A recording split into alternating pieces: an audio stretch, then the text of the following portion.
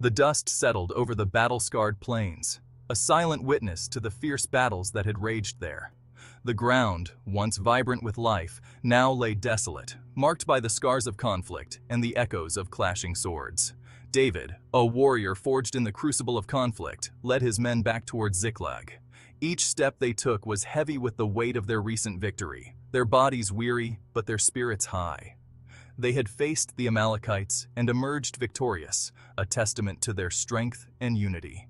Victory hung in the air, a tangible presence after their hard-fought triumph over the Amalekites. The soldiers' faces were alight with the glow of success, their hearts swelling with pride.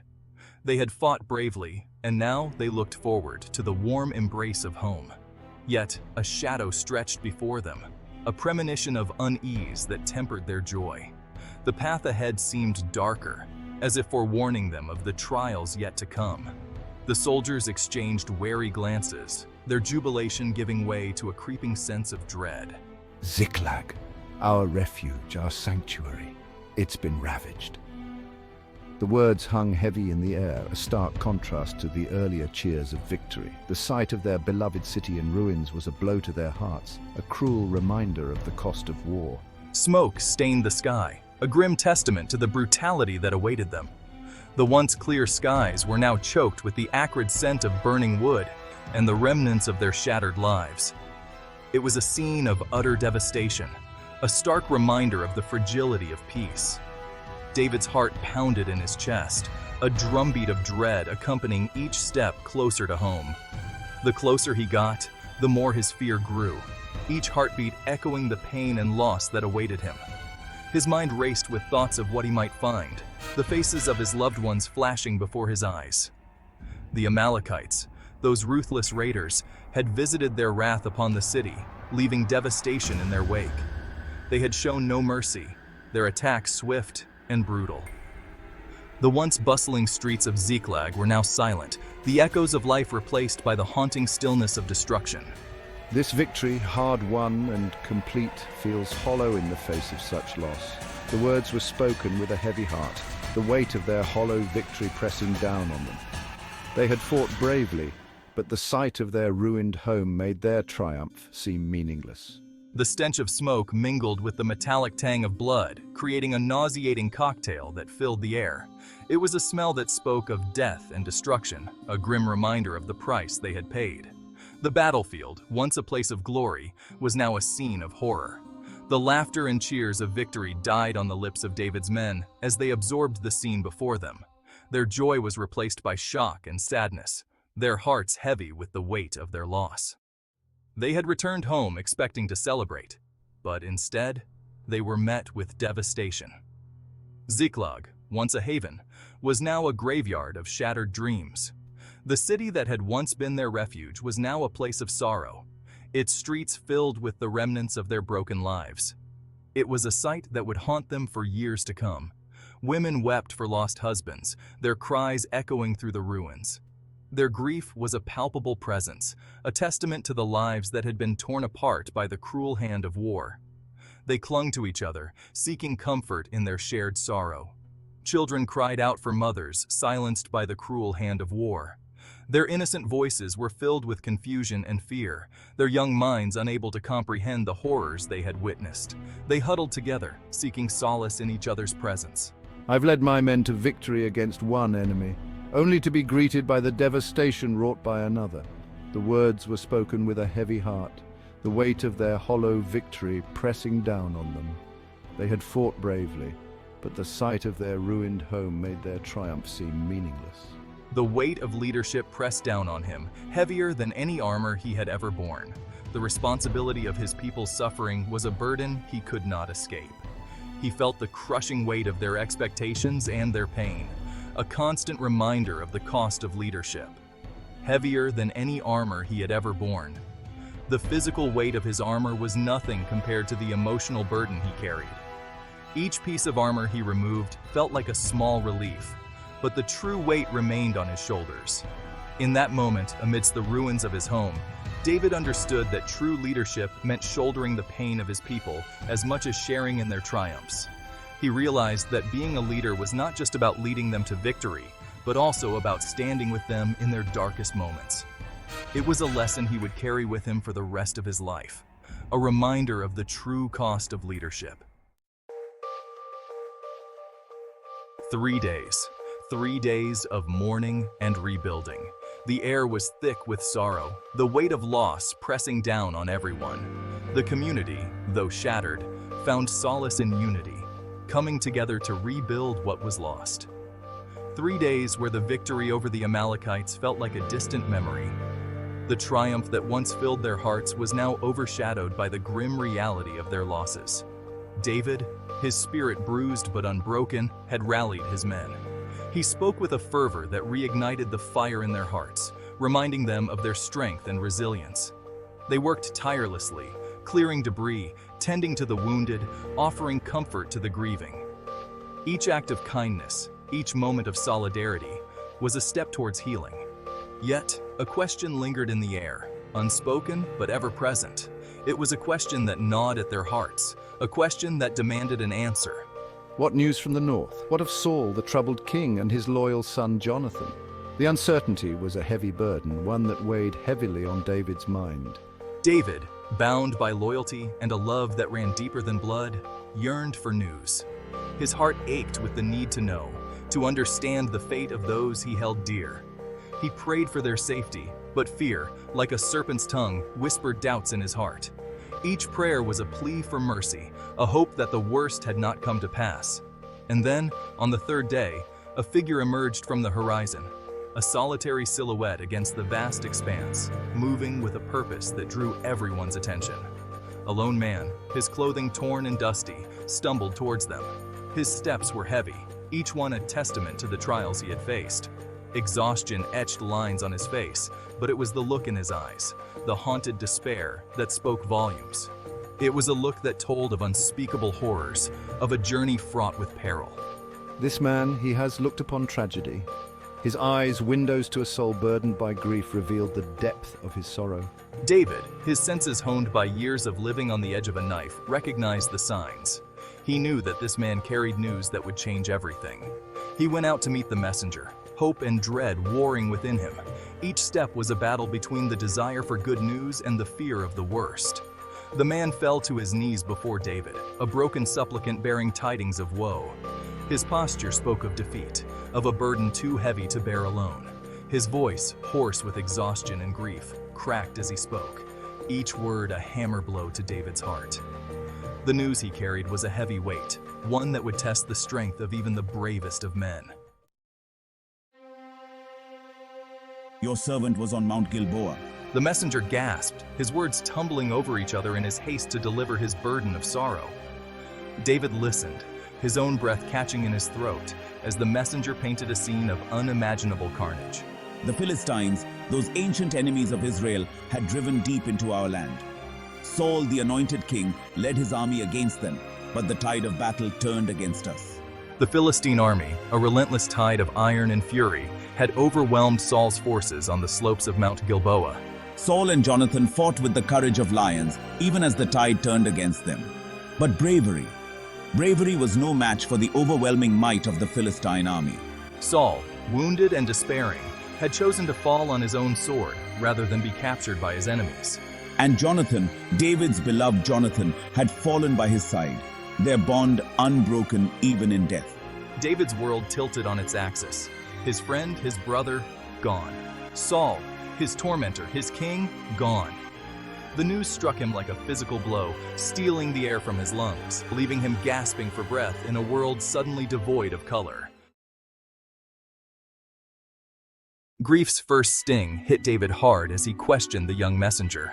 How do you know this? David choked out, his voice a strangled whisper. His mind, refusing to accept the unbearable truth, clung to the desperate hope that the messenger was mistaken. Surely Jonathan, quick-witted and agile, could not have fallen. Surely Saul, for all his faults, would have found a way to escape the Philistine onslaught. But even as he voiced the question, he knew deep down that the messenger spoke the truth. The raw grief etched on the man's face, the way he avoided David's gaze, spoke volumes. I was scavenging amongst the dead, hoping to find something of value, when I came across the bodies of Saul and Jonathan. Saul's armor, the royal insignia, and the crown lay beside his lifeless hand. I took it upon myself to end Saul's suffering. I delivered the final blow, granting him a merciful release from his pain. David listened, a cold fury building within him, masking the raw agony of his grief. A king's justice and a heart's anguish intertwined as David faced the young man. The air was thick with tension, the weight of the moment pressing down on everyone present. David's eyes, usually so full of warmth and wisdom, were now cold and piercing, reflecting the gravity of the situation. Your blood be on your own head. You have sealed your fate with your own words and actions. David declared, his voice cold and steady despite the tempest raging within him. His heart ached with the loss of Saul and Jonathan, but his duty as a leader demanded unwavering resolve. The Amalekite, his face paling, began to protest, but David silenced him with a gesture. The young man's words caught in his throat, his eyes wide with fear and realization. This man, this scavenger of the battlefield, had dared to lay claim to the life of God's anointed king. He had come seeking a reward, thinking he would be praised for his actions. Whether driven by misguided mercy or a desire for reward, his actions were an affront to the divine order. The sanctity of the anointed could not be violated without consequence. David, his heart heavy with grief but his mind clear, knew that such transgression could not go unpunished. The weight of leadership bore down on him, demanding justice even in the face of personal sorrow. You are self-condemned. Your own testimony has sealed your fate. You have said it yourself. You laid your hand on the Lord's anointed. There is no greater crime in the eyes of God and man. The Amalekite, realizing the futility of argument, crumpled to the ground, his pleas for mercy dying on his lips. He had come seeking favor, but found only judgment. David turned away, unable to watch as his men carried out his sentence. The burden of leadership was heavy, and the cost of justice was steep. The death of the Amalekite would not bring back Saul and Jonathan, but it was a necessary act. It was a grim reminder that even in times of mourning, the rule of law must be upheld. It was an affirmation that even in their grief, justice must prevail. The kingdom could not afford to let such a transgression go unpunished, lest it set a dangerous precedent. Yet, as the echoes of the Amalekite's cries faded into the silence, David found no solace in his decision. The weight of his loss and the burden of his duty intertwined, leaving him in a state of profound sorrow. His heart, still reeling from the news of his loss, felt heavier than ever. The path of a leader was fraught with difficult choices, and this was one of the hardest he had ever faced. The memory of Saul and Jonathan lingered in his mind, a painful reminder of the cost of leadership and the price of justice. The death of King Saul marked a significant turning point in the history of Israel, a moment that would forever alter the course of the nation's destiny. Saul, the first king of Israel, had perished in a fierce battle against the Philistines, a formidable enemy that had long threatened the stability of the kingdom. His death left a power vacuum in Israel, creating a sense of uncertainty and fear among the people, who were now without a leader to guide them. David, a young shepherd from the humble town of Bethlehem, had been anointed by the prophet Samuel years earlier. This anointing was a divine selection, a moment that signified God's choice for the future king. He was chosen by God to be the next king, a decision that carried immense weight and responsibility. However, the path to the throne was not straightforward. Saul's son, Ishbosheth, also laid claim to the throne, leading to a contentious struggle for power. This led to a period of division and conflict, as the kingdom was split between those loyal to David and those who supported Ishbosheth. The tribe of Judah, recognizing David's anointing and leadership qualities, remained steadfastly loyal to him. They crowned him king in Hebron, a significant act that solidified his position and gave him a base of power. Meanwhile, the rest of the tribes of Israel, influenced by Saul's powerful general Abner, threw their support behind Ishbosheth, further deepening the divide. This division reflected the complexities of tribal politics and allegiances, highlighting the intricate web of loyalties that characterized ancient Israel. It set the stage for a power struggle that would test the mettle of both David and his opponents, a struggle that would determine the future of the kingdom. David, despite facing immediate opposition and the daunting task of uniting a divided nation, showed remarkable leadership and resilience. He did not rush into a bloody war with Ishbosheth, understanding the devastating consequences such a conflict could have on the people and the land. Instead, he focused on consolidating his power within Judah, strengthening his position, and building a loyal base of support. He ruled wisely and justly, earning the respect and admiration of those who followed him. His leadership qualities attracted loyal followers who appreciated his vision and his ability to lead with integrity and wisdom. This period of consolidation proved crucial for David, as it allowed him to build a strong foundation from which he could eventually unite the entire kingdom. It allowed him to build a strong base of support before facing the inevitable conflict with the rest of Israel, a conflict that would test his leadership and resolve.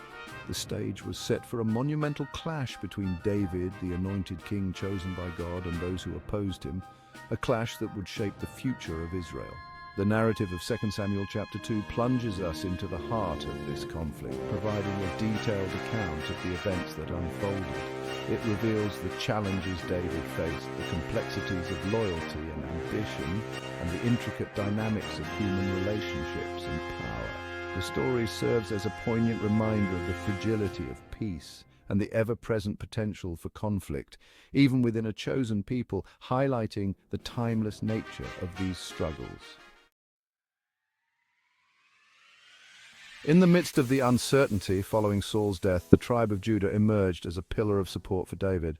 The nation was in turmoil and the future seemed bleak. Yet amidst this chaos, Judah stood firm. They recognized him as the rightful king, anointed by God. This anointing was not just a ceremonial act. It was a profound declaration of faith and trust in David's leadership. Their loyalty was not simply a matter of tribal affiliation. It was a deep-seated conviction that David was chosen by divine will to lead them. It was a testament to their faith in God's promise and their belief in David's destiny.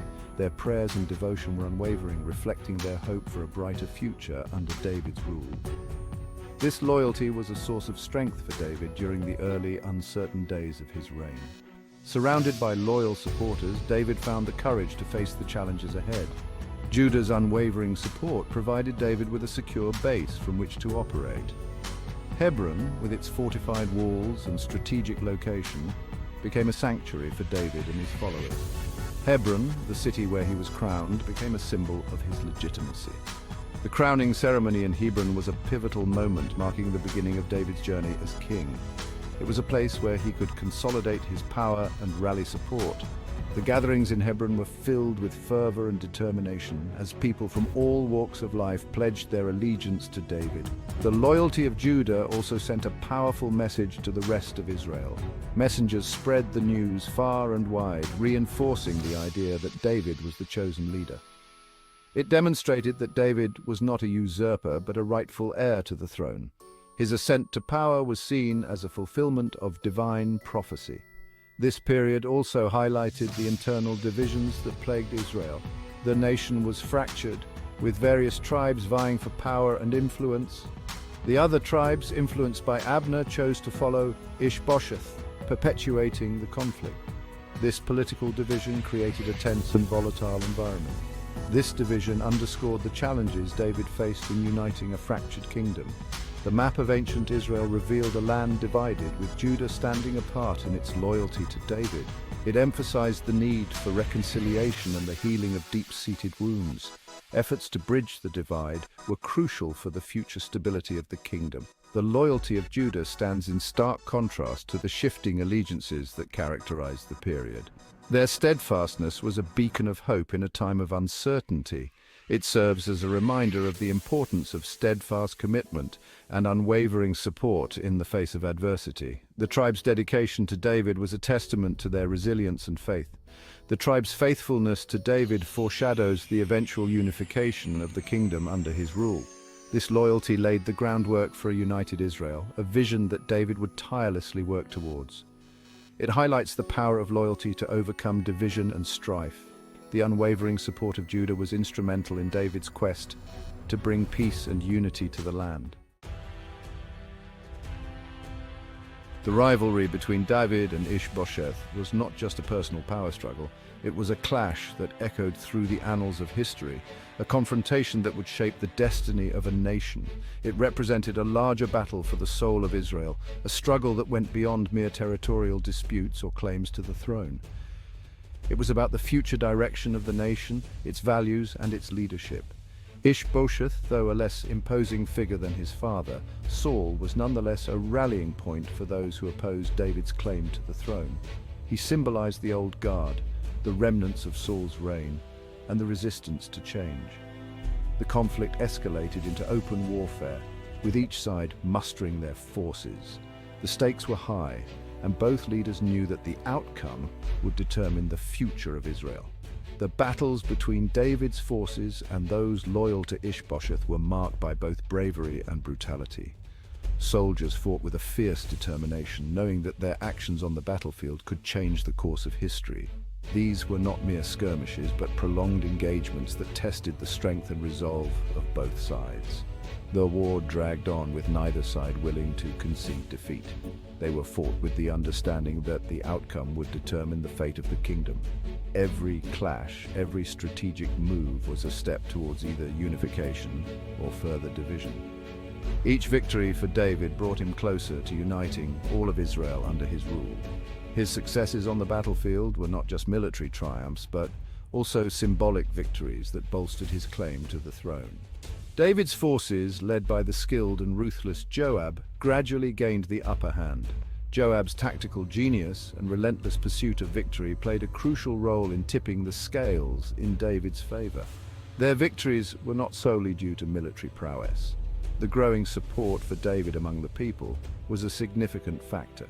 His vision for a united Israel resonated with many, and his reputation as a just leader attracted followers. They were also a testament to the growing support for David among the people. His ability to inspire and lead was evident, and more people began to see him as the rightful king. As David's reputation as a righteous and effective leader grew, so too did his support base. His charisma and leadership qualities drew people to his cause, strengthening his position. This period of warfare was a crucible that tested the mettle of David and his followers. It was a time of great trials and tribulations, but also of growth and consolidation of power.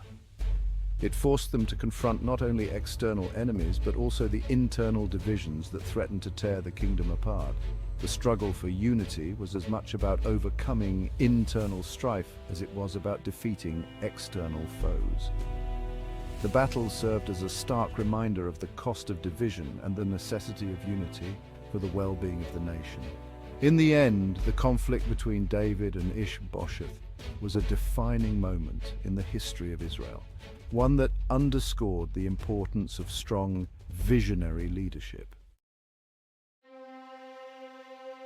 Amidst the larger conflict, individual stories of heroism and tragedy emerged. One such story is that of Asahel, the brother of Joab, and a loyal soldier in David's army. Known for his swiftness, Asahel's story is a poignant reminder of the human cost of war and the unpredictable nature of fate. During a battle near Gibeon, Asahel encountered Abner, the commander of Ishbosheth's army. Eager to prove himself, Asahel pursued Abner relentlessly. Despite Abner's pleas to turn back, Asahel refused to relent, leading to a tragic confrontation that ended in Asahel's death. The duel between Asahel and Abner was a clash of two skilled warriors caught in the crosshairs of a larger conflict. Asahel, young and ambitious, sought glory and recognition. Abner, a seasoned general, recognized the futility of their fight and tried to avoid bloodshed. His reluctance to kill Asahel only served to highlight the tragedy of their encounter. Asahel's death was a bitter blow to David and his men, particularly to Joab, who swore vengeance against Abner. This event cast a long shadow over the conflict. It served as a reminder of the personal losses and lingering resentments that fuel cycles of violence. The death of Asahel became a turning point in the narrative, setting in motion a chain of events that would have far-reaching consequences. As the war dragged on, Abner, the architect of Ishbosheth's resistance, found himself at a crossroads. He realized that Ishbosheth was a weak ruler, incapable of uniting Israel. Abner, a pragmatic leader, began to see the futility of continued conflict. He recognized David's growing power and the inevitability of his eventual victory. This realization led Abner to a pivotal decision. He would switch allegiances and support David's claim to the throne. His decision was motivated by a desire to end the bloodshed and unite Israel under a strong leader. However, this decision came with significant risks. It meant betraying his current king and facing accusations of treachery. Abner's defection was a major turning point in the narrative. It signaled the beginning of the end for Ishbosheth's reign. Abner's action was a calculated gamble. He was betting on David's mercy and his vision for a united Israel. This episode raises important questions about the nature of loyalty and the complexities of leadership in times of conflict. Abner's decision, though driven by a desire for peace, was fraught with moral ambiguity. It forced him to choose between his loyalty to a flawed king and the greater good of his people. His actions highlight the difficult choices leaders sometimes face when navigating the treacherous terrain of power and politics. The death of Saul should have brought unity. It did not. Israel remained fractured, a land torn apart by internal strife and lingering loyalties. The once great kingdom was now a patchwork of divided territories, each with its own allegiances and ambitions. The house of Saul, clinging to the past, opposed the rising star of David. Saul's legacy was one of both greatness and tragedy, and his followers were not ready to let go. They saw David as a usurper, a threat to their way of life and the traditions they held dear. The shadow of Saul's reign, marked by pride and rash decisions, loomed large. His rule had been a mix of triumphs and failures, and his spirit seemed to haunt the land. His pride had led to many conflicts, and his rash decisions had sown seeds of discord that would take years to uproot. It fell upon his loyal general, Abner, to uphold the crumbling dynasty. Abner was a seasoned warrior, a man of honor and loyalty, who believed in the cause of Saul's house. He strategized tirelessly, rallying the troops and preparing for the battles that lay ahead. Years of conflict had wearied the land. The constant battles had left scars on the landscape and on the hearts of the people. Soldiers were weary, their spirits dampened by the endless fighting. The land itself seemed to cry out for peace, its fields and villages ravaged by war. The people yearned for stability, yet the rivalry persisted. In the markets and homes, whispers of hope mingled with fears of more bloodshed. Civilians longed for a return to normalcy, for a time when they could live without the shadow of war hanging over them. It was a struggle not just for a throne, but for the very soul of Israel. The conflict was about more than just power, it was about identity, about the future direction of the nation. Would Israel be a land of unity and progress, or would it remain mired in the conflicts of the past? Would it cling to the old ways, or embrace the promise of a new king? The choice was a difficult one, fraught with uncertainty. The old ways represented stability and tradition, but also stagnation. The new king, David, offered hope and a vision for a brighter future, but his path was untested and fraught with risks. The answer remained elusive, lost in the clamor of war. The battlefield was a place of chaos and confusion, where the future of Israel was being decided in the clash of swords and the cries of the wounded. Amidst the turmoil, the fate of a nation hung in the balance, waiting for a resolution that seemed ever out of reach. In the heartland of Judah, David's influence grew. The rugged terrain of the Judean hills, with its ancient cities and historical significance, became the backdrop for David's ascent. Hebron, a city rich in history and culture, was where David's journey as a leader truly began. He ruled in Hebron not as a usurper, but as a king anointed by God. The anointing ceremony was a pivotal moment, marking the divine approval of his reign. David's regal attire and the harp he often played symbolized his dual role as both a warrior and a poet, a king and a servant of God. His years in the wilderness, hunted by Saul's envy, had forged him into a leader of cunning and courage. These years were not just a test of survival, but a period of intense personal growth. David learned the art of warfare, the importance of strategy, and the value of loyalty. His band of followers, though small, were fiercely devoted, and together they navigated the perils of the wilderness. He was a warrior, yes, but also a man of deep faith and profound charisma. His prayers and meditations on sacred texts were a source of strength and guidance. David's charisma was undeniable. He could inspire his followers with his words and actions, leading them with a vision that was both practical and divinely inspired. In Hebron, David's family expanded. The city became a place of growth and prosperity for David and his household. The streets of Hebron echoed with the laughter of children and the bustling activities of daily life. David's family gatherings were moments of joy and unity, reflecting the strong bonds that held them together. Sons were born, each a testament to his growing power and influence. These births were not just personal milestones, but also political statements. Each son represented a potential heir, a continuation of David's legacy. The presence of infants in the royal household was a sign of stability and continuity, reassuring the people of Hebron of a secure future. These sons would inherit not just a kingdom, but the mantle of leadership, the burden of their father's legacy. David took great care in preparing his sons for the responsibilities they would one day shoulder. He taught them the values of justice, courage, and faith, ensuring that they were well equipped to lead the nation. Each birth was a celebration, a reminder of the future David was building. The people of Hebron rejoiced with each new addition to the royal family, seeing in them the promise of continued prosperity and peace. These celebrations were not just about the present, but were also a hopeful look towards the future, a future that David was meticulously crafting with every decision he made. Abner, Saul's seasoned general, carried a heavy burden.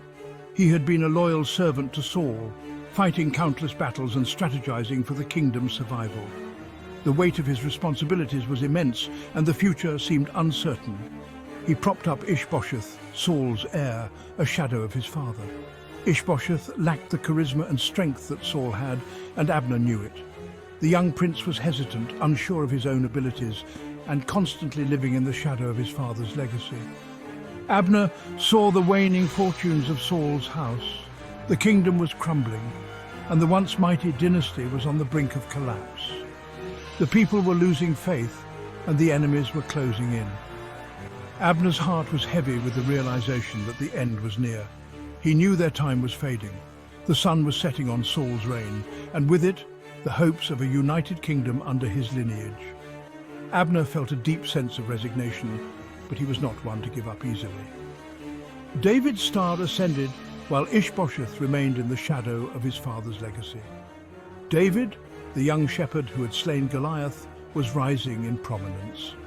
His victories and leadership were becoming legendary, and the people were beginning to see him as the future king. A daring plan began to form in Abner's mind. He was a strategist, always thinking several steps ahead. He knew that for the kingdom to survive, a change was necessary. He began to contemplate the unthinkable, shifting his allegiance to David. He saw in David a strength that Ishbosheth lacked. David was not only a warrior, but a leader who inspired loyalty and courage in his followers. Abner admired David's ability to unite people and lead them with confidence and wisdom. He saw a leader capable of uniting a divided kingdom. David had the charisma and vision to bring together the fractured tribes of Israel. Abner believed that under David's leadership, the kingdom could be restored to its former glory. It was a risky gamble, a betrayal of blood loyalty, but Abner was a pragmatist. He knew that loyalty to a failing cause would lead to ruin. The decision weighed heavily on him, but he was determined to do what was best for the future of Israel. He would secure his own future and perhaps the future of Israel by changing sides. Abner's decision to support David was not just about survival, it was about hope.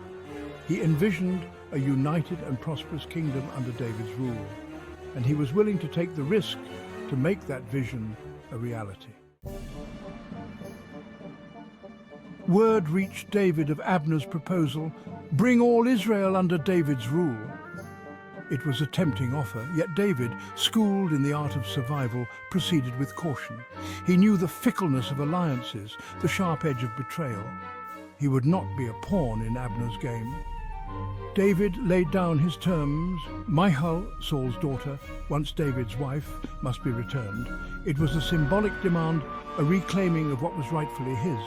It was also a shrewd political move, a way to link himself to Saul's lineage, to appease those still loyal to the former king. Section 5, A Fragile Alliance, Abner's Defection. Abner, compelled by necessity and ambition, agreed to David's terms. He approached the elders of Israel, presenting them with a fait accompli. David, he argued, was the true king, chosen by God. The land, weary of strife, seemed ready to accept this new reality. The alliance between David and Abner, though born of pragmatism, offered a glimmer of hope. Could these two powerful figures, once locked in opposition, truly reconcile and heal the wounds of the past? The answer, like the future of Israel itself, hung precariously in the balance. Section 6, Betrayal and Blood, Joab's Ruthless Act. The fragile peace was shattered. Joab, David's fierce and loyal general, returned from a raid to find Abner in David's presence. Old hatreds, fueled by the memory of blood spilled, surged within him. He saw Abner not as a peacemaker, but as a traitor. Without a word to David, Joab acted. He lured Abner away from the safety of David's court and struck him down. The blow was swift, brutal, an echo of the violence that had plagued Israel for too long. In that single act of vengeance, Joab destroyed any hope for a bloodless unification. Section 7, A King's Lament, Justice and Retribution. The news of Abner's murder reached David like a physical blow. All his carefully constructed plans, his hopes for a united kingdom, lay in ruins. He mourned not only the loss of a potential ally, but the death of peace itself. David's grief was public and profound. He tore his clothes, fasted, and refused consolation. He ordered a state funeral for Abner, a public display of mourning that shocked the court. Joab, watching his king, saw the depth of his rage and knew that David's vengeance, when it came, would be terrible. Section 8, The Weight of the Crown, David's Reflections. The death of Abner weighed heavily on David. He realized that power, even when justly earned, was a double-edged sword. It brought responsibility, the burden of leadership, and the agonizing duty of making impossible choices. He could not undo Joab's treachery, but he could and would seek justice. He cursed Joab, a curse that would follow him and his descendants, but the stain of Abner's blood, the consequence of ambition and revenge, would forever mar David's reign, a stark reminder of the cost of power. The news spread like wildfire. Abner was dead, murdered. The mighty warrior struck down. His death sent shockwaves through Israel. None felt it more keenly than Ishbosheth, Abner's king. I relied heavily on Abner's strength and counsel. Now, with Abner gone, fear gnaws at my heart. I am vulnerable, alone. Ishbosheth, ruler of a divided kingdom, was weak. The kingdom mirrored its king's fear. Abner had been a symbol of unity, a beacon of hope. His death extinguished that hope, plunging Israel into deeper despair. The fragile peace, already strained, threatened to shatter completely. The future seemed bleak. Would this be the final blow for Ishbosheth's struggling reign? Or could he find the strength to lead his people through the darkness? Only time would tell.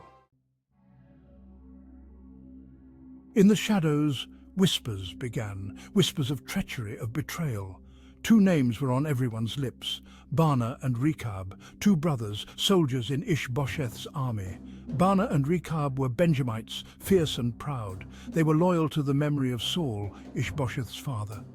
But their loyalty was twisted, poisoned by resentment. They saw Ishbosheth as weak, unfit to rule. They believed he was an obstacle to the true king's return, the lineage of Saul. And in their hearts a dangerous seed was sown, a seed of ambition, of violence. They would avenge Saul, they told themselves. They would restore his lineage to power. They would become heroes. But first, they would become assassins. The midday sun beat down on Mahanaim, casting long shadows on the ancient palace walls. Inside the palace, Ishbosheth rested. He was weary, troubled by the weight of his crown and the unrest in his kingdom. He had no appetite, no will for the affairs of state. The untouched food on his table was a testament to his inner turmoil. He lay on his bed, seeking solace in sleep, hoping to escape his worries, if only for a moment. He did not hear the soft footsteps approaching, the harbingers of his doom. Did not see the shadows lengthen in the doorway, the silent promise of impending danger. Bana, we must be swift and silent. Our time has come. The moment we've waited for is here. Yes, Rechab. For the House of Saul, we must not fail. Bana and Rechab slipped into the room, their hearts pounding with anticipation and fear. Their faces were grim, their movements swift and silent like shadows in the night. They had come for their king, the man who once held power over them.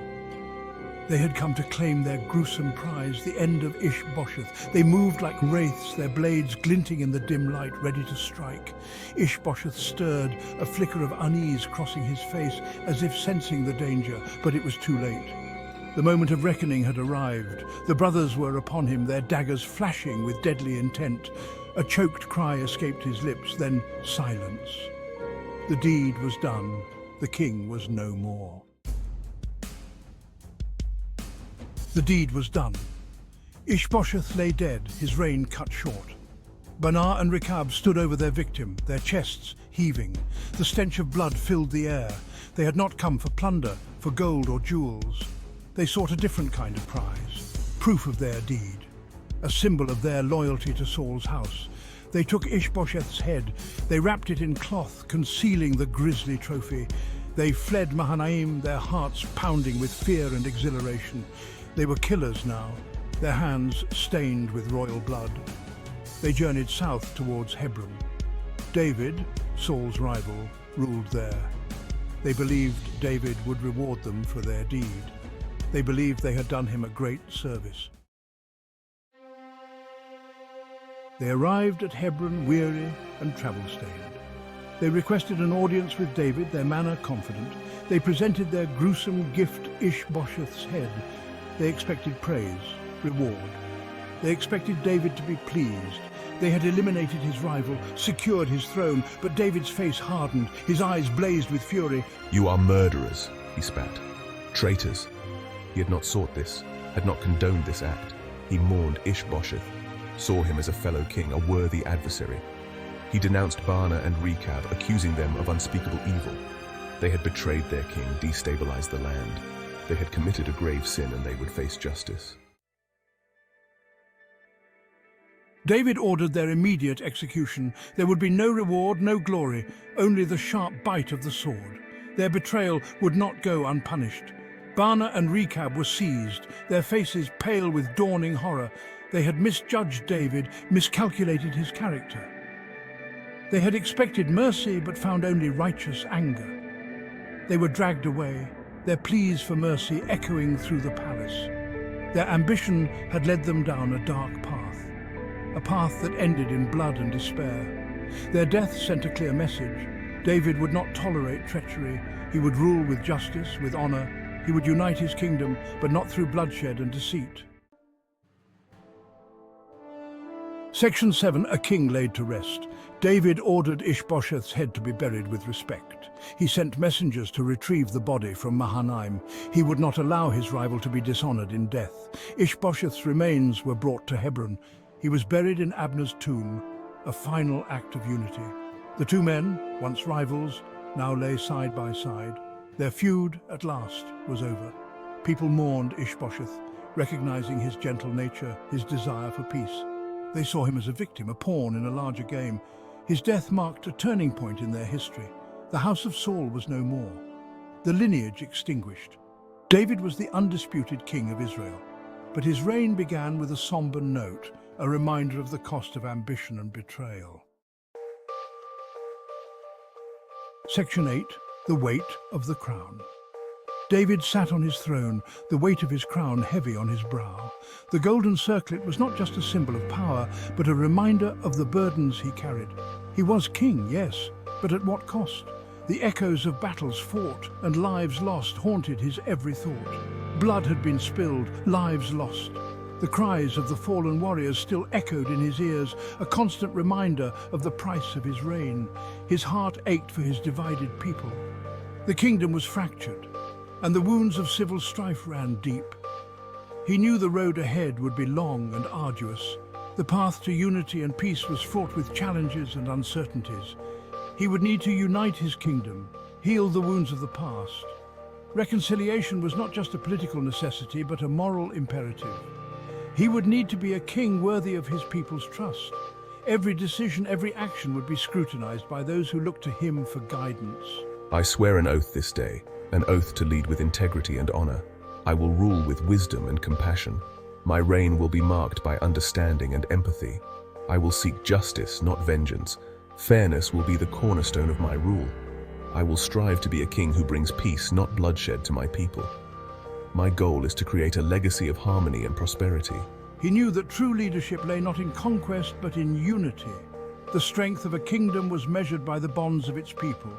He would honor Ishbosheth's memory by building a stronger, more just kingdom, a kingdom where every citizen felt valued and protected. That was the only tribute worthy of a king, a legacy of justice, peace, and unity. Section 9. Echoes of Betrayal. The tale of Ishbosheth's murder became a cautionary tale, a reminder of the dangers of ambition, the seductive power of greed. It served as a warning to future generations. It spoke of the corrosive nature of power, the ease with which it could corrupt even the most noble hearts. It highlighted the importance of loyalty, the need for integrity in leadership. It was a stark reminder that even in victory, there could be tragedy, that the pursuit of power could exact a heavy toll, leaving a trail of broken bodies and shattered dreams in its wake. The echoes of that ancient betrayal resonated through the ages, a timeless parable of human ambition and its consequences. It served as a stark reminder that the true cost of power is often paid in blood. Section 10. The Cycle of Violence. The murder of Ishbosheth marked not an end, but a beginning. It was a pivotal moment that set off a chain reaction, a spark that ignited a series of violent events. It was a link in a long chain of violence, a cycle of revenge that seemed to have no end. Each act of violence begetting another, creating a seemingly unbreakable loop of bloodshed and retribution. It begged the question, when would the bloodshed cease? The people, weary and disheartened, looked for a glimmer of hope, a sign that peace could be restored. Would David be able to break the cycle? Could he rise above the legacy of violence and bring about a new era? Could he usher in an era of peace and prosperity? The vision of a thriving kingdom where people lived in harmony seemed almost within reach. Or would his reign be consumed by the same flames that had devoured his predecessors? The spectre of war and conflict loomed large, threatening to engulf his efforts. But one thing was certain. The shadow of Ishbosheth's murder would loom large over David's reign, a constant reminder of the fragility of peace and the ever-present potential for violence. It was a burden he would carry, a challenge he would face every day. The gruesome tale serves as a cautionary reminder for all time that the quest for power, if unchecked by morality and wisdom, can lead to a spiral of destruction, leaving only sorrow and ruin in its wake. The echoes of past violence reverberate through history, teaching us the importance of seeking peace and justice. Indeed, David's path was fraught with challenges, but his resolve to bring peace would define his legacy. His journey was not just about power, but about the hope of a better future, a future where the cycle of violence could finally be broken. After the death of King Saul, Israel was divided. Saul's son, Ishbosheth, ruled over part of the nation. However, the tribe of Judah recognized David as their rightful king. They saw his courage and his heart for God. They knew he was the leader God had chosen. For 7 years, David reigned over Judah. He ruled with wisdom and strength. His reputation grew and the people loved him. Finally, the other tribes of Israel acknowledged David's anointing. They united under his leadership. David became king of a unified Israel. This was a pivotal moment in Israel's history. David's reign marked a new era of strength and prosperity for the nation. It was the beginning of a reign that would change everything. David was a skilled warrior. He had proven himself in battle many times.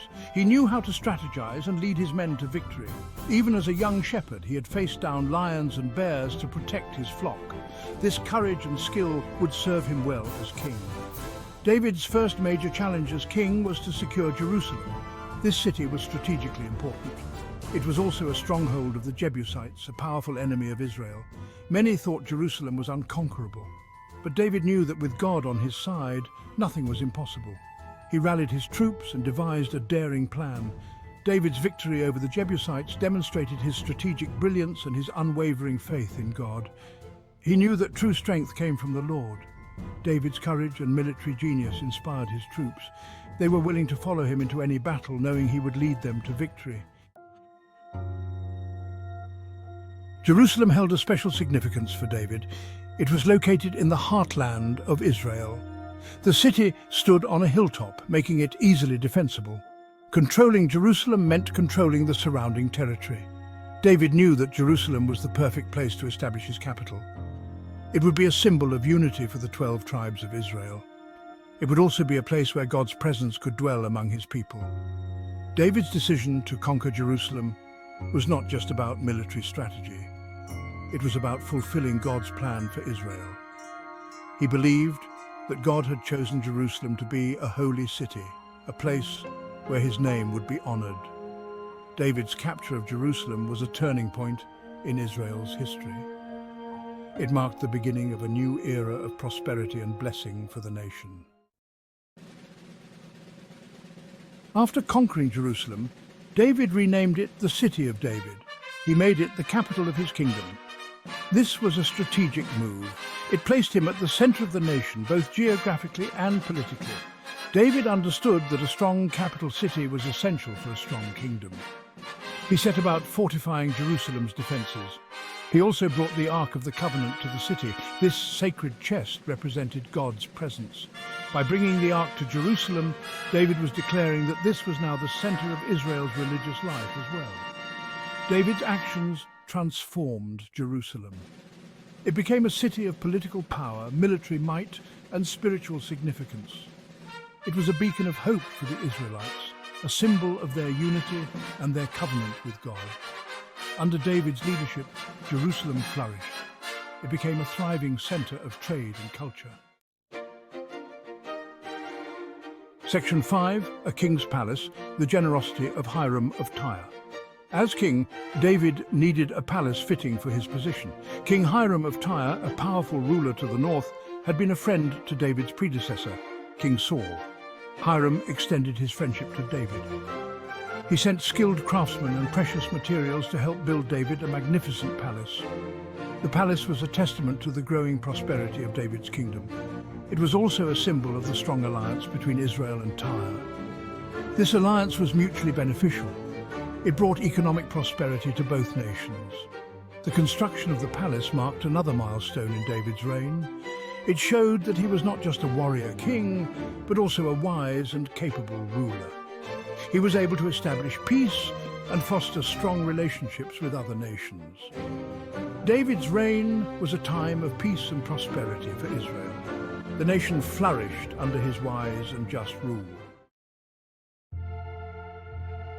Section 6, Unwavering Faith, David's trust in God's guidance.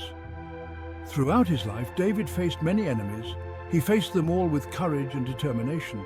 But David's strength did not come from his own abilities. He knew that his ultimate victory depended on God.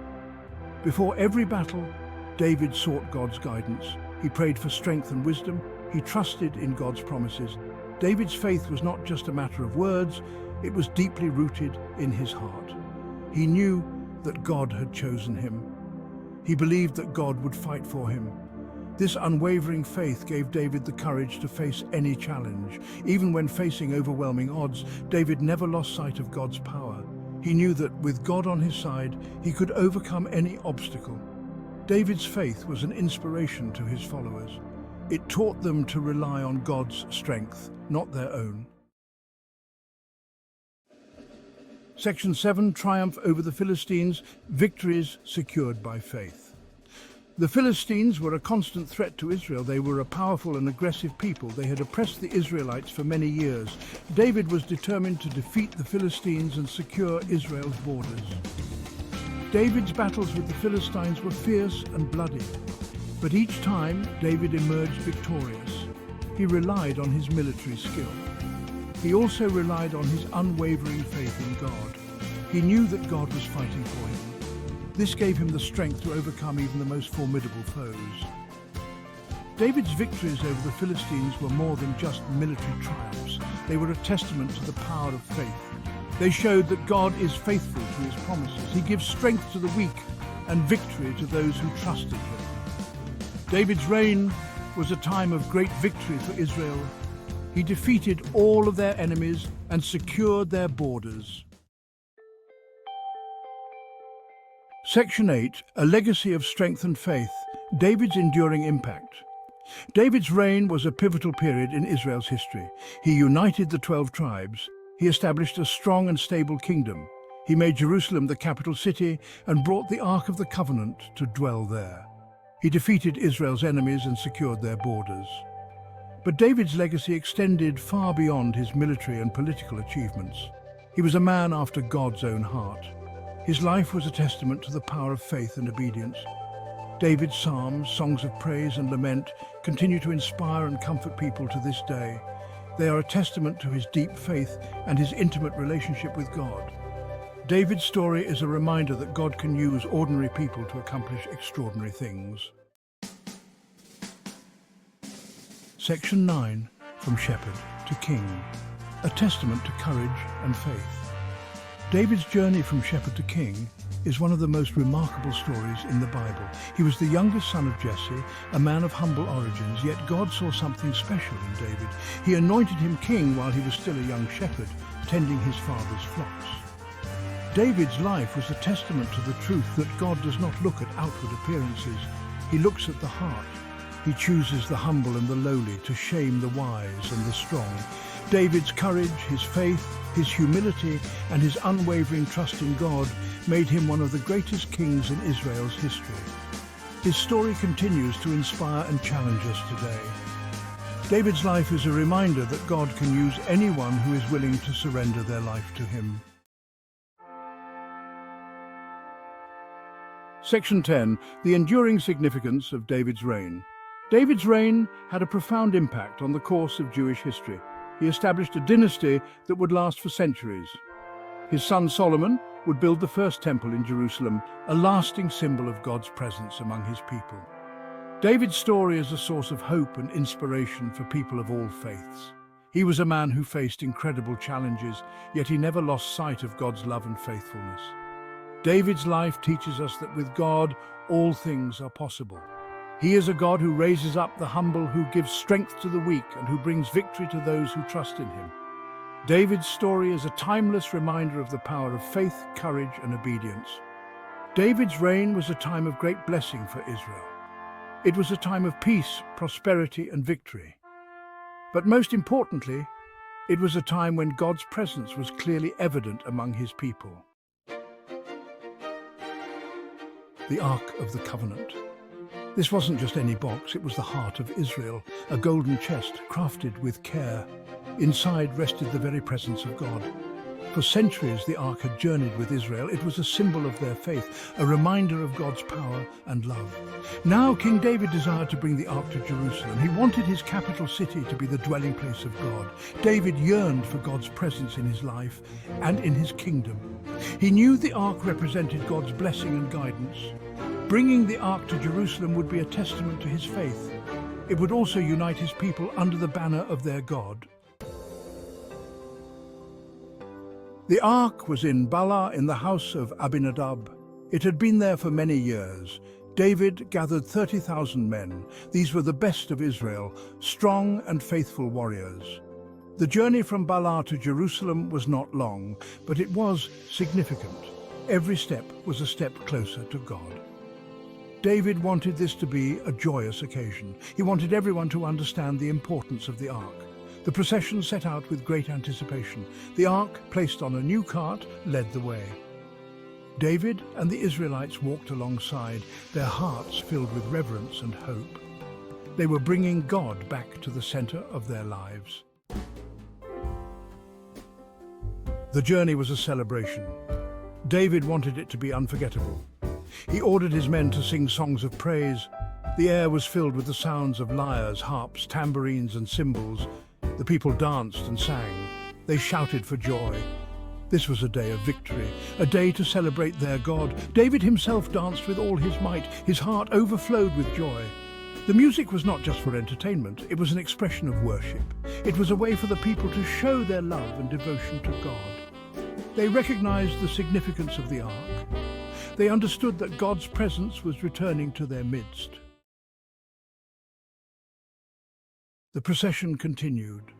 The mood was joyous. Suddenly, disaster struck. The oxen stumbled and the cart carrying the ark shook violently. Uzzah, one of the men assigned to guide the cart, reached out his hand. He wanted to steady the ark.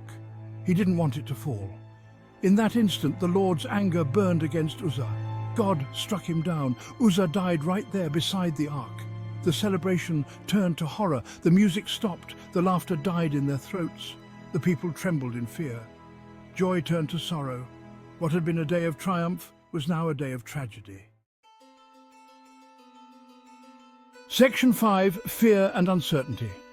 David questions God's actions. David was stunned.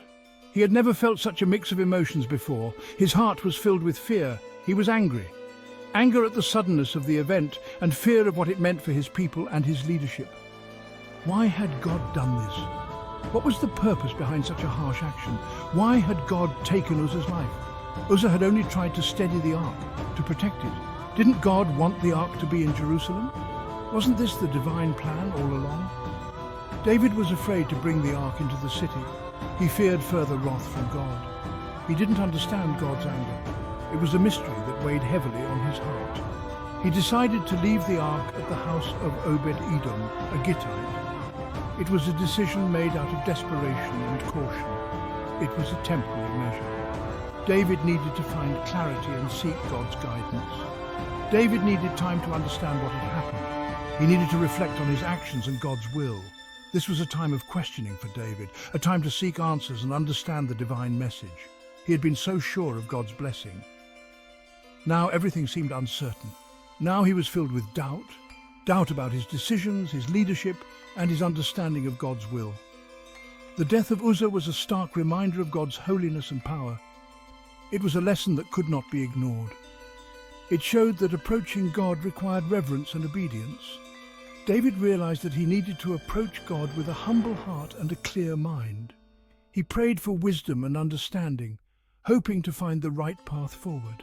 In his heart, David knew that with time and faith he would find the answers he sought. Section 6. Blessings at Obed-Edom's house. The ark brings prosperity. The ark remained in Obed-Edom's house for 3 months.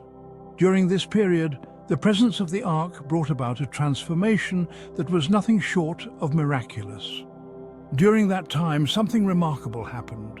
The household of Obed-Edom experienced an unprecedented wave of blessings. The Lord blessed Obed-Edom and his entire household. Their crops flourished beyond expectation, yielding bountiful harvests. Their livestock multiplied at an extraordinary rate, filling their pastures. Their family prospered in every way. Joy and gratitude filled their home as they celebrated their newfound prosperity, giving thanks for the divine favor they had received. Word of Obed-Edom's blessings reached David. The news spread quickly, and it wasn't long before David heard of the extraordinary events taking place in Obed-Edom's household. He realized that God's presence brought not only judgment, but also great favor. This revelation was profound for David, who had been grappling with fear and uncertainty. His fear began to subside. The realization that God's presence could bring such immense blessings was a turning point for him. He understood that God was not against him. Instead, he saw that his previous actions were part of a divine plan and that he had acted with righteous judgment. He had simply acted with righteous judgment. This understanding gave him a renewed sense of purpose and determination. The story of Obed-Edom is a reminder that God's presence brings blessing. It serves as a powerful testament to the transformative power of divine favor. Even though tragedy had struck, God's grace was still evident. The blessings bestowed upon Obed-Edom's household were a clear sign of this grace. It gave David the courage he needed to continue his mission. The support and encouragement from his people further strengthened his resolve. He knew he had to bring the ark to Jerusalem. With renewed faith and determination, David prepared to lead the procession, ensuring that the ark would be brought to its rightful place in the heart of the city. David gathered his people once more. This time, they approached the ark with reverence and care. They followed the instructions God had given to Moses. The ark was to be carried on the shoulders of the Levites, not on a cart. Step by step, they carried the ark toward Jerusalem. With each step, they affirmed their faith in God. They acknowledged His holiness. They sought His forgiveness. Finally, they reached the city. The ark, the symbol of God's presence, was placed in the city of David. It was a time of great rejoicing. The people celebrated with all their hearts. They offered sacrifices to God. They sang songs of praise. They danced before the Lord. David, filled with joy, danced before the ark. He wore a linen ephod, a simple garment. He didn't care about his appearance. All that mattered was expressing his love for God. His movements were uninhibited, full of passion. He held nothing back. He danced with abandon, celebrating God's presence in his city. Some people watched David and were inspired. They saw his genuine love for God. They saw his humility and his joy. They too began to dance and sing. Not everyone approved of David's actions. Michal, David's wife, watched from a window. She was the daughter of Saul, the former king. She was accustomed to a different kind of royalty. She saw David's dancing as undignified, even shameful. When David returned home, Michal confronted him. She scorned his behavior. She said he had acted like a foolish man, exposing himself before the servants. David's response was immediate and powerful. He told Michal that he was not ashamed. He had danced before the Lord. He would humble himself even more if it meant honoring God. The arrival of the ark in Jerusalem was a pivotal moment for David and for Israel. It was not just a physical relocation of a sacred object, but a deeply spiritual event that resonated throughout the nation. The ark symbolized God's presence and favor, and its arrival in the capital city was seen as a divine endorsement of David's kingship. It marked a new era of faith and worship. It unified the nation in a way that had never been seen before. The people of Israel, who had been divided by tribal loyalties and internal conflicts, found a common ground in their reverence for the ark. This unity was crucial for the stability and growth of the kingdom. It established Jerusalem as the spiritual center of the kingdom. The city, already significant for its political and military importance, now became the heart of Israel's religious life. Pilgrims from all over the nation would come to Jerusalem to worship, pray, and offer sacrifices, making it a bustling hub of spiritual activity. David's example, his unwavering faith and his passionate worship, left an indelible mark on Israel.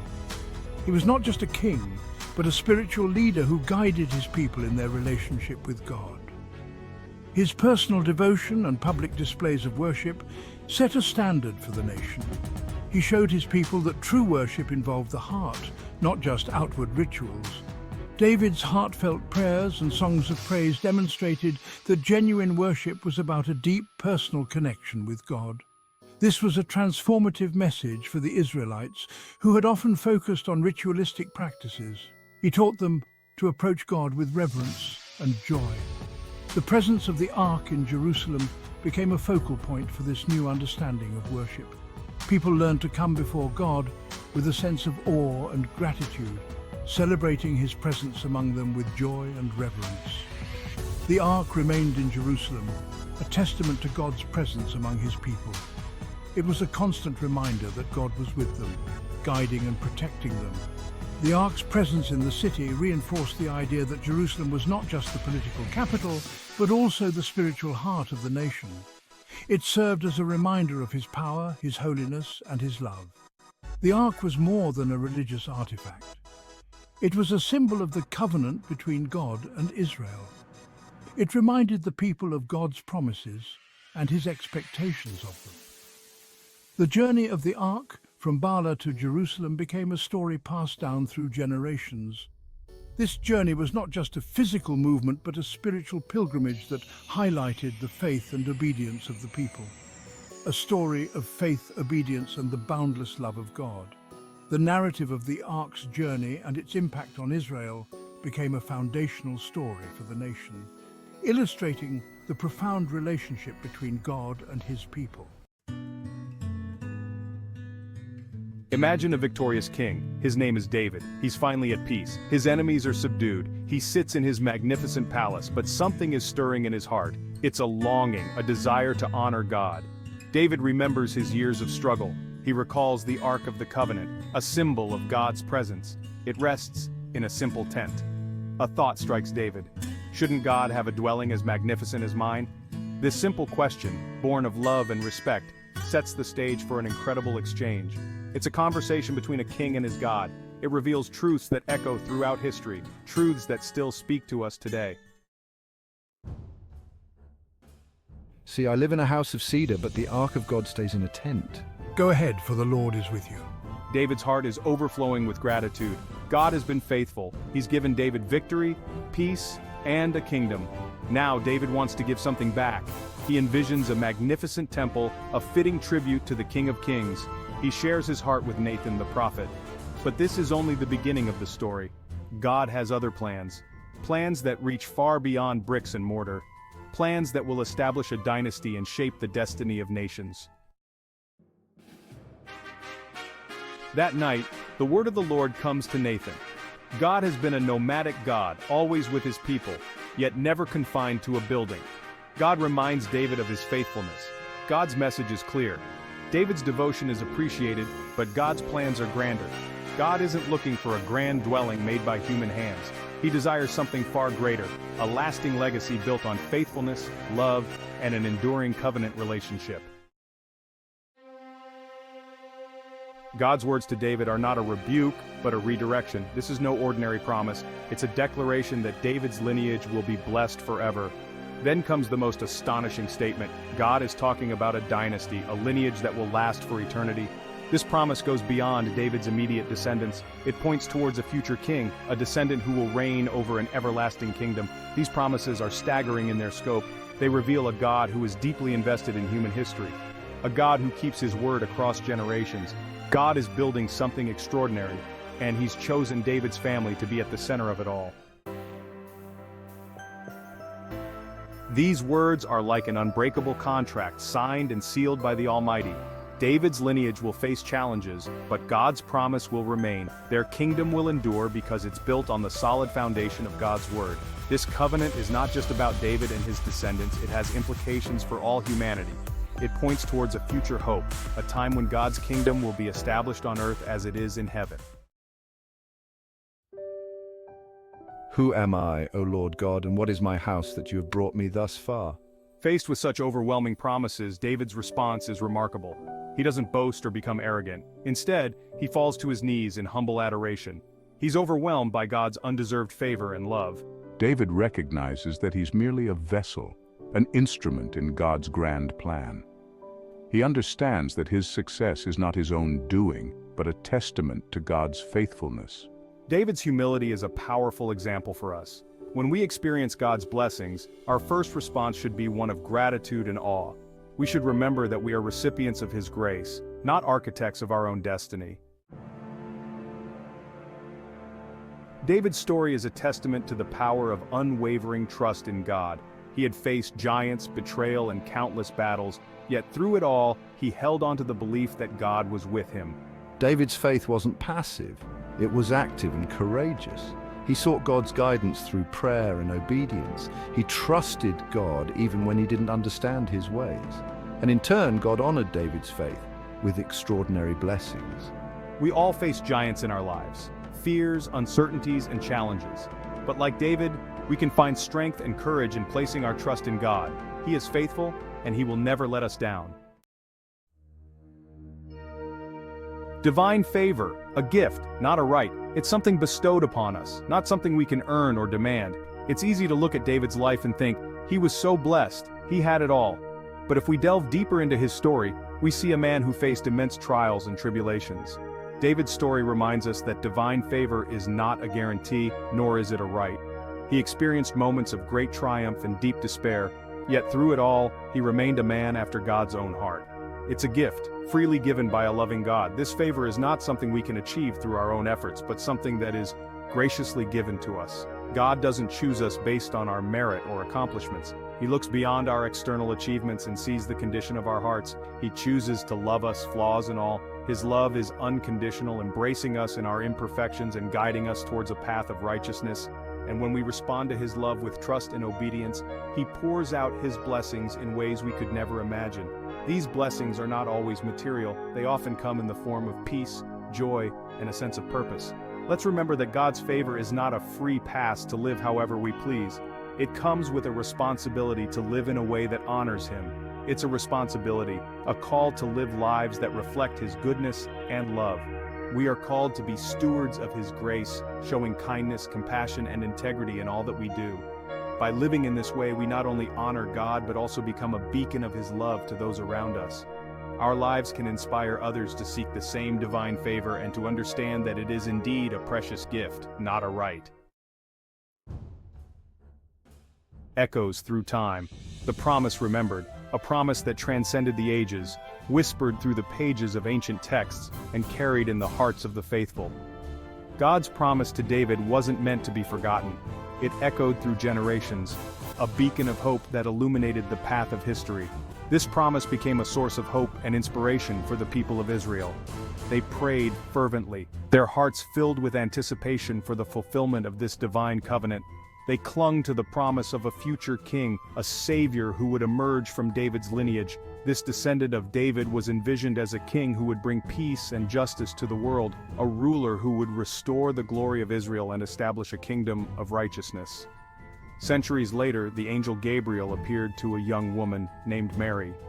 This moment marked the beginning of the fulfillment of the ancient promise. You will conceive and give birth to a son, the angel declared, his voice resonating with divine authority, and you are to call him Jesus. This name, meaning God saves, signified the role he would play in the salvation of humanity. He will be great and will be called the Son of the Most High. His greatness would surpass all earthly kings, and his divine nature would be evident to all. The Lord God will give him the throne of his father David, a throne that symbolized the eternal kingship promised to David's descendants. And he will reign over the house of Jacob forever. His reign would be unending, a perpetual testament to God's faithfulness. His kingdom will never end. This kingdom, unlike any earthly realm, would be eternal, unshakable, and divinely ordained. In Jesus, the promise to David found its ultimate fulfillment. He embodied the hope and expectations of generations. Jesus, the descendant of David, is the King of Kings, the sovereign ruler whose authority transcends all earthly powers, the one who reigns over an everlasting kingdom, a kingdom characterized by peace, justice, and divine love.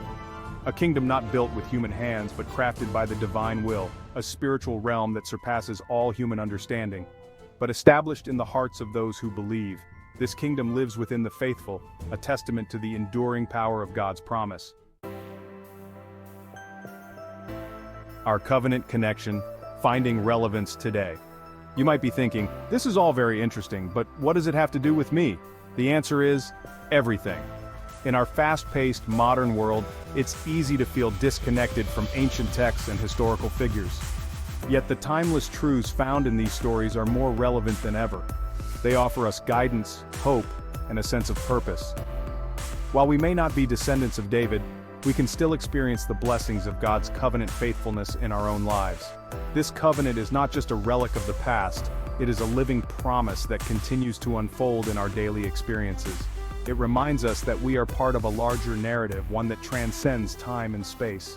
Just like David, we serve a God who longs to bless us, to establish us, and to work through us. His desire is to see us flourish, to see our communities thrive, and to see His love reflected in our actions. When we align our lives with His will, we become conduits of His grace and mercy. When we trust in Him, obey His word, and seek His heart, we open ourselves up to the immeasurable riches of His grace. This grace is not just a concept, it is a transformative power that can change our lives, our families, and our communities. It gives us the strength to face challenges, the wisdom to make right decisions, and the courage to pursue our dreams. God's covenant with David reminds us that His plans are bigger than we can imagine. We often get caught up in our immediate concerns, but His vision encompasses all of history and the future. He sees the end from the beginning and orchestrates events in ways that are beyond our comprehension. He is working through history, weaving together a tapestry of redemption and hope. Each of us has a unique thread in this tapestry, and our lives are interwoven with the lives of others in ways that create a beautiful, intricate design. Our actions, no matter how small, contribute to this grand narrative, and He invites us to be a part of His grand story. This invitation is open to everyone, regardless of background, status, or past mistakes. It is an invitation to live a life of purpose, to be agents of change, and to spread His love and hope to a world in need. So let's embrace this calling and find our place in His unfolding story. A promise for you, embracing God's faithfulness. As you reflect on the story of David, be encouraged by the unwavering faithfulness of God. He keeps His promises not just to nations and kings, but to each of us personally. No matter what challenges you face, no matter how insignificant you may feel, remember that God sees you. He knows your name, and He has a plan for your life that is filled with hope and purpose. Open your heart to Him, trust in His goodness, and watch in amazement as He unfolds His perfect plan for your life. David, a man after God's own heart, was anointed king of Israel. This moment marked the beginning of a new era for the nation. David was not just any king, he was chosen by God Himself, a divine selection that set him apart from all others. The anointing was a sacred ceremony filled with profound significance and hope for the future. He was a brave warrior and a skillful leader. God was with David. From his youth, David displayed remarkable courage and faith. He faced Goliath with nothing but a sling and a few stones, yet his faith in God made him victorious. This bravery continued throughout his life as he led his men into countless battles, always trusting in God's guidance and protection. He gave David victory after victory. Each triumph on the battlefield was a testament to God's favor upon him. David's military campaigns were not just about expanding territory. They were about establishing a kingdom that honored God. His soldiers cheered not just for their king, but for the divine power that led them to victory. David's reign was a time of great blessing for Israel. Under his leadership, the nation flourished. The cities were prosperous, the markets bustling with activity, and the people lived in peace. David's wisdom and justice brought stability and growth, making Israel a beacon of hope and prosperity in the ancient world. He united the tribes and made Israel a powerful nation. Before David, the tribes of Israel were often divided and at odds with each other. Through his leadership, he brought them together, forging a strong and unified nation. This unity was crucial for the strength and security of Israel, allowing it to stand firm against external threats and internal strife. David's story is an inspiration to us all. His life teaches us about faith, courage, and the importance of trusting in God's plan. David was not perfect. He made mistakes and faced many challenges, yet his heart was always turned towards God, seeking forgiveness and striving to do what was right. His legacy is one of hope and redemption. He shows us that with God, all things are possible. David's life is a powerful reminder that no matter the odds, with faith and trust in God, we can overcome any obstacle.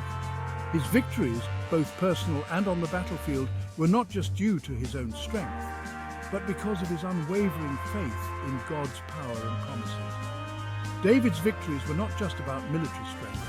They were about God's power working through him.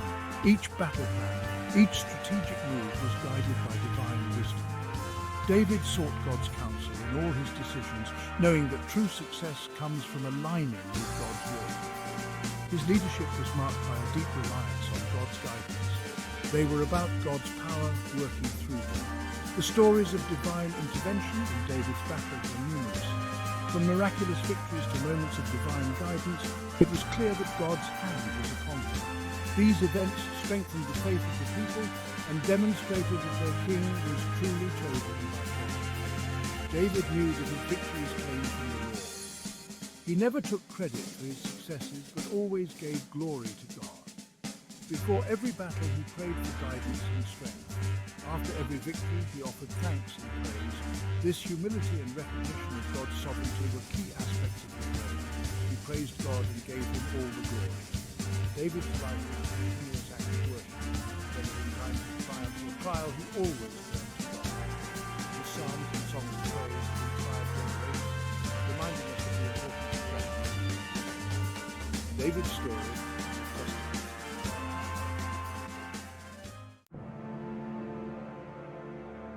David's first major challenge came from the Philistines. The Philistines were a powerful enemy. They had oppressed Israel for many years. David led his army against the Philistines. He defeated them in a series of battles. One of the most famous battles was against a giant named Goliath. David, armed with only a slingshot and stones, defeated Goliath. This victory over the Philistines showed that God was with David. David also fought against Moab, a nation east of the Dead Sea. The Moabites had a long history of conflict with Israel. David conquered the Moabites. He made them pay tribute to Israel. Next, David faced the Arameans. The Arameans were a powerful empire to the north. They posed a constant threat to Israel. David won a decisive victory over the Aramean army. This victory secured Israel's northern border. David continued to expand the borders of Israel. He defeated the Edomites in the south. He also subdued the Ammonites, who lived east of Israel. With each victory, David showed himself to be a wise and courageous leader. He was a brilliant military strategist. He also knew how to inspire his troops. David's victories established Israel as a major power in the region. Section 5. Spoils of war dedicated to God.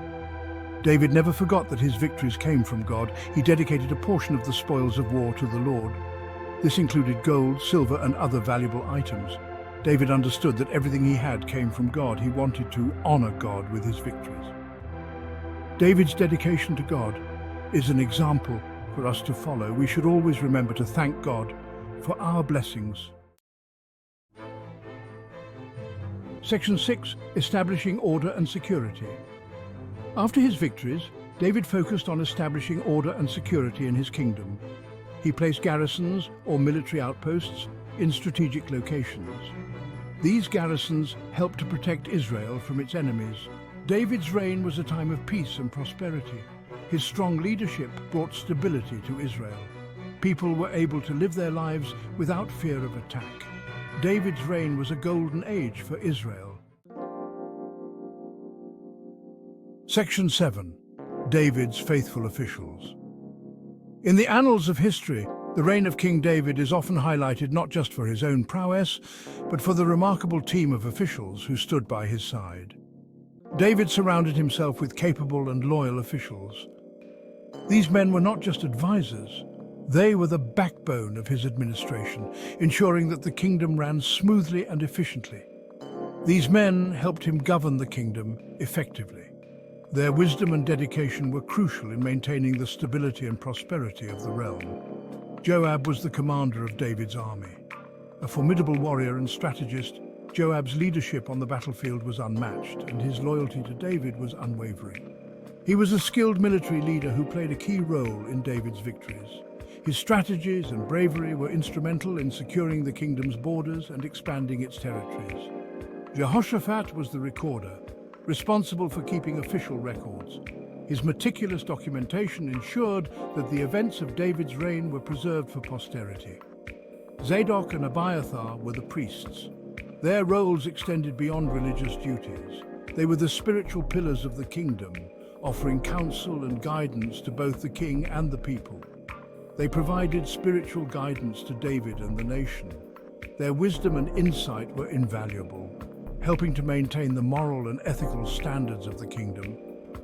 These men were all faithful servants of God.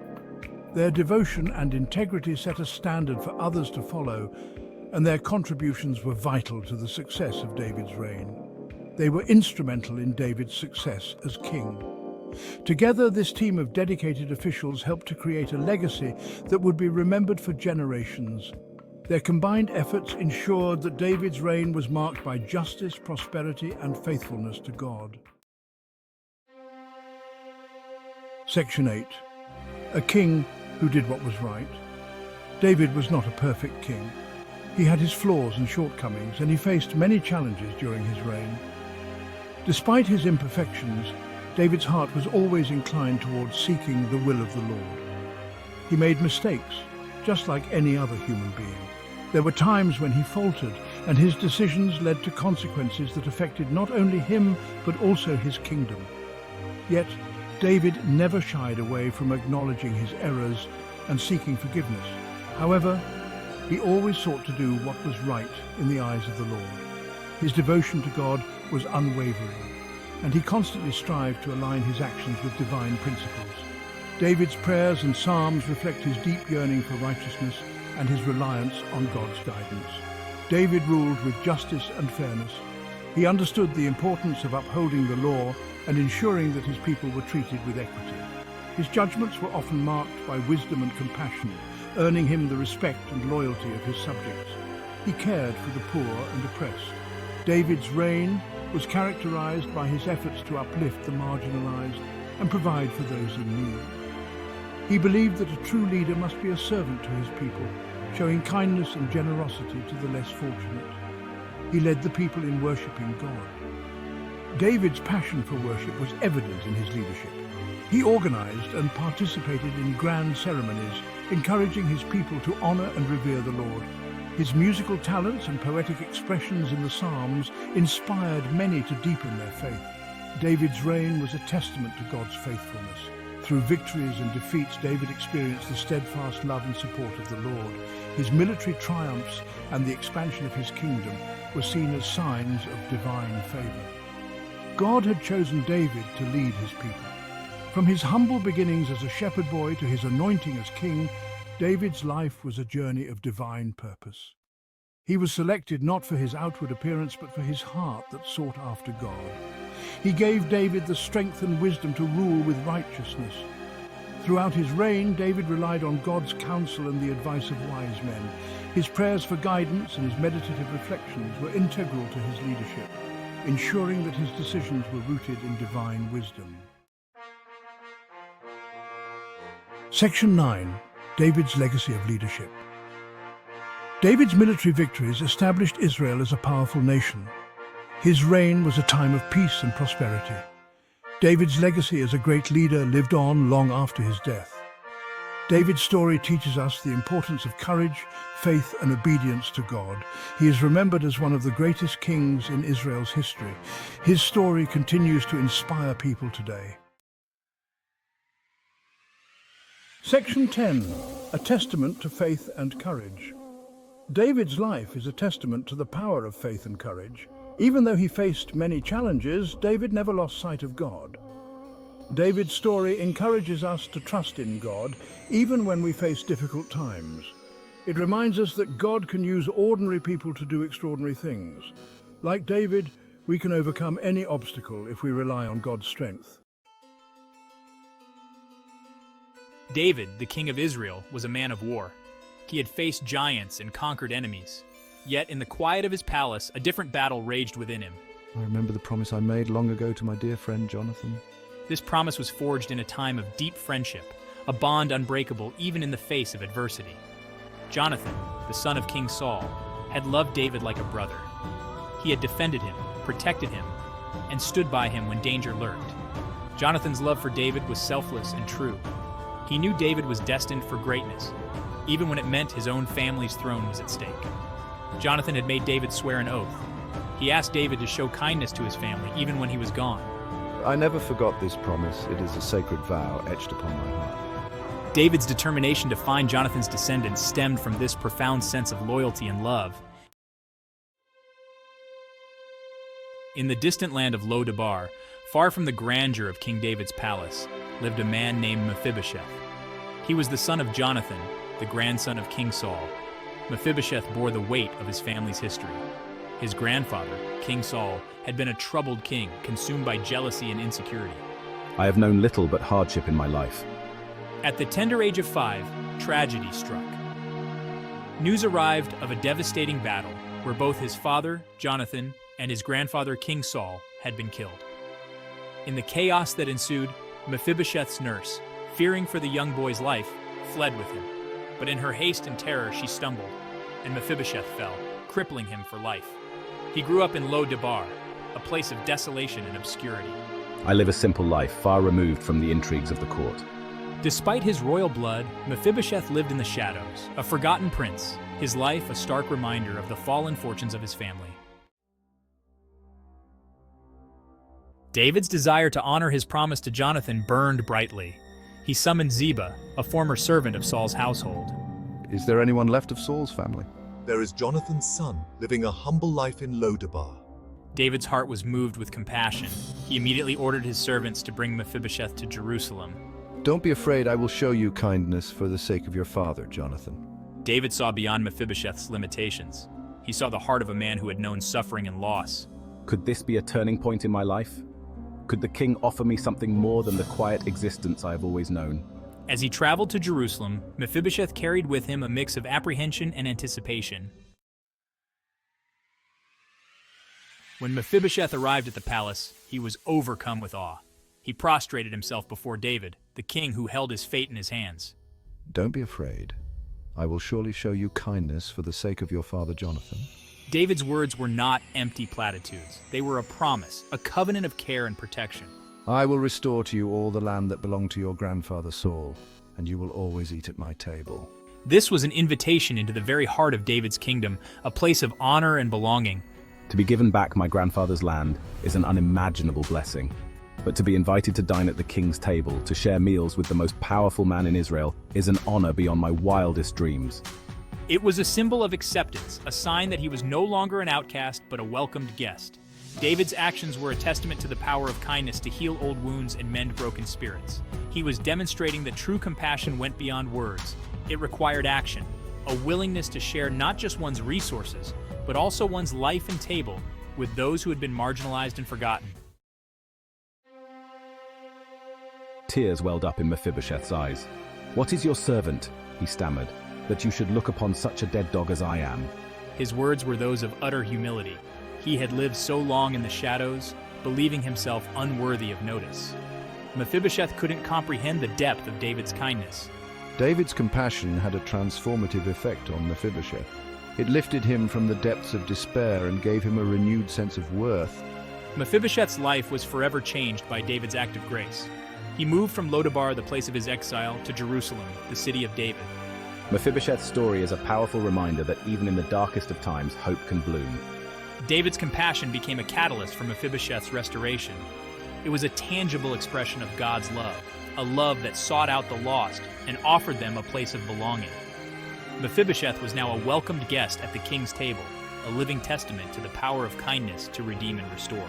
It teaches us that even when we feel unworthy, God's love can reach down and lift us up, transforming our lives in ways we could never imagine. In the story of David and Mephibosheth, we see a glimpse of God's own heart. David's unwavering commitment to his promise to Jonathan reflects God's faithfulness to his covenants. Just as David sought out Mephibosheth, God seeks us out, even in our brokenness and self-imposed exile. He desires to lavish his love upon us, to welcome us to his table, to restore to us all that has been lost. Mephibosheth's physical disability serves as a powerful metaphor for the spiritual brokenness we all carry. We are all, in a sense, like Mephibosheth, limping through life, carrying the weight of our past mistakes and the limitations of our human nature. Yet God, in his infinite mercy, sees beyond our imperfections. He sees the potential for wholeness and restoration in each one of us. David's extravagant generosity in restoring Saul's land to Mephibosheth mirrors God's boundless grace. The story of David and Mephibosheth is not just a heartwarming tale of human kindness. It is a profound reflection of God's heart for the lost, the broken, and the forgotten. The story of David and Mephibosheth is a timeless call to action, urging us to live out the legacy of kindness. We are all invited to be agents of God's grace and mercy. We may not all be kings, but we can all choose to emulate David's heart. We can look beyond outward appearances and see the inherent worth in every human being. We can choose to be bridge builders, extending a hand of friendship and support. Section 8. The power of compassion. Small acts, big impact. We may be tempted to think that our acts of kindness are insignificant, mere drops in the ocean of need that surrounds us. Yet the story of David and Mephibosheth reminds us that even the smallest acts of compassion can have a ripple effect, transforming lives and inspiring others to do the same. Never underestimate the power of a smile, a word of encouragement, or a simple act of service. These small gestures can brighten someone's day, give them hope, and remind them that they are not alone. Kindness has a way of multiplying. When we choose to act with compassion, we not only impact the lives of those we touch directly, but we also inspire others to pay it forward, creating a chain reaction of love and goodwill. Choose to be a beacon of hope in a world that often feels dark and divided. Let your light shine brightly, illuminating the path for others to follow. Section 9. Breaking down barriers, embracing the vulnerable. The story of David and Mephibosheth challenges us to confront the barriers that prevent us from fully embracing those who are different from us, those who have been marginalized, forgotten, or excluded. These barriers may be physical, emotional, social, or economic. They may be rooted in fear, prejudice, or simply a lack of awareness. Whatever their form, we are called to tear down these walls of separation and build bridges of understanding and compassion. This requires intentional effort on our part. It means stepping outside our comfort zones, challenging our own assumptions, and making a conscious choice to see the world through the eyes of those who are different from us. It means opening our hearts and our homes to those who have been pushed to the margins, welcoming them into our lives and our communities. When we choose to embrace the vulnerable, we not only demonstrate God's love to them, but we also enrich our own lives immeasurably. We discover the beauty of diversity, the strength of unity, and the transformative power of love that knows no bounds. Section 10. Restoring dignity, seeing the image of God. At the heart of David's compassion for Mephibosheth was a profound recognition of his inherent worth and dignity as a human being created in the image of God. David didn't see Mephibosheth as a burden, a charity case, or a reminder of a painful past. He saw him as a fellow human being deserving of love, respect, and a place at the table. We are all created in the image of God, regardless of our physical abilities, our social status, our past mistakes, or our present circumstances. When we lose sight of this fundamental truth, we open the door to prejudice, discrimination, and injustice. We are called to be agents of restoration, to see the image of God reflected in every human being we encounter, and to treat them accordingly. This means speaking up for those who are voiceless, defending the rights of those who are marginalized, and working tirelessly to create a more just and compassionate world for all. It means recognizing that every human life has value and purpose, and that we all have a role to play in creating a society where everyone feels valued, respected, and empowered to reach their full potential. Kindness that changes the world. The story of David and Mephibosheth is a powerful reminder that kindness has a ripple effect. David's act of compassion transformed Mephibosheth's life and sent shockwaves of grace throughout the kingdom. It challenged the attitudes of the day, showing true strength in humility and compassion. David's legacy inspires us today, reminding us we can make a difference. We can choose to be part of the solution, living lives marked by compassion and justice. Be the change we wish to see, one act of kindness at a time. The Ammonites lived across the Jordan River, a land rich in history and culture. They were neighbors to the Israelites, sharing a long and complex history. Their king, Nahash, had recently passed away, leaving a legacy behind. His son, Hanun, ascended to the throne, stepping into his father's shoes with the weight of leadership on his shoulders. David, the king of Israel, remembered the kindness Nahash had shown him during difficult times. He wanted to extend a hand of friendship to the new king, Hanun. David's memories of Nahash's goodwill were vivid, and he felt a deep sense of gratitude. He decided to act on these feelings. David sent his messengers to Hanun, hoping to convey his condolences and support. The journey was long, but the message was heartfelt. The messengers arrived in the Ammonite city, where mourning for Nahash was still palpable. They were there to offer comfort and solidarity. David had instructed them carefully, saying, "Go to Hanun and tell him that I am deeply sorry for his loss. Let him know that I wish him strength and wisdom as he takes on his new role." The messengers delivered David's words with sincerity, hoping to build a bridge of trust and friendship between the two nations. David's hope was that this act of kindness would not only honor Nahash's memory, but also strengthen the bond between Israel and Ammon. However, Hanun and his advisors were suspicious. They twisted David's gesture into something sinister, believing it to be a ploy. Blinded by pride and distrust, the Ammonites set in motion a chain of events that would lead to a terrible war, shattering the peace David had hoped to build. David's messengers arrived at Hanun's palace. They delivered the message of sympathy and support. But Hanun's advisors whispered poisonous words in his ear. They said, "David's messengers are spies. They are here to trick us." Hanun, blinded by their words, decided to humiliate David's men. He ordered his soldiers to shave off half their beards. He also cut off their robes at the buttocks. This was a terrible insult in their culture. The messengers were ashamed and heartbroken. They hurried back to David and told him everything. David was furious. He had shown kindness, and it was met with cruelty. He knew he had to act to protect his honor and the honor of his kingdom. David saw the shaved beards and torn robes of his messengers. Fury boiled inside him. He felt the sting of betrayal. Hanun's actions were a slap in the face, not just to him but to all of Israel. David said to his messengers, "Stay in Jericho until your beards grow back, then you may return." He knew that war was inevitable. He gathered his army and prepared for battle. The drums of war thundered across Israel, calling brave men to fight for their king and their country. The Ammonites knew they had made a grave mistake. Fear gripped their hearts as they realized the might of the army they had provoked. But it was too late for apologies. The die was cast, and the battle lines were drawn. David entrusted his army to his brave nephew, Joab. Joab was a skilled and experienced general. He looked at the vast Ammonite army and devised a clever strategy. He divided the Israelite army into two groups. He gave command of one group to his brother Abishai. Joab said to Abishai, "You take your men and face the Arameans. I will take my men and face the Ammonites." The Arameans were allies of the Ammonites, and their combined forces were a formidable threat. Joab's plan was simple but effective: divide and conquer. He knew that if they could defeat the Ammonites and Arameans separately, they would secure a swift and decisive victory. The fate of two nations rested on the success of their plan.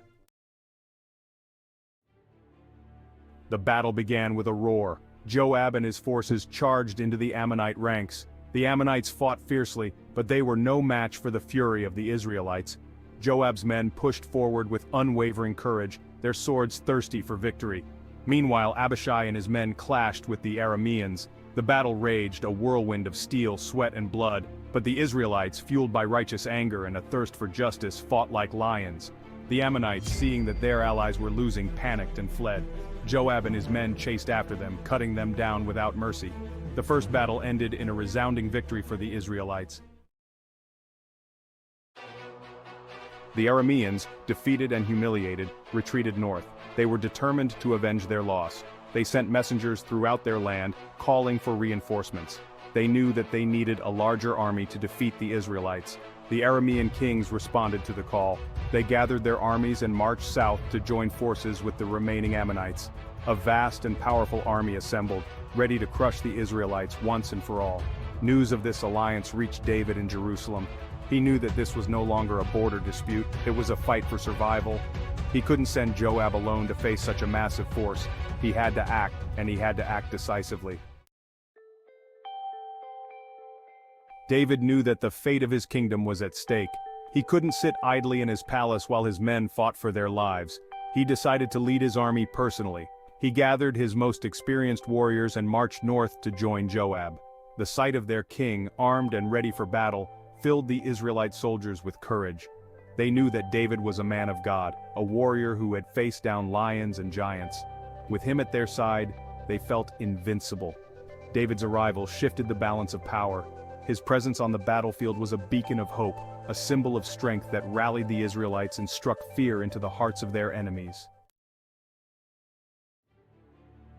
The second battle began near a place called Helam. It was a fierce and bloody fight. The Arameans and Ammonites, confident in their superior numbers, attacked with unrelenting fury. But the Israelites stood firm, their shields locked together, their swords a wall of steel. David fought with the strength of 10 men. He inspired his soldiers with his courage and his faith. He knew that God was on their side, and that gave him the strength to fight on. The tide of the battle began to turn. The Arameans, seeing that they could not break the Israelite lines, panicked. Fear spread through their ranks like wildfire. They turned and fled, pursued relentlessly by the victorious Israelites. The Israelite army chased the fleeing Arameans and Ammonites. They slaughtered them without mercy, avenging the humiliation they had suffered. The ground ran red with the blood of the defeated. The victory was complete and decisive. David and his army returned home triumphant. They had faced a powerful enemy and emerged victorious. They had defended their land, their honor, and their God. The people of Israel rejoiced, their hearts filled with gratitude for their courageous king and his mighty army. The surrounding nations, witnessing the might of the Israelite army, were humbled. They realized that it was foolish to provoke David, the man after God's own heart. Peace settled over the land, a hard-won peace forged in the fires of battle. The story of David's victory over the Ammonites is more than just a tale of war. It is a profound narrative that transcends the mere clash of swords and shields. It is a story of bravery, faith, and forgiveness, woven into the very fabric of history. David showed great courage in the face of adversity. His bravery was not just in his physical strength, but in his unwavering spirit. He refused to be intimidated by the size and strength of his enemies. Despite being outnumbered and facing a formidable foe, David stood his ground. He knew that God was on his side, and that gave him the strength to fight. His faith was his armor, his belief in divine support his shield. David also showed faith in God's promise to protect his people. He trusted in the divine plan, even when the path seemed perilous. He didn't rely on his own strength or wisdom, but on God's power to deliver him from his enemies. His reliance on divine intervention was absolute.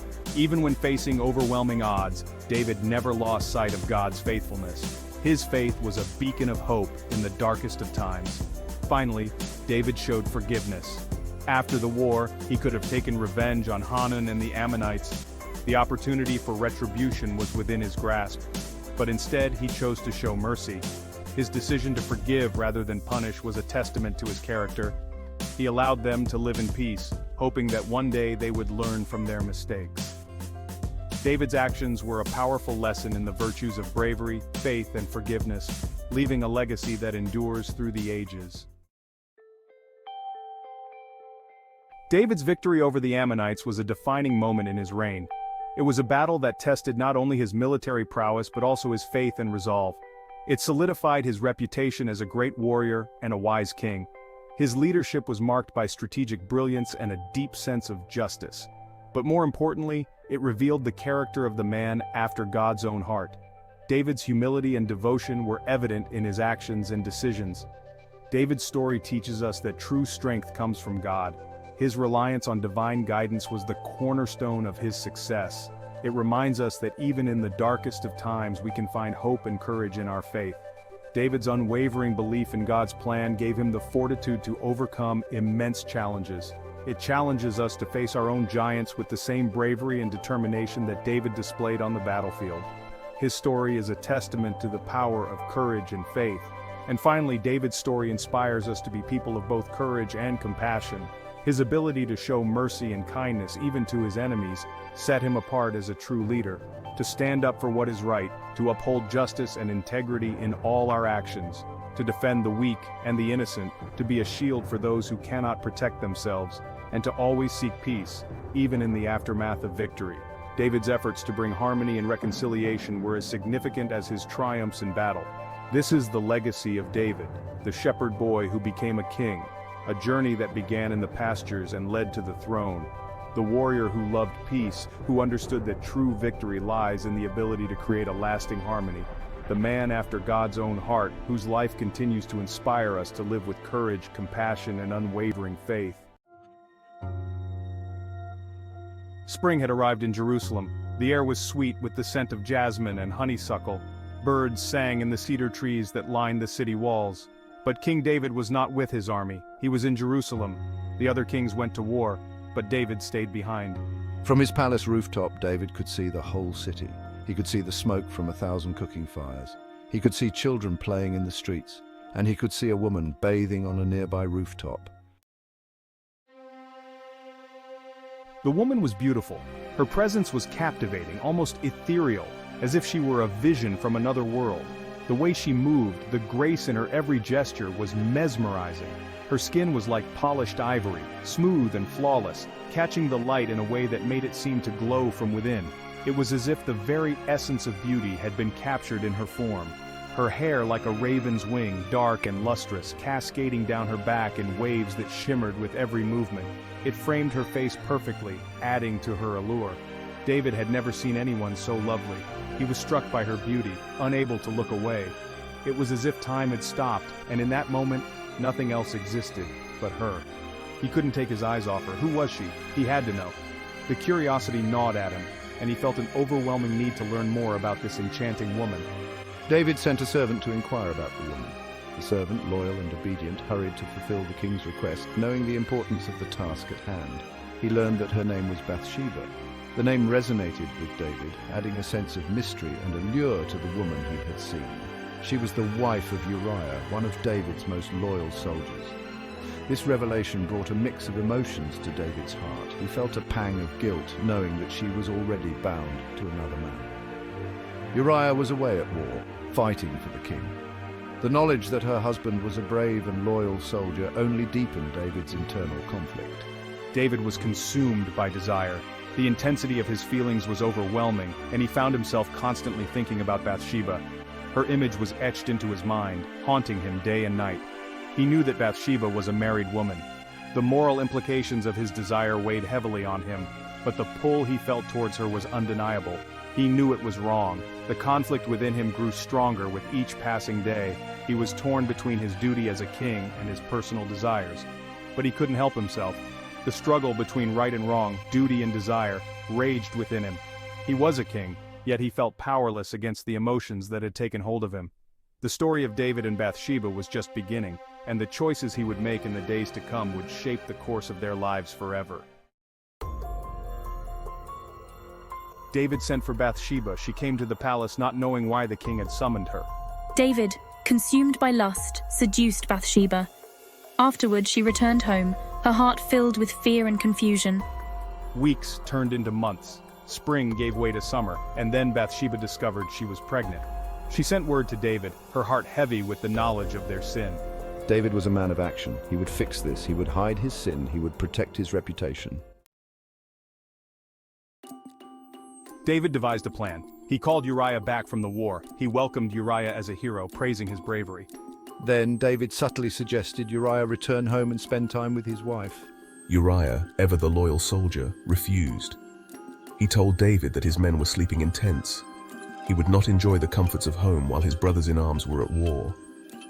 David's plan was crumbling. He needed another way to cover up his sin. David tried again. He invited Uriah to a feast. He plied Uriah with food and wine, hoping to get him drunk, but Uriah remained steadfast. He would not betray his comrades on the battlefield. I must do something. This isn't working. David was desperate. He wrote a letter to his general Joab. The letter contained a chilling order. Put Uriah in the front line where the fighting is fiercest, then withdraw from him so he will be struck down and die. David sealed the letter and gave it to Uriah himself. Uriah, deliver this message to Joab. Uriah, unaware that he carried his own death warrant, obeyed the king's command. Uriah returned to the battlefield. Just as David had ordered, Joab placed Uriah at the front of the battle. Withdraw the soldiers. Leave Uriah to fight alone. Then Joab withdrew his soldiers. Uriah, surrounded by enemies, fought bravely but was killed. David received word of the victory. He feigned sorrow at the news of Uriah's death. Such a loss, we shall mourn him. He comforted himself with the thought that his sin was now hidden. Bathsheba mourned for Uriah. Her grief was deep and true. My heart is broken. How can I go on? But when the time of mourning was over, David took her as his wife. Bathsheba became a prisoner of the king's deception. David believed he had escaped the consequences of his actions. He had been wrong. The Lord saw everything. He knew the darkness that had taken root in David's heart. God sent the prophet Nathan to confront David. Nathan told David a story of a rich man who stole a poor man's lamb. This is outrageous. That man deserves justice. Then Nathan spoke the words that chilled David to the bone. You are that man. David was devastated. He had sinned against Bathsheba, he had sinned against Uriah, and he had sinned against God. He confessed his sin and begged for forgiveness. Nathan told David that the Lord had forgiven him, but his sin would have consequences. The child born to David and Bathsheba became ill. For 7 days David prayed and fasted, desperate to save the child's life, but the child died. David's heart was broken. He had learned a bitter lesson about the cost of sin.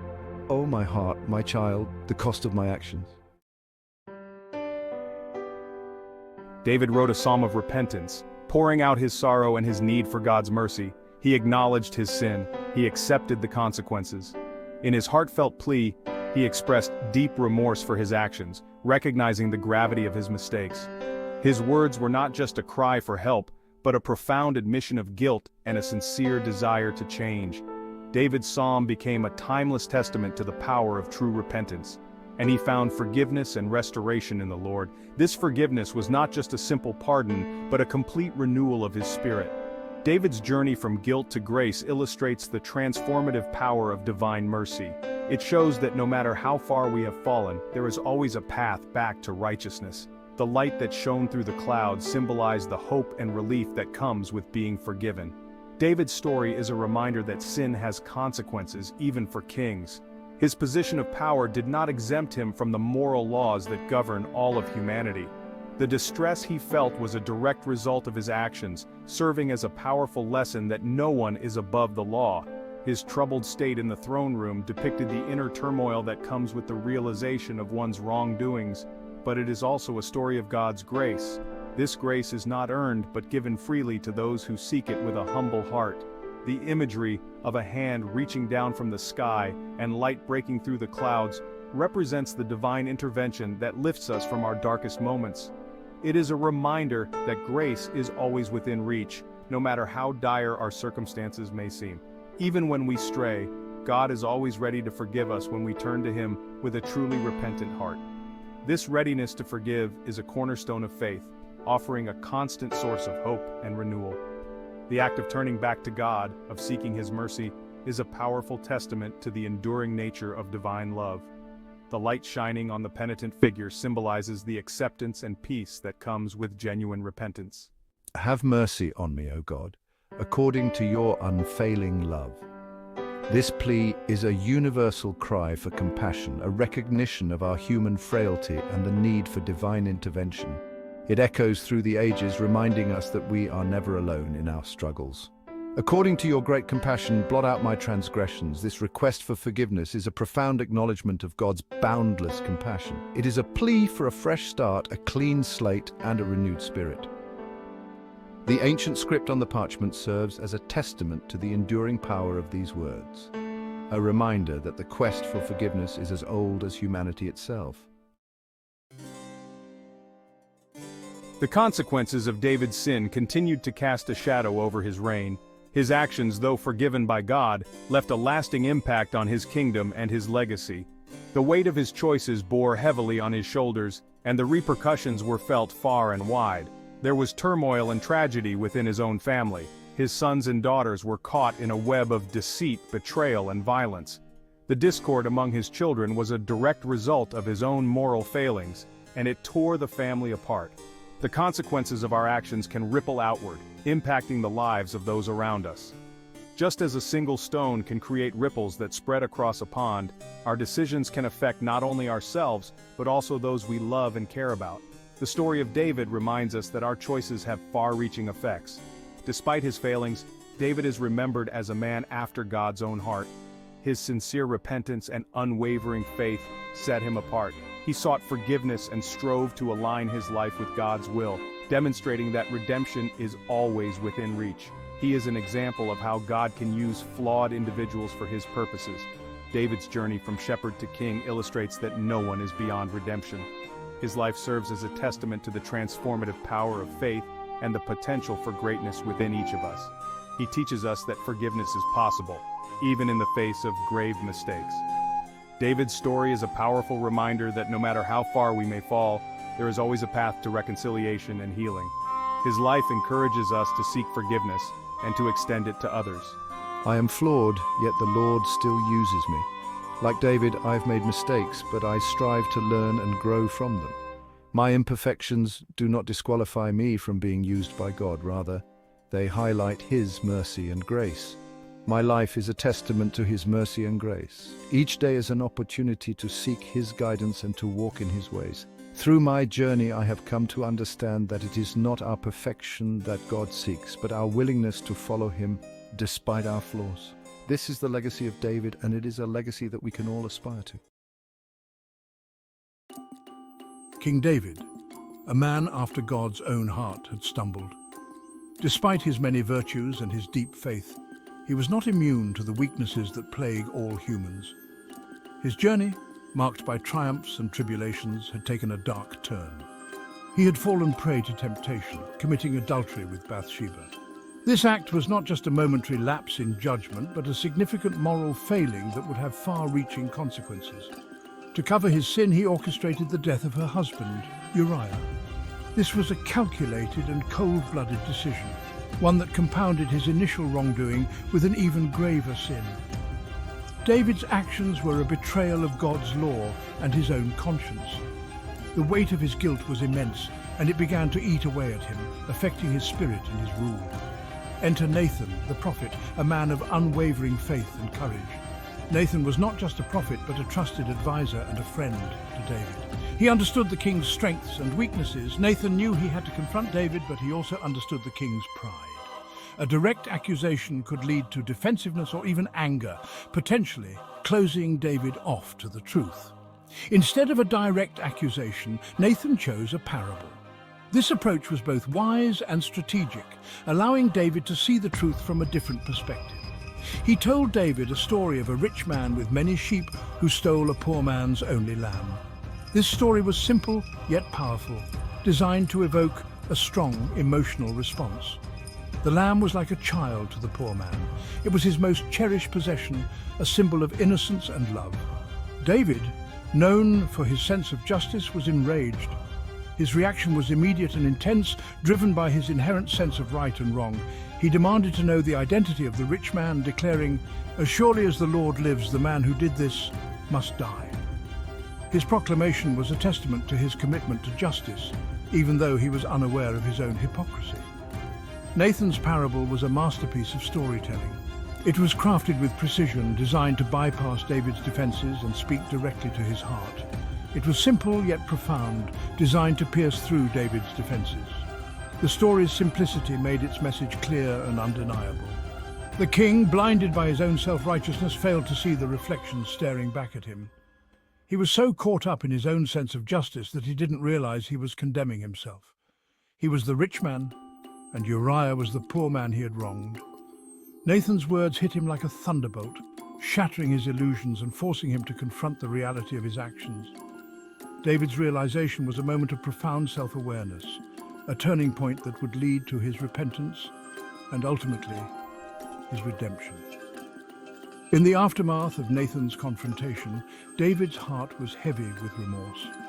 He turned to God in sincere repentance, seeking forgiveness for his transgressions. This moment of humility and contrition was a testament to his enduring faith and his willingness to make amends. David's journey of repentance and redemption was not just a personal transformation, but a lesson for his people.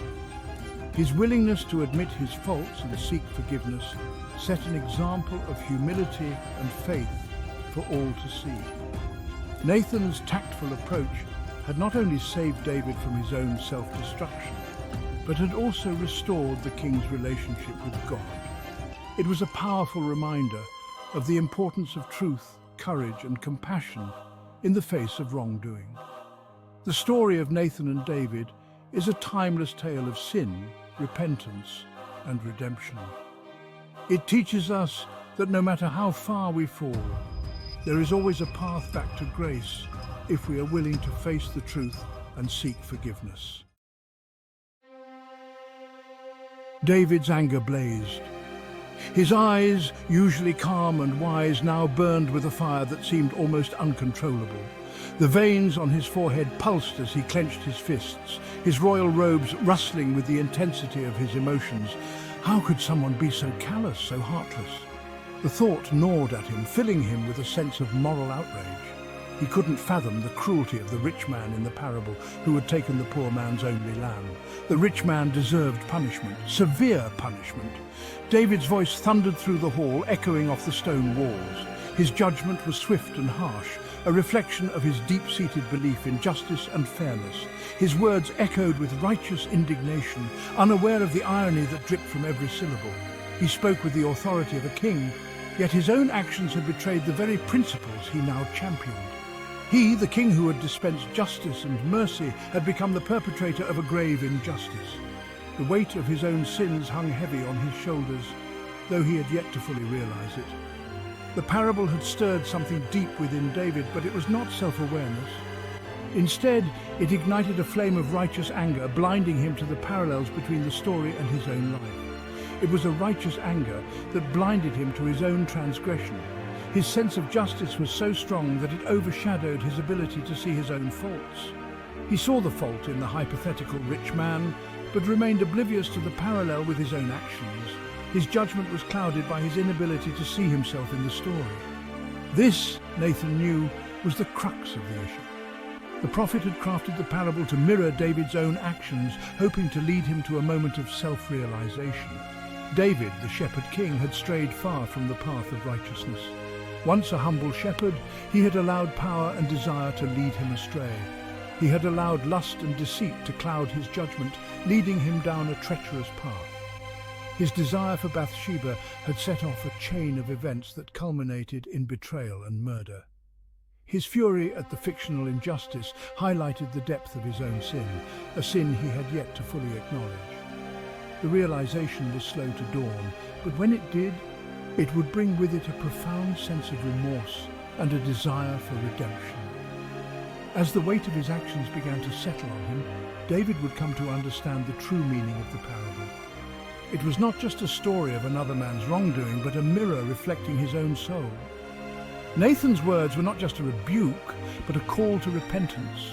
He offered David a path back to righteousness, a chance to atone for his sins and seek forgiveness. In the days that followed, David would pour out his heart in psalms of sorrow and repentance. His words would echo through the ages, a testament to his journey from sin to redemption. And so, from the depths of his blind spot, David would rise, a humbled king seeking a new beginning. His story would serve as a powerful reminder of the dangers of self-righteousness and the redemptive power of self-awareness and repentance. With a steady voice that echoed in the silence of the room, Nathan spoke the words that would shatter David's world. "You are the man." His voice carried the weight of divine judgment, a proclamation that cut through the air like a knife. The room, once filled with the murmurs of courtly life, fell into a profound silence, as if the very walls were holding their breath. The prophet's declaration hung in the air, sharp and piercing. It was not just a statement, it was an indictment, a revelation that laid bare the hidden sins of the king. Nathan's eyes bore into David's, unflinching and resolute, as if he were channeling the very voice of God. The blood drained from David's face, his anger replaced by a chilling realization. His mind raced, replaying the events that had led to this moment. The affair, the deceit, the murder, all of it now stood exposed under the harsh light of truth. David's heart pounded in his chest, each beat a reminder of his guilt. The parable, the righteous anger, the demand for justice, it all came crashing down upon him. The story Nathan had told of the rich man who took the poor man's only lamb was no longer just a tale. It was a mirror, reflecting David's own actions back at him with brutal clarity. He had been so quick to judge, so eager to condemn, not realizing that he was condemning himself. There was no escape, no denial. The truth was inescapable, a relentless force that cornered him, leaving no room for excuses or justifications. David felt the walls closing in, the weight of his sins pressing down on him like a physical burden. He was trapped, ensnared by his own actions. Nathan laid bare the truth, exposing the king's sin in all its ugliness. He spoke with a calm authority, his words precise and unyielding. There was no room for misinterpretation, no space for denial. Nathan's voice was the voice of conscience, a relentless reminder of the moral law that David had broken. The carefully constructed walls of David's self-deception crumbled, leaving him exposed and vulnerable. Each word from Nathan was a hammer blow, chipping away at the facade David had built around himself. The king, who had once seemed so powerful and invincible, now stood naked before the truth, his vulnerabilities laid bare for all to see. The weight of his actions, the gravity of his sin, pressed down on him with suffocating force. It was as if the very air had grown heavy, each breath a struggle. David felt the enormity of his guilt, the full measure of his wrongdoing. He had not just sinned against man, but against God, and the realization was almost too much to bear. In that moment of stark revelation, David was stripped bare. All his titles, his achievements, his power, none of it mattered now. He was not a king, not a warrior, not a poet. He was a sinner, laid low by his own actions. The pride that had once filled him was gone, replaced by a deep, aching remorse. The mighty king, the warrior, the poet was reduced to a sinner, caught in the web of his own making. His mind was a whirlwind of regret and sorrow, each thought a painful reminder of his fall from grace. David's heart was heavy with the knowledge of his own failings, the realization that he had betrayed not just his people, but his God. Nathan's words were a hammer blow, shattering the illusion of righteousness and exposing the brokenness beneath. They were a call to repentance, a plea for David to turn back to the path of righteousness. The prophet's message was clear. Redemption was possible, but only through acknowledgement of sin and sincere repentance. David's journey was far from over, but this moment marked the beginning of his path to redemption. Silence descended upon the room as David absorbed the impact of Nathan's words. The prophet, his gaze unwavering, continued, outlining the consequences of the king's sin. Now, therefore, the sword will never depart from your house. David's actions had unleashed a torrent of pain and suffering, and the consequences would be far-reaching. Nathan prophesied turmoil and strife within David's own family. His children would rise against him, his wives would be taken from him, and his kingdom would be plagued by violence. The consequences of sin, Nathan made clear, were not abstract or distant. They were real, personal, and devastating. David's sin had not occurred in a vacuum. It had ripple effects, touching the lives of countless others.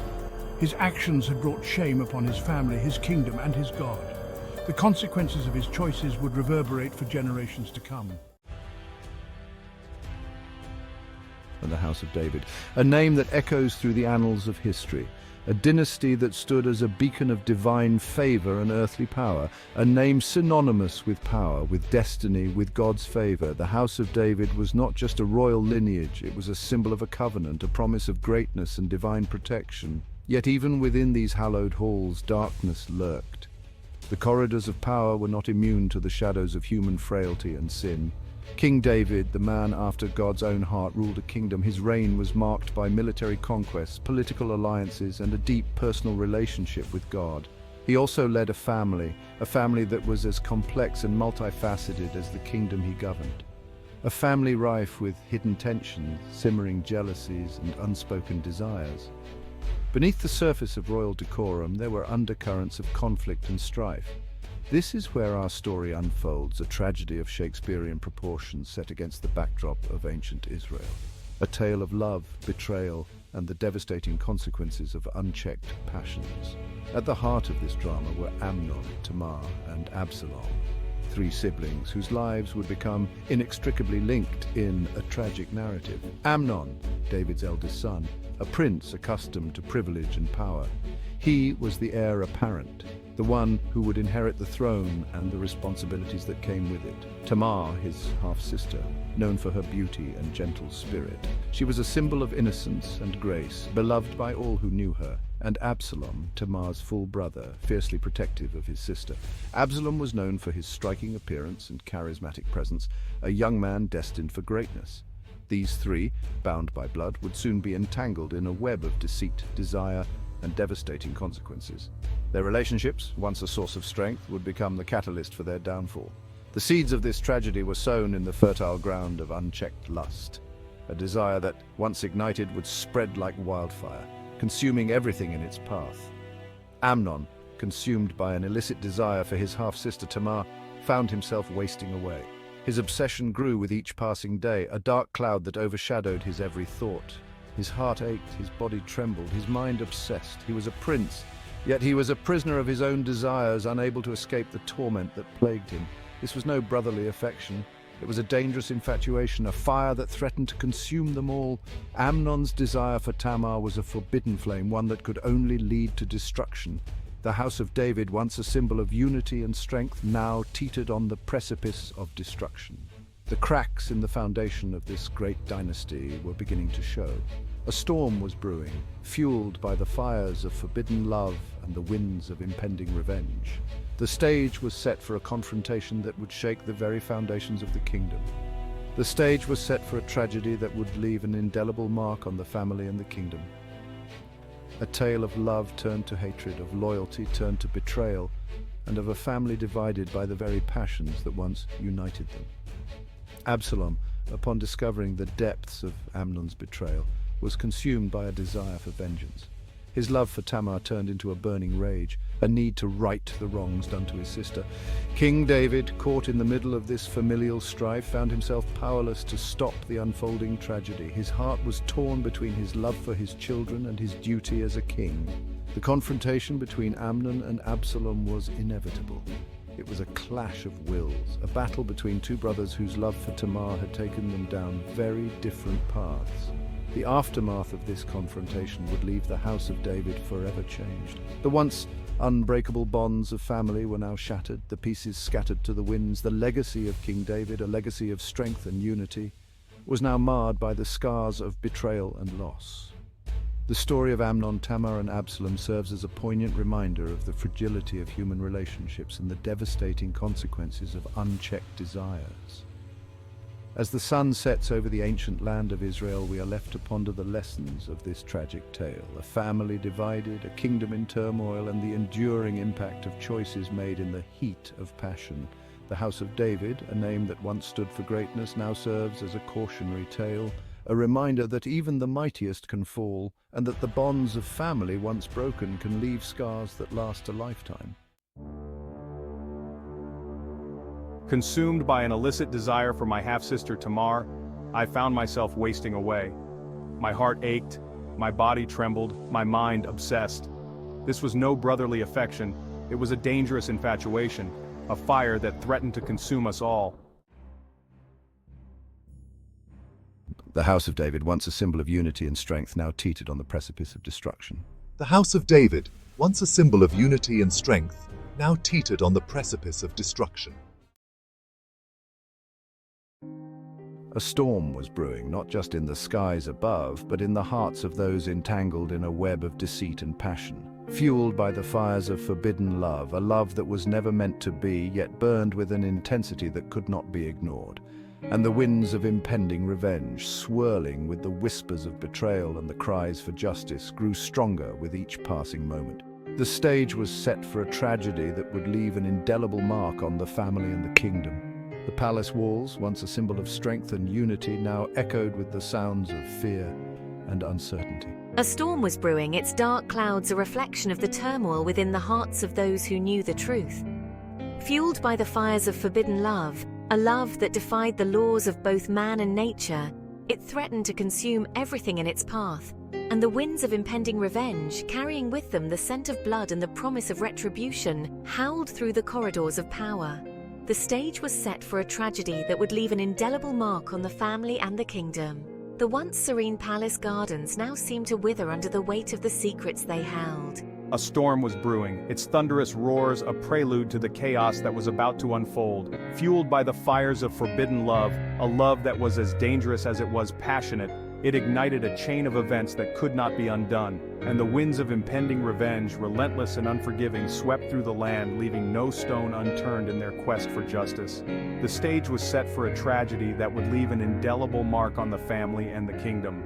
The royal family, once revered and respected, now stood on the brink of ruin, their fate hanging in the balance. How could this happen? Why did he do this to me? I feel so lost and broken. Tamar, overwhelmed by grief and shame, finds herself in a state of deep despair. Her cries echo through the halls, a haunting reminder of the pain inflicted upon her. I trusted him. I trusted my own brother. What will become of me now? In her anguish, Tamar's world shatters, leaving her to grapple with a future forever altered by betrayal. He will pay for what he has done. I swear it. The pain he has caused will not go unanswered. I will make sure of it. I will not rest until justice is served. Every moment of my life will be dedicated to this cause. I will pursue him relentlessly, and he will know the weight of his sins. Absalom, seething with rage and a burning desire for retribution, vows to avenge his sister Tamar. His heart is consumed by the need for justice, and he cannot think of anything else. The betrayal and pain inflicted upon his family have ignited a fire within him that cannot be extinguished. His heart hardens, and a dark resolve takes root within him. The once gentle and loving brother is now a man driven by a singular purpose. His eyes, once filled with kindness, now reflect the storm brewing within. This injustice cannot stand. I will see to it that Amnon faces the consequences of his actions. He will not escape the judgment that is due. I will be the instrument of justice, and I will not falter. With a determined heart, Absalom's promise sets the stage for a reckoning that will shake the very foundations of their family. The path he chooses is fraught with danger and uncertainty, but his resolve is unshakable. The echoes of his vow will reverberate through the annals of history, a testament to the lengths one will go to for justice and retribution. Despite the turmoil within his family, King David struggles to balance his love for his children with his duty as a ruler. Amnon, my son, your actions have brought great sorrow to our house, but as your father, I must mete out justice. Torn between his roles, David's decisions weigh heavily on his heart, and the consequences of his choices will ripple through his family. The seeds of vengeance take root in Absalom's heart, festering with each passing day. Tamar, my dear sister, I will not let Amnon's crime go unpunished. I swear justice will be served. Absalom's resolve hardens, and he meticulously plans his retribution, waiting for the perfect moment to strike. The aftermath of Amnon's actions leaves a deep scar on the family. Tamar's pain is a constant reminder, and the household is shrouded in sorrow. The emotional wounds fester, affecting everyone and altering the course of their lives. From this harrowing tale, we learn about the complexities of familial love, justice, and the far-reaching consequences of our actions.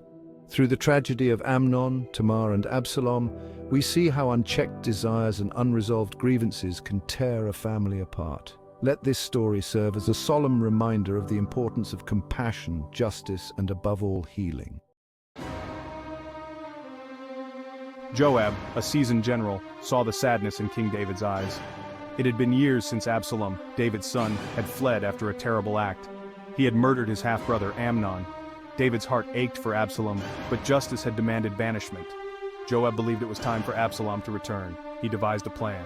He sought out a wise woman from Tekoa, known for her cunning and eloquence.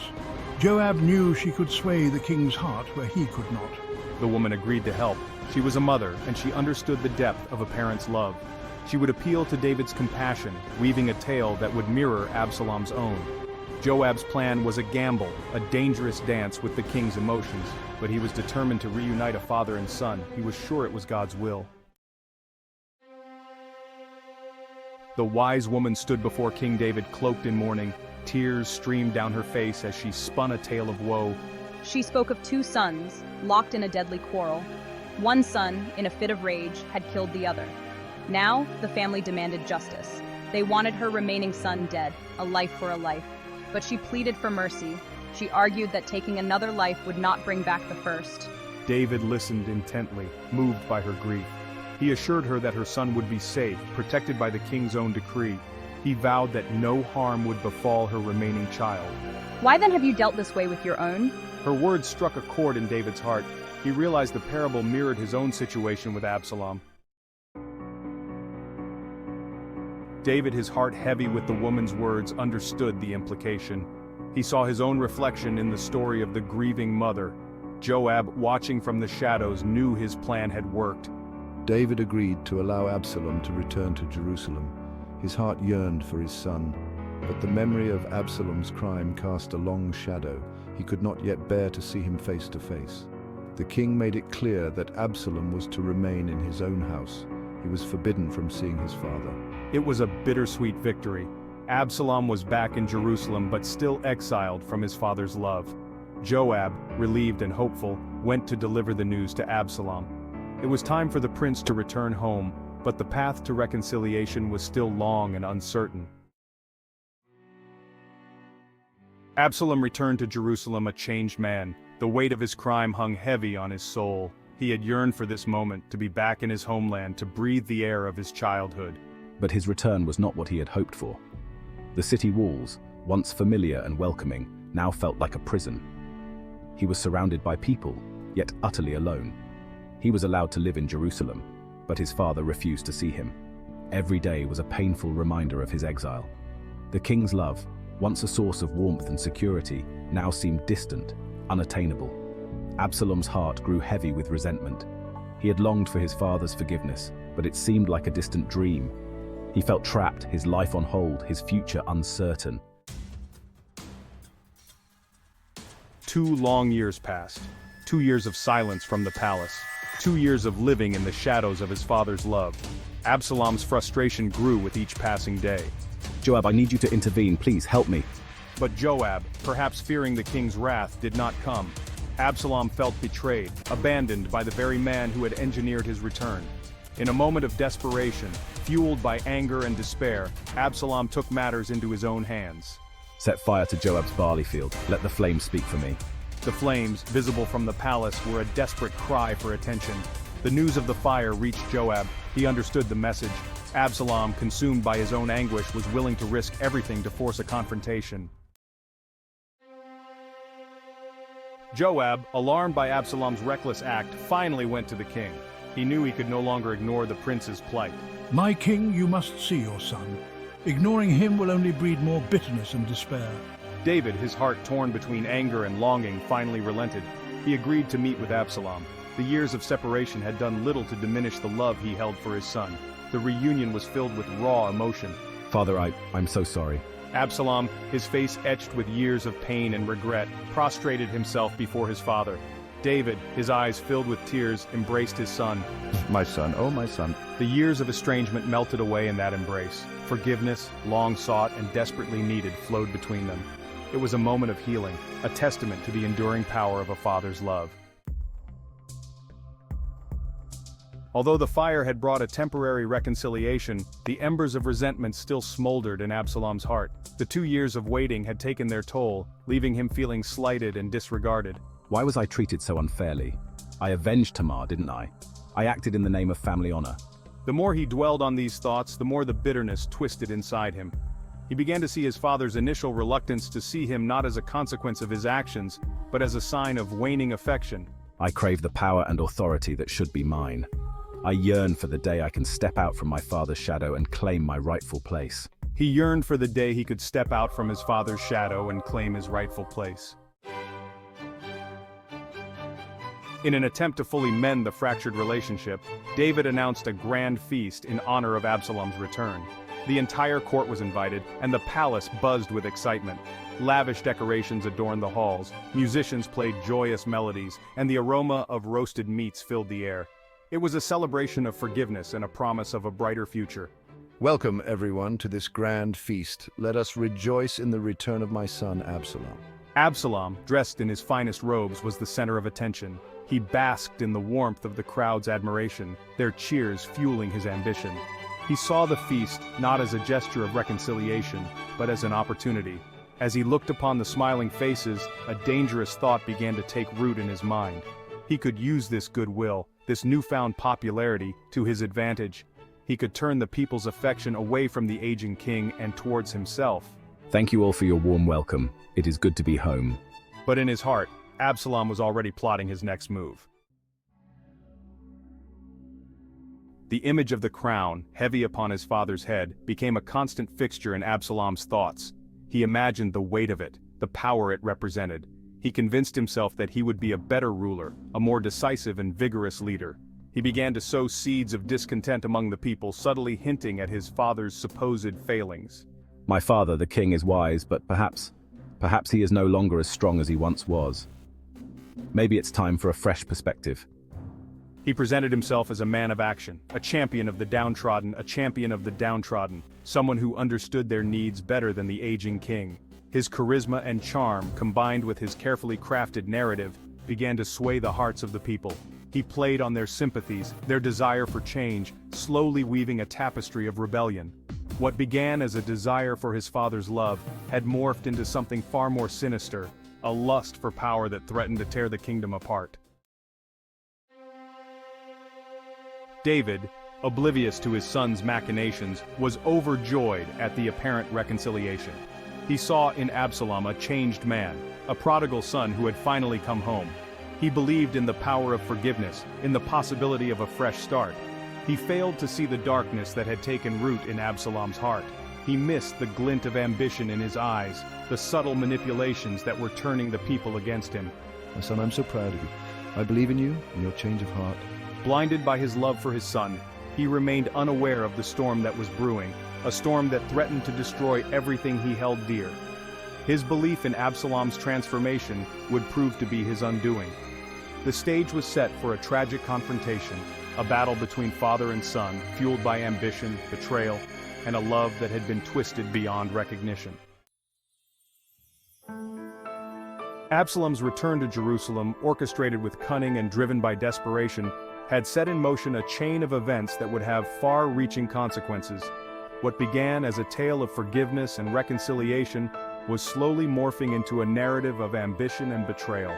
The seeds of rebellion, sown in the fertile ground of Absalom's resentment, were beginning to sprout.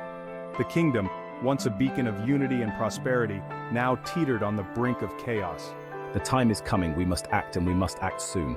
The story of Absalom serves as a timeless reminder of the complexities of family dynamics, the enduring power of forgiveness, and the seductive nature of power. It's a cautionary tale about the fine line between love and ambition, and the devastating consequences when that line is crossed.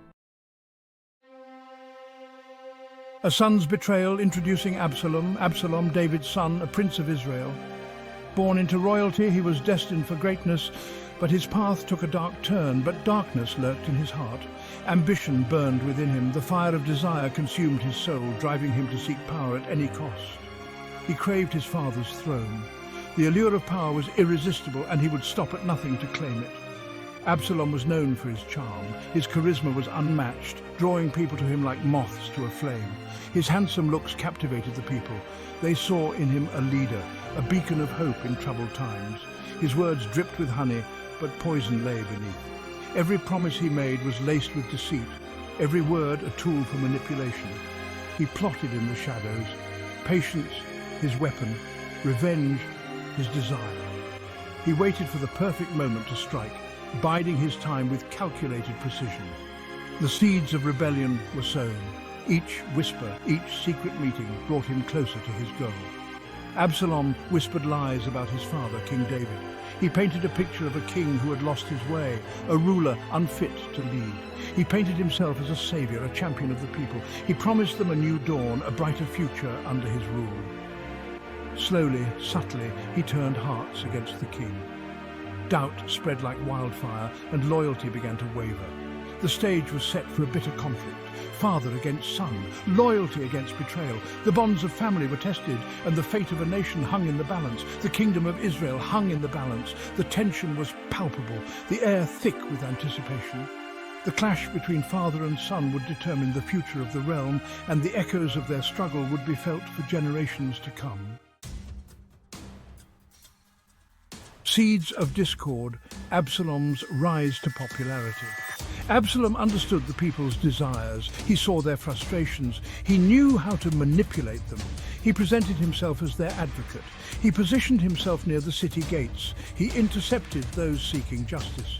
He listened intently to their grievances. Each complaint was fuel to his fire. "Your concerns are valid," he'd say. "If only I were in charge, things would be different." His words struck a chord. They resonated with those hungry for change. Doubt crept into the hearts of the Israelites. Was Absalom right? Was David no longer fit to rule? The seeds of doubt blossomed into whispers of rebellion. The serpent's whisper, Ahithophel's counsel. Ahithophel, David's trusted advisor, joined Absalom's rebellion. His betrayal cut deep. Ahithophel was known for his wisdom. His counsel was prized. Ahithophel saw an opportunity in Absalom's ambition. He saw a chance to seize power. He whispered venomous advice into the young prince's ear. "Strike quickly," he urged. "Take your father's concubines. Show the people you are in control." His words were laced with cunning and cruelty. Absalom, blinded by ambition, heeded the serpent's whisper. He declared himself king. He usurped his father's throne. He plunged the kingdom into chaos. Flight from Jerusalem, David's heartbreak. The city of Jerusalem, once a symbol of strength and unity, now stood as a backdrop to a tale of deep sorrow and betrayal. News of Absalom's treachery reached David. His heart shattered. The son he loved, the son he had raised, had turned against him, seeking to usurp his throne. Betrayal by his own son. The pain was unimaginable, a wound deeper than any physical injury. The weight of it threatened to crush him. Every memory of Absalom's childhood, every moment of fatherly pride, now twisted into a knife of betrayal. David knew he had to act swiftly. The safety of his people, his loyal followers, depended on his decisions. He chose to flee Jerusalem, to avoid bloodshed, to prevent the city he loved from becoming a battlefield, to save his loyal followers, those who had stood by him through thick and thin, through every trial and triumph. It was a decision born of anguish, a choice no father should ever have to make. He walked barefoot, his head covered in ashes, a sign of his deep mourning and repentance. Tears streamed down his face, each tear a testament to his broken heart. Each step was a testament to his grief. The path ahead was uncertain, but his resolve was firm, his kingdom, his family torn apart. The dreams he had for his reign, now in shambles. His loyal followers accompanied him, their faith in him unwavering, even in the face of such adversity. Their faces etched with worry, the uncertainty of their future weighing heavily on their minds. The sound of their weeping filled the air, a chorus of sorrow that echoed through the valleys. They walked into the unknown, their hearts heavy with sorrow. Each step a reminder of the life they left behind and the uncertain future that lay ahead. David ascended the Mount of Olives. His heart ached with each step. He stopped at the summit. He looked back at Jerusalem, his beloved city, now in the clutches of his son. He wept openly, tears of betrayal, tears of loss. His anguish echoed through the hills. His agony was a testament to the depth of his love. Even in his darkest hour, David found strength in his faith. He prayed for God's guidance. He sought solace in the divine embrace, his faith, his anchor in the storm.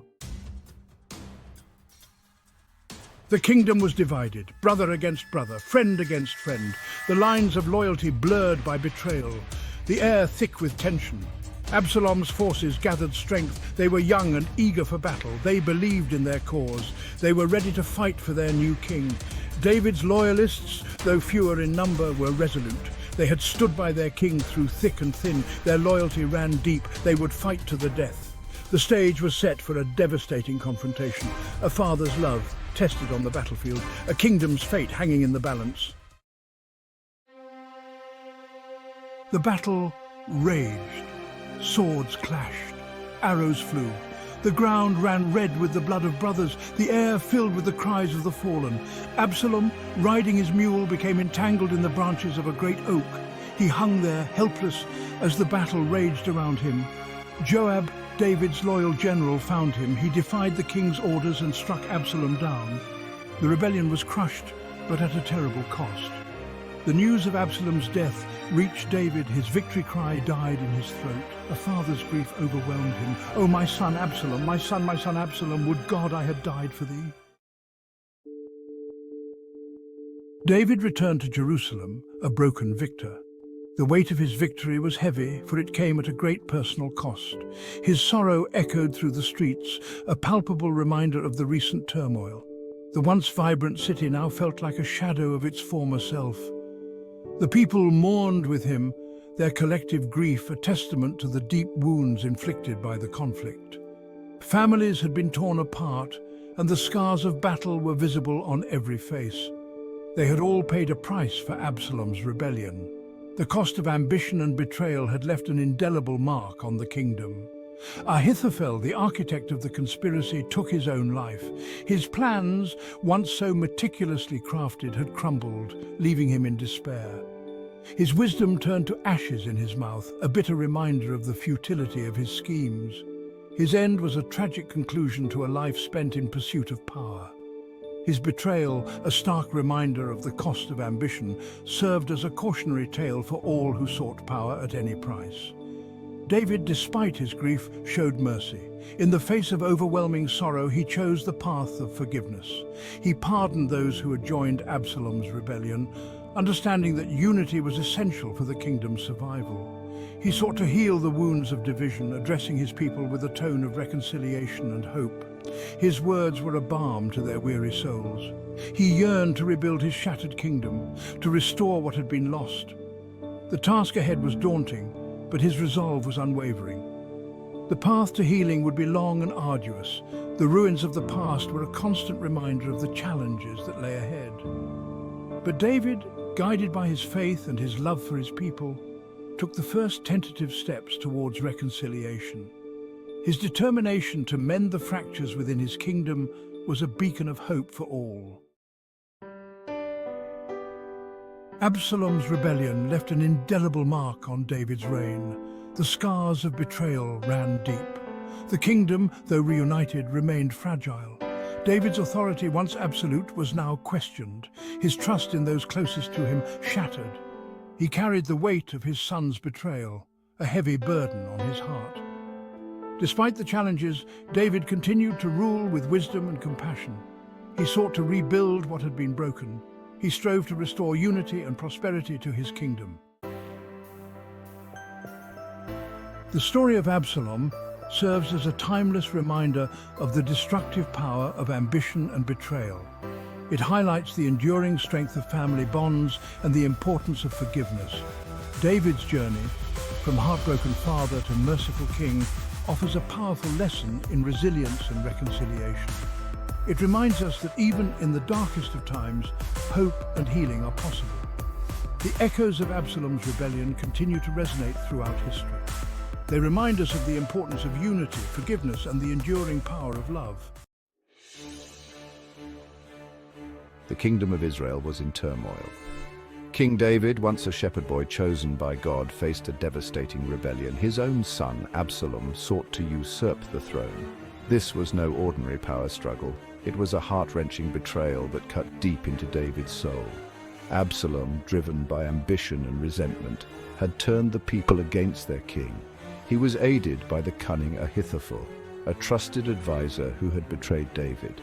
The once united kingdom was now bitterly divided, with father pitted against son, loyalty against treachery. Amidst this chaos, we encounter a cast of characters whose actions and motives would shape the course of events. There was Ziba, a servant caught in the crossfire, and Shimei, a man consumed by anger, and then there was Hushai, a loyal friend who risked everything for his king. These individuals, each with their own desires and fears, played crucial roles in this unfolding drama. Their stories, intertwined with David's plight, offer profound lessons about loyalty, betrayal, and the complexities of human nature. News of Absalom's rebellion spread like wildfire. The once peaceful streets of Jerusalem were now filled with murmurs and whispers, each carrying the weight of impending doom. The people who had once looked up to their king with unwavering faith now found themselves questioning the future of their beloved city. Fear gripped Jerusalem as the whispers of insurrection grew louder. The air was thick with tension, and the once vibrant markets were now shrouded in an eerie silence. Families huddled together, sharing their anxieties and fears, while the city's leaders debated their next move. David, realizing the gravity of the situation, chose a path of humility and retreat. He knew that a battle within the city walls would only lead to unnecessary bloodshed and suffering. The weight of his decision bore heavily on his shoulders, but he was determined to protect his people, even if it meant stepping down from his throne. He would not fight his own son, not in the streets of his beloved city. The memories of his reign, the victories, and the moments of peace flashed before his eyes. Jerusalem was more than just a city, it was a symbol of unity and faith. David could not bear to see it torn apart by civil war. With a heavy heart, David gathered his loyal followers and fled Jerusalem. The exodus was a somber affair, with each step echoing the sorrow and uncertainty that lay ahead. The loyalists, though heartbroken, stood by their king, ready to face whatever challenges the wilderness would bring. It was a painful exodus, a journey marked by uncertainty and danger. The harsh desert winds whipped against their faces, and the scorching sun beat down upon them. Every mile they covered seemed to stretch endlessly, and the once familiar landscapes of Jerusalem faded into distant memories. Every step away from the city was a step closer to the unknown, a plunge into the abyss of betrayal. The path ahead was fraught with peril, and the shadows of doubt loomed large. Yet amidst the uncertainty there was a glimmer of hope, a belief that this journey, though arduous, would lead to redemption. As David and his entourage made their way through the desolate wilderness, they carried with them the weight of their shattered kingdom. The burdens they bore were not just physical, but emotional, each step a reminder of the kingdom they had left behind. The once mighty king now walked as a humble servant, leading his people through the trials of the desert. The king, once a symbol of strength and unity, was now a fugitive in his own land. The crown that once adorned his head was now a distant memory, replaced by the harsh realities of exile. Yet even in his desolation there was a quiet strength, a resolve to face the challenges ahead. His heart ached with the pain of a father betrayed, a king dethroned. The memories of Absalom's childhood, the moments of joy and pride, now seemed like distant dreams. The betrayal cut deep, but David's love for his son remained, a painful reminder of the complexities of the human heart. Yet even in his darkest hour, David clung to his faith. The wilderness, with all its challenges, became a place of reflection and prayer. He sought solace in the divine, believing that his trials were part of a greater plan. The nights were long and filled with contemplation, but his faith remained unshaken. He knew that God was with him, even in the wilderness. The stars above, the vast expanse of the desert, all spoke of a higher power watching over him. David found strength in his belief, a guiding light in the darkest of times. The journey was far from over, but with faith as his compass, he was ready to face whatever lay ahead. He would face the trials ahead with courage and grace, trusting in the Lord's unwavering love. The path was uncertain, the challenges immense, but David's spirit remained unbroken. With each step, he reaffirmed his commitment to his people and his faith, ready to reclaim his destiny and restore the kingdom he loved. As David and his weary companions journeyed eastward, they encountered Ziba, the servant of Mephibosheth, Jonathan's son. The journey had been long and arduous, with the sun beating down on them relentlessly. The sight of Ziba standing by the roadside was both unexpected and intriguing. My lord, I bring provisions for you and your men. These are gifts to ease your burdens and sustain you through the trials ahead. Bread, raisins, wine, and summer fruit to sustain you on your journey. These are humble offerings, but they come from a place of deep respect and loyalty. It was a welcome sight for the weary travelers. Their spirits lifted at the sight of the provisions, and they felt a renewed sense of hope. The journey had taken its toll, and this act of kindness was a much-needed respite. Ziba explained that Mephibosheth had chosen to remain in Jerusalem, hoping to capitalize on the chaos and reclaim his grandfather Saul's throne. He spoke with a tone of urgency, as if the news could not wait another moment. Mephibosheth believes the house of Israel will restore to him the kingdom of his grandfather Saul. He sees this as his opportunity to rise to power amidst the turmoil. This news struck David deeply. Could it be true? The thought of betrayal from someone he had shown such kindness to was almost too much to bear. David's mind raced with questions and doubts. Was Jonathan's son, whom David had shown such kindness, now plotting against him? The bond he had shared with Jonathan made this revelation even more painful. David's heart ached with the possibility of such treachery. Overcome with weariness and grief, David accepted Ziba's explanation without question. His judgment clouded by exhaustion, he chose to believe the words of the servant standing before him. He bestowed upon Ziba all of Mephibosheth's possessions, a reward for his supposed loyalty. The decision was made in haste, driven by a need to find some semblance of control in the chaos. Ziba, with a cunning smile hidden beneath a facade of concern, readily accepted the king's generosity. His eyes gleamed with a hidden agenda, a plan that had unfolded perfectly. But was Ziba's display of loyalty genuine? The question lingered in the air, a shadow of doubt that refused to dissipate. Or was it a calculated move, a shrewd manipulation of a vulnerable king? The layers of deception were thick, and the truth seemed just out of reach. The truth, as with many things in life, remained shrouded in ambiguity, a testament to the complexities of human nature. David's mind was a whirlwind of thoughts, each one more troubling than the last. The line between friend and foe had never been more blurred, and the path ahead was fraught with uncertainty. The road to safety was long and arduous. David and his loyal followers were weary, their feet sore from the relentless journey. The path was fraught with danger, and every step forward felt like a battle against the elements. As David and his men trudged onward, they encountered a man named Shimei, a Benjamite, and a relative of King Saul. Shimei's presence was unexpected, and his demeanor was anything but welcoming. Shimei, consumed by bitterness and resentment towards David, saw this as his opportunity for revenge. His heart was a cauldron of anger, boiling over with every thought of David's rise to power. "You murderer, you usurper," Shimei's voice echoed through the hills, each word a dagger aimed at David's heart. "You are unworthy of the throne." His accusations were relentless, each one more venomous than the last. From the hillside, Shimei hurled insults and curses at David, his words dripping with venom. The air was thick with tension, and every insult felt like a physical blow. He accused David of being a murderer, a usurper, a man unworthy of the throne. Shimei's words were not just accusations, they were a public condemnation of David's character and reign.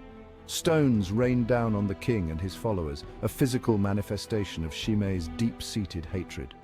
Each stone was a symbol of the animosity that had festered for years. "Take that, David, you deserve every bit of this." Shimei's voice was filled with a twisted sense of satisfaction, as if each insult and stone brought him closer to some form of twisted justice. David's men, outraged by this display of disrespect, were ready to strike Shimei down. Their hands gripped their swords tightly, their eyes burning with the desire to defend their king's honor. But David, with remarkable restraint, stopped them.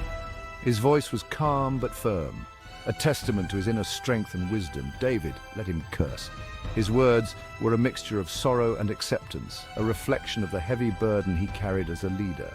Perhaps God has allowed this humiliation as punishment for my past sins. David's introspection was a moment of profound humility, a recognition of his own flaws and the consequences of his actions. Shimei's actions, though reprehensible, served as a stark reminder of the consequences of David's past actions. They were a mirror reflecting the darker chapters of his life, chapters that could not be erased. They highlighted the lingering wounds of betrayal and the deep-seated animosity that still festered within his kingdom. The scene was a microcosm of the larger struggles that plagued David's reign, a reminder that the past was never truly behind him. David's men, though loyal, were conflicted. They respected their king's decision but struggled to understand his restraint. Their loyalty was unwavering, but their hearts were heavy with the desire for retribution. Shimei eventually retreated, his anger momentarily spent, but the impact of his words and actions lingered, a dark cloud over David and his men as they continued their journey. As they moved forward, David's thoughts were a whirlwind of reflection and resolve. He knew that leadership came with its trials, and this was yet another test of his character and faith. The sun began to set, casting a golden hue over the rugged landscape. It was a moment of quiet reflection for David, a chance to gather his strength for the challenges that lay ahead. His men followed, their loyalty unwavering despite the day's events. They were a testament to the bond that held them together, a bond forged through trials and tribulations. David's resolve was strengthened. He knew that the road ahead would be fraught with challenges, but he was determined to face them with the same strength and wisdom that had guided him thus far. And so they continued their journey, each step a testament to their resilience and faith. The road was long, but their spirits were unbroken and their determination unwavering. The weight of betrayal pressed heavily upon David's heart. The curses of Shimei, the news of Mephibosheth's supposed treachery, the rebellion of his own son. It was almost too much to bear. David found himself in a desolate wilderness, surrounded by enemies, both real and perceived. Loneliness gnawed at him. He had lost his city, his throne, and now, it seemed, even the loyalty of those he had trusted. The pain of Absalom's rebellion was amplified by the suspicion that others close to him had also turned against him. Yet, amidst the despair, a glimmer of hope remained. David clung to his faith, finding solace in the knowledge that God was still with him. He poured out his heart to the Lord, seeking guidance and strength in this dark hour. David's resilience in the face of adversity is a testament to the human spirit's capacity for hope and forgiveness. Even in his darkest hour, he refused to succumb to despair, choosing instead to trust in God's unwavering love and justice. The story of Absalom's rebellion against his father, King David, is a timeless tragedy. It's a story of ambition, betrayal, and the devastating consequences of poor choices. At the heart of this drama are four key figures: Absalom, the rebellious son; David, the heartbroken father and king; Ahithophel, a brilliant but ruthless advisor; and Hushai, a loyal friend caught in a web of intrigue. Absalom, driven by a thirst for power, had turned the hearts of many Israelites against his father. David, once a mighty warrior, was forced to flee his own capital city, Jerusalem, his heart heavy with grief and uncertainty. In this time of crisis, both Absalom and David turned to their advisors. Absalom sought the counsel of Ahithophel, known for his cunning mind and strategic brilliance. David, though in exile, still had loyal supporters, one of whom was the wise and trusted Hushai. The fate of a kingdom hung in the balance, and the advice these men offered would shape the destiny of all involved. A wave of bitter satisfaction must have washed over Ahithophel as he looked upon Absalom, now seemingly poised to seize the throne. The cunning advisor, once a trusted confidant of King David, had cast his lot with the rebellion, his wisdom now a weapon aimed at the heart of his former king. Strike quickly. Let me pursue David this very night. We will attack while he is weary and vulnerable, scattering his forces like chaff in the wind. Ahithophel's plan was brutally efficient, a surgical strike designed not just to defeat David, but to utterly crush any hope of resistance. He proposed to take 12,000 men, leaving Absalom to consolidate his power in Jerusalem. The image he painted was vivid, the outcome all but assured. A swift victory, a decisive end to David's reign, and Absalom firmly established on the throne. It was a plan born of ruthless ambition and cold calculation, a strategy that played perfectly to Absalom's impatience and desire for swift retribution. Meanwhile, Hushai, a man known for his unwavering loyalty to David, received a summons to appear before Absalom.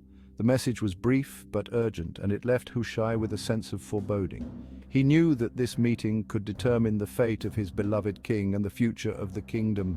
His heart must have pounded in his chest as he entered the rebel camp. The camp was a hive of activity, with soldiers preparing for what seemed like an inevitable confrontation.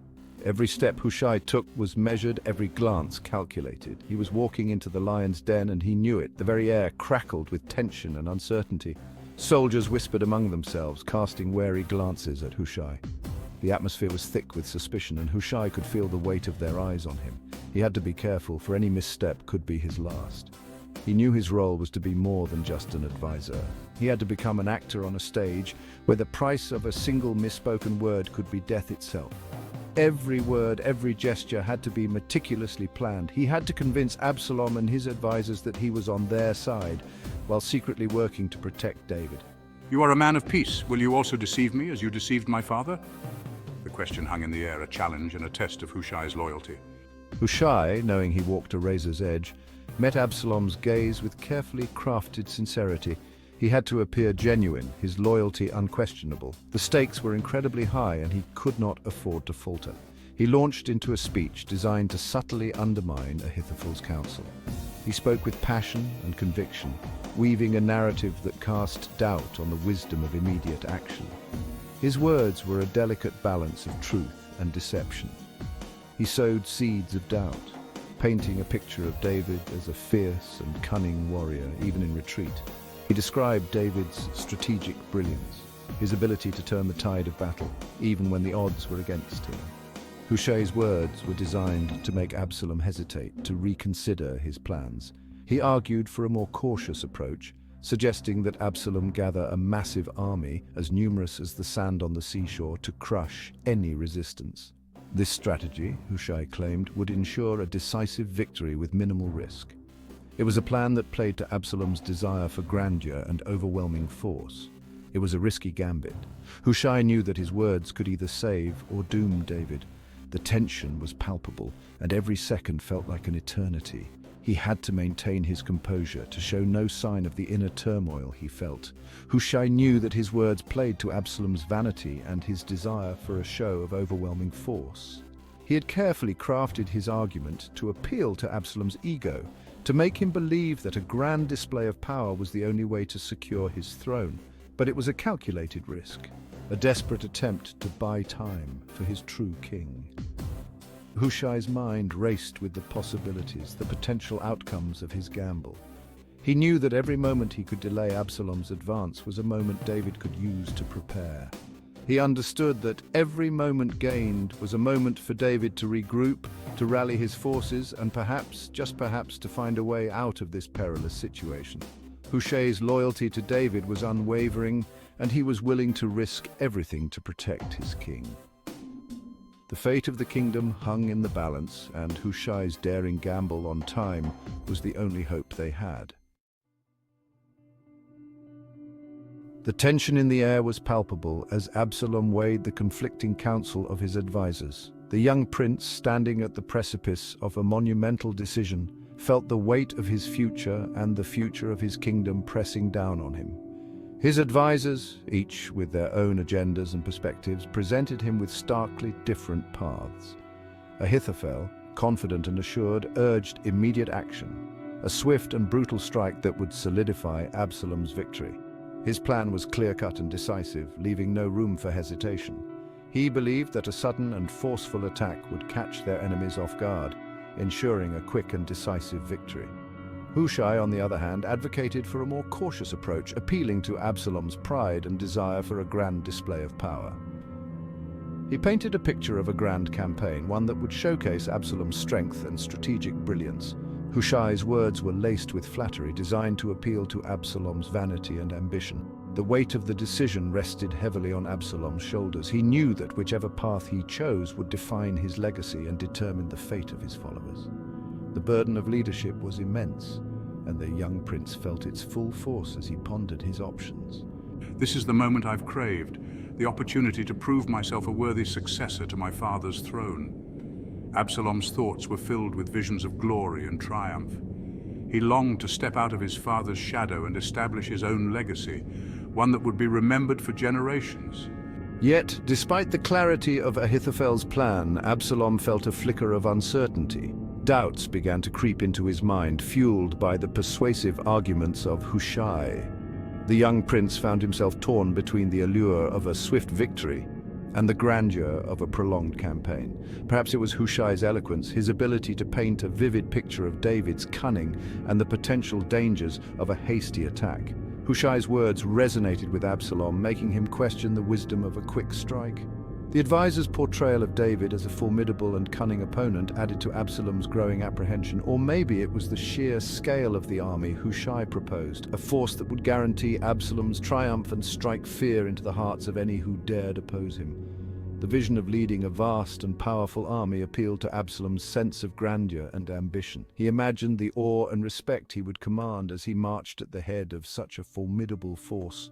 Whatever the reason, Absalom's vanity and desire for overwhelming victory ultimately swayed him.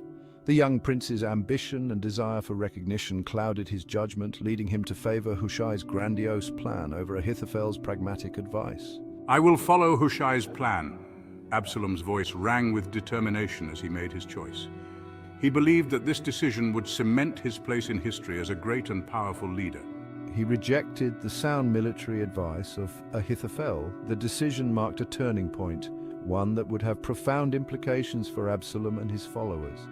By choosing Hushai's plan, Absalom set himself on a path fraught with unforeseen challenges and dangers, and chose instead to follow Hushai's plan, a decision that would have far-reaching and ultimately tragic consequences. The choice to pursue a grand campaign over a swift strike would lead to a series of events that Absalom could never have anticipated.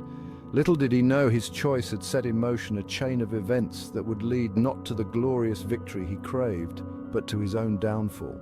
The path he had chosen, driven by vanity and ambition, would ultimately bring about his undoing, leaving a legacy of regret and sorrow. News of Absalom's decision spread quickly, reaching the ears of Jonathan and Ahimaaz, two of David's most loyal supporters. These two men had been steadfast in their loyalty, always ready to risk their lives for their king. They knew that the fate of the kingdom rested on their shoulders, and they were determined not to let David down. They had been stationed near the rebel camp, gathering intelligence and waiting for an opportunity to warn the king. The tension in the air was palpable as they watched the movements of Absalom's forces, knowing that any misstep could lead to their capture and execution. Recognizing the danger of Hushai's plan, for it was a danger disguised as salvation, they knew they had to act swiftly.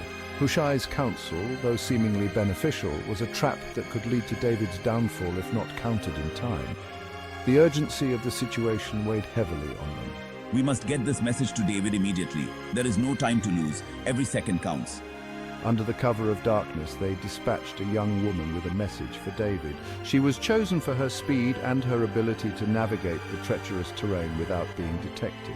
The night was her ally, but also her greatest challenge. It was a perilous journey, fraught with danger at every turn. The forest was dense and the path was filled with obstacles. Wild animals lurked in the shadows and enemy scouts could be anywhere. She had to move swiftly and silently, her heart pounding with every step. The fate of a king, an army, and a nation rested on her young shoulders. She knew the gravity of her mission and the consequences of failure. Her determination was unwavering and her resolve was as strong as steel. I will deliver this message, no matter the cost. I cannot fail. Too much is at stake. The message was clear. Ahithophel's counsel had been rejected and Absalom was gathering a massive army. Delay meant certain defeat. David needed to know that his enemies were mobilizing and he had to prepare for the impending battle. David and his loyal followers had to flee immediately, to cross the Jordan River and seek refuge in the wilderness beyond. The river was their only hope of escape, a natural barrier that could slow down Absalom's forces and give them a chance to regroup. Every moment was precious, every heartbeat a drumbeat of urgency. The tension was almost unbearable. As they prepared to make their escape, the weight of the situation pressed down on them, but they knew they had to keep moving. The race against time had begun. With every step, they moved closer to safety, but also closer to the possibility of being caught. The stakes were higher than ever, and the outcome was uncertain, but they had no choice but to press on, driven by the hope of survival and the determination to protect their king. King David, a man after God's own heart, faced many trials. His journey was marked by both triumphs and tribulations, victories and defeats. He had been a shepherd, a warrior, and a king, always striving to follow the path laid out for him by the divine. Yet despite his unwavering faith and dedication, he was not immune to the challenges that life would throw his way. He had battled giants and enemies, but nothing prepared him for the storm within his own household. The external battles were fierce, but the internal strife was even more devastating. The kingdom he had fought so hard to protect was now at risk from within, as the seeds of discord began to take root in his own family. Driven by ambition, I sowed seeds of discord among the Israelites. My actions were calculated, each move designed to undermine the stability of my father's reign. I spoke to the people, planting doubts and fostering discontent. I knew that to achieve my goals, I needed to turn the hearts of the people against their king. Absalom, his son, a prince of charm and charisma, plotted against him. He was not just any son, he was a figure who commanded attention and respect. His charm was his weapon, and he wielded it with precision. He knew that to gain power, he needed to win the people's favor, and he did so with a calculated grace. He exploited grievances, turning hearts against his father. Absalom listened to the people's complaints, their frustrations, and their desires for change. He presented himself as the solution to their problems, the leader who would bring about the justice and prosperity they longed for. His words were like honey, sweet and enticing, drawing the people closer to his cause. My rebellion was a slow, simmering resentment.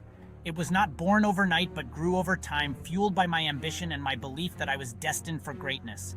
I watched and waited, biding my time, knowing that the moment would come when I could strike and claim what I believed was rightfully mine. I yearned for the throne, believing it was mine. The desire for power consumed me, driving me to take actions that I knew would lead to conflict. I saw the throne as my destiny, a symbol of the greatness I was meant to achieve. My ambition blinded me to the consequences of my actions, and I pressed forward with unwavering determination. Absalom played the part of a compassionate leader, undermining David's authority. He presented himself as a man of the people, someone who understood their struggles and was committed to making their lives better. His charisma and charm won him many followers, and his influence grew with each passing day.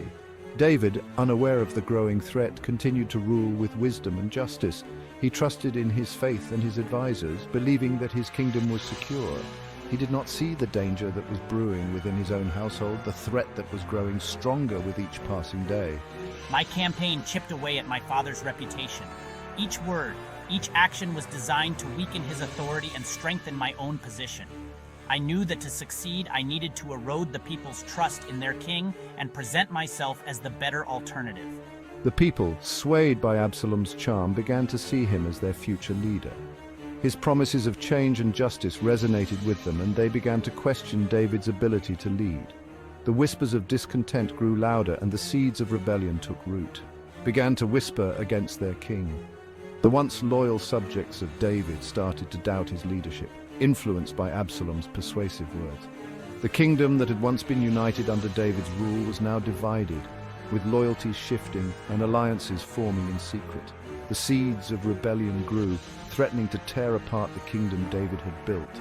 What started as a few whispers and doubts had now become a full-blown movement, challenging the very foundation of David's reign. The kingdom stood on the brink of civil war, with father and son pitted against each other in a battle for power and control. Absalom's rebellion gained momentum, spreading like wildfire across the land. He began raising an army from every tribe of Israel, uniting warriors from diverse backgrounds under a single cause.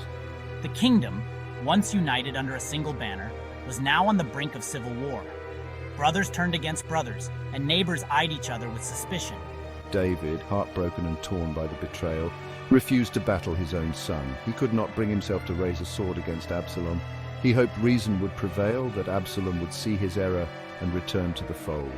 David believed in the power of forgiveness and reconciliation.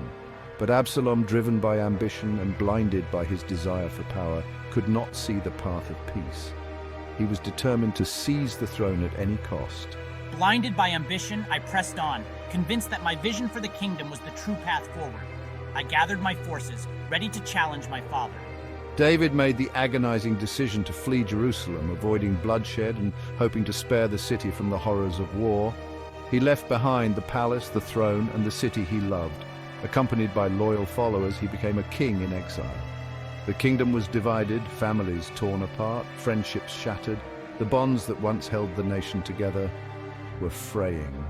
The prospect of a father battling his son became a devastating reality. The battlefield was set, and the clash between David and Absalom loomed large. The nation teetered on the edge of destruction, with cities and villages caught in the crossfire. The once prosperous land was now a war-torn landscape, filled with sorrow and despair.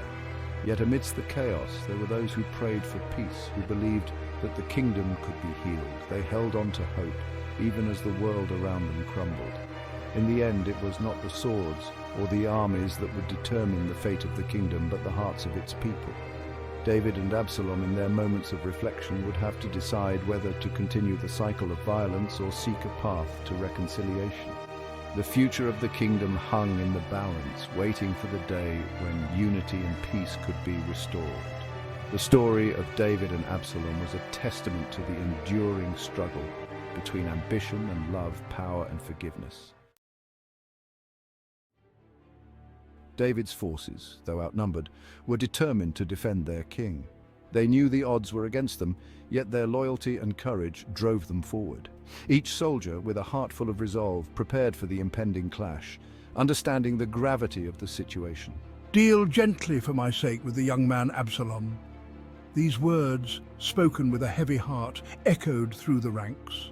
The king's plea was not just a command, but a desperate wish from a father torn between duty and love. His words revealed his deep conflict. David's heart was a battlefield of its own. Torn between his responsibilities as a king and his love for his son, the anguish in his voice was palpable, a reflection of the turmoil within. The armies clashed in the forest of Ephraim. The dense woods became a theater of war where every tree and shadow could hide an enemy. The sounds of battle echoed through the forest, a symphony of chaos and destruction. David, though miles away, felt the weight of the conflict. He could almost hear the distant cries and clash of swords, each sound a reminder of the stakes. His mind was a whirlwind of fear and hope, each moment stretching into an eternity. The battle raged, a chaotic dance of death. Soldiers fought with a ferocity born of desperation, each one knowing that their lives and the fate of their kingdom hung in the balance. The forest floor was soon littered with the fallen. Each life lost a heavy toll on the king's heart. Each fallen soldier added to David's burden. The weight of every life lost pressed down on him, a constant reminder of the cost of this conflict. The battlefield was a grim testament to the price of war, each casualty a silent witness to the king's sorrow. The fate of his kingdom, the future of his people and the legacy of his reign were all at stake. The sun setting over the kingdom cast long shadows, mirroring the uncertainty that loomed over David's heart. And his son hung in the balance. The king's thoughts were consumed by Absalom, his beloved son, now turned adversary. The conflict was not just a battle for the throne, but a personal struggle that tore at the very fabric of his being. As the sun set, David paced restlessly, dreading the messenger's arrival. Each step echoed his anxiety, the silence of the room amplifying his fears. He knew that the news could bring either relief or despair, and the uncertainty was unbearable. He yearned for news, yet feared the outcome. The wait was torturous, each passing moment a reminder of the stakes. David's heart was heavy with anticipation, his mind racing with possibilities, each one more dreadful than the last. Absalom, riding furiously, found himself trapped, his long hair tangled in the branches of a mighty oak. Once close to seizing the throne, I hung helpless. The sight of Absalom dangling from the oak struck fear into his followers. Their resolve shattered, panic spread through their ranks. The tide of battle shifted. David's forces pressed their attack with renewed vigor. The rebels, demoralized and leaderless, were no match for Joab's army. The forest echoed with the sounds of defeat. The battle was over. Joab, a seasoned warrior, saw Absalom hanging helpless. The king's command was clear: spare the young man's life. But Joab, driven by his own sense of justice, saw an opportunity. He struck down Absalom, delivering fatal blows. Absalom's rebellion ended with his dying breath. Joab's actions, though decisive, violated the king's command. He believed he was saving David from further heartache. The news of Absalom's death spread through the ranks. For David's forces, it was a victory stained with the blood of the king's son. A lone rider approached the city gates with news from the battlefield. He was ushered into the king's presence. "Is the young man Absalom safe?" David's voice trembled with emotion. The messenger hesitated, knowing the weight of his words. "May the enemies of my lord the king be like that young man." The news struck David like a physical blow. He staggered back, his face ashen with grief. The confirmation of his son's death shattered his last vestiges of hope. David's composure crumbled. He stumbled through the chamber, his cries echoing through the palace. "Oh, my son Absalom, my son Absalom!" His words were raw, filled with a father's grief. He had lost a son to the consequences of ambition. The guilt and remorse threatened to consume him. Those who witnessed his grief were stunned into silence. They had seen their king face countless dangers, but this was different. It was the sound of a heart breaking. David's lament became a haunting melody of sorrow. David's grief did not blind him to his responsibilities. He knew his kingdom needed him now more than ever. He had to set aside his personal sorrow. The rebellion had been quelled, but the kingdom was still fragile. My heart is heavy, but I must lead my people. The sight of their king, sorrowful yet resolute, stirred the Israelites. They saw in him a fellow human who had endured loss. David's leadership was rooted in his humanity and empathy. He bore the burdens of his people alongside his own. The story of Absalom is a profound exploration of loyalty. Absalom's betrayal cut deep, violating the bond between father and son. My love for Absalom never wavered. Absalom's rebellion was a rejection of that love. The story also highlights the loyalty of those who stood by David. Though flawed, I remained steadfast in my devotion. Loyalty shaped the narrative of David's reign. It was a force that could unite and divide. It brought both great joy and unbearable pain. The story of Absalom is a tragedy of ambition and betrayal. Absalom's thirst for power blinded him to his father's love.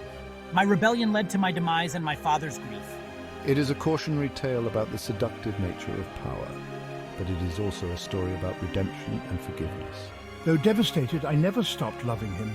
The story of Absalom resonates with themes throughout history. It speaks to the human condition and our struggles. It is a story of conflict and loss.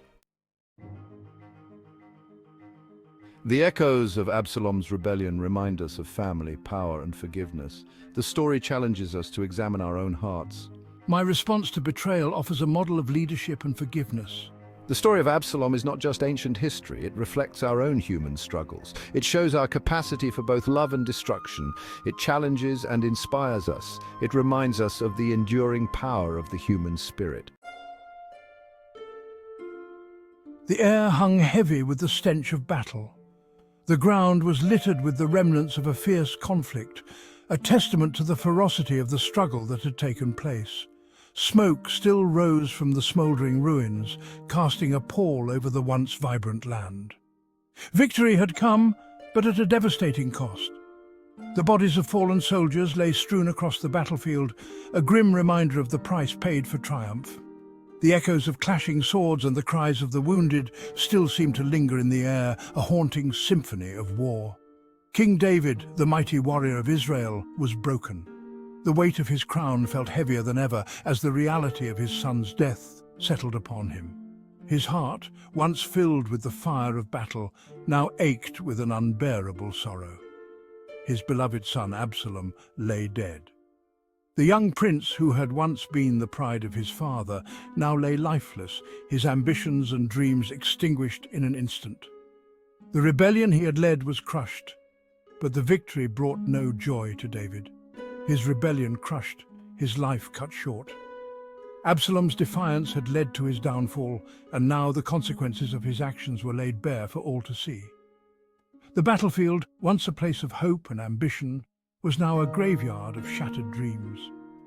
David, a man after God's own heart, was a man of war, a man of strength. He had faced countless enemies and emerged victorious, his name revered throughout the land. Yet, in this moment of personal loss, his strength seemed to wane, his spirit crushed by the weight of his grief. Yet, in this moment, he was but a father consumed by grief. The mighty king, who had led his people through countless trials, was now a broken man, mourning the loss of his son. His royal garments felt like a shroud, a constant reminder of the responsibilities he bore, even in his sorrow. The news of victory brought him no solace, only a gut-wrenching cry, "Oh, my son Absalom, my son Absalom, would I had died instead of you!" His lament echoed through the halls of his palace, a raw and unfiltered expression of his anguish. The walls that had once witnessed his triumphs now bore silent witness to his deepest sorrow. The weight of his sorrow pressed down on him, threatening to crush his spirit. Each breath felt like a struggle, each moment a reminder of the son he had lost. The king's heart, once filled with the fire of battle, now felt cold and empty. Consumed by an all-encompassing grief, his cries echoed through the city, a stark reminder of the cost of rebellion, the pain of a father's love.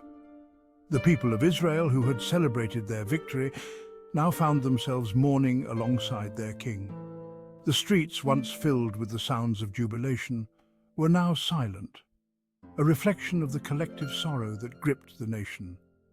The kingdom rejoiced in their victory, yet their cheers were muted, silenced by the raw grief of their king.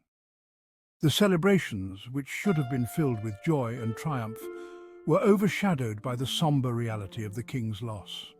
The people who had looked to David for strength and guidance now saw a man broken by the weight of his sorrow. David's lament was a poignant reminder of the human cost of conflict. The king's grief was not just a personal loss, but a reflection of the pain and suffering that war brings to all who are touched by it. His sorrow was a testament to the enduring bond between a father and his son, a bond that even death could not sever. Even in victory there was loss. The survivors of the battle, who had fought bravely for their king, now found themselves mourning the loss of their comrades. The battlefield, once a place of glory and honor, was now a somber reminder of the sacrifices made in the name of victory. Even in triumph, there was heartbreak. The warriors, who had fought with all their might, now found themselves grappling with the conflicting emotions of victory and loss. The joy of triumph was tempered by the sorrow of those who had fallen, a stark reminder of the true cost of war. The king's grief was a raw, unfiltered expression of love and loss, a testament to the enduring bond between a father and his son. In his sorrow, David's humanity shone through, a reminder that even the mightiest of kings are not immune to the pain of loss. His lament was a powerful expression of the love he bore for his son, a love that transcended even the boundaries of life and death. News of David's grief spread like wildfire through the ranks. His soldiers, battle-hardened and victorious, were bewildered. Their king, the man who had led them to countless victories, was inconsolable, lost in his sorrow. Whispers turned to murmurs, discontent began to brew. Had their king forgotten their sacrifice? Did he not value their loyalty, their blood shed on the battlefield? Their victory felt hollow, their triumph overshadowed by the king's overwhelming grief. The seeds of discord found fertile ground in the hearts of some. They had risked their lives for David, yet he seemed oblivious to their sacrifices, lost in his personal tragedy. Their unease, their resentment, threatened to unravel the very fabric of the kingdom, to undo the victory they had so dearly won. David's public display of grief, though genuine and heartfelt, had unintended consequences. It created a rift between the king and his people, a chasm of misunderstanding that threatened to widen with each passing moment. The kingdom held its breath, uncertain of what the future held. Joab, David's loyal general, a man of action and few words, recognized the danger. He was a seasoned warrior, a man who had seen countless battles and understood the delicate balance of power and morale within an army. He saw the growing discontent among the troops, the seeds of rebellion taking root. The soldiers, weary from constant warfare and sensing their leader's distraction, began to murmur among themselves. Their loyalty was waning, and Joab knew that without swift action the situation could spiral out of control. He knew he had to act, to shake David from his grief, to remind him of his duty. Joab was not one to shy away from difficult conversations, especially when the fate of the kingdom was at stake. He spent hours contemplating his approach, knowing that his words needed to pierce through the fog of sorrow that enveloped the king. He approached the king, his words blunt, his tone unyielding. Joab's heart pounded as he entered David's chambers, but his resolve was firm. He had to make David understand the gravity of the situation. "You have covered with shame the faces of all your servants," he declared, "who today have saved your life." His voice was steady, each word carefully chosen to cut through the king's grief. Joab's eyes bore into David's, willing him to grasp the urgency of the moment. Joab held nothing back, his words a slap in the face of the grieving king. He spoke of the soldiers' sacrifices, the blood spilled on the battlefield. and the loyalty that was now being questioned. His words were harsh, but they were necessary. He reminded David of the sacrifices made, the lives lost in his defense. The fallen soldiers had given everything for their king, and now their memory was being tarnished by David's inaction. Joab's voice softened slightly as he spoke of the comrades they had lost, but his message remained clear. He challenged the king's priorities, forcing him to see beyond his personal grief to the needs of his kingdom. Joab's words were a stark reminder that a king's duty was to his people first and foremost. The kingdom needed a leader, not a mourner. Joab's words, though harsh, were a necessary intervention, a desperate plea for leadership. He knew that if David did not rise to the occasion, the kingdom could fall into chaos. Joab's loyalty to David was unwavering, but his loyalty to the kingdom was even greater. David, jolted by Joab's rebuke, began to see the error of his ways. The fog of grief began to lift, and he saw the situation with new clarity. Joab's words echoed in his mind, each one a painful but necessary truth. His prolonged grief, his public display of sorrow, had blinded him to the needs of his people. David realized that his actions had not only affected him, but had also cast a shadow over his entire kingdom. The people looked to him for strength and guidance, and he had let them down. He had allowed his personal pain to overshadow his duty as king, his responsibility to the nation that depended on him. With a renewed sense of purpose, David resolved to honor the sacrifices of his soldiers by leading his people with the strength and wisdom they deserved. Joab's bold challenge had reignited the fire within him, and he was ready to reclaim his role as the leader of his people. Section 4, The Long Road Home, a return marred by unease. Shaken by Joab's words, David roused himself from the depths of his despair. The weight of his son's rebellion and the subsequent loss had left him in a state of profound grief. Yet he knew that his duty as a king could not be neglected. The kingdom needed him now more than ever. He knew he had to return to Jerusalem, to reclaim his throne, to heal the wounds of division within his kingdom. The city, with its ancient walls and storied past, awaited his return. It was not just a physical journey, but a symbolic one, representing the restoration of order and stability. The journey back was long, fraught with uncertainty. The rugged landscape mirrored the tumultuous state of his heart and the kingdom. Each step he took was heavy with the weight of responsibility and the hope of reconciliation. The road was dusty and arduous, a testament to the challenges that lay ahead. The cheers that greeted him were hesitant, laced with a mixture of relief and resentment. The people, though glad to see their king return, could not easily forget the recent turmoil. Their faces reflected a complex tapestry of emotions: hope, fear, relief, and lingering doubt. The memory of Absalom's rebellion was still fresh, the kingdom still reeling from the brink of civil war.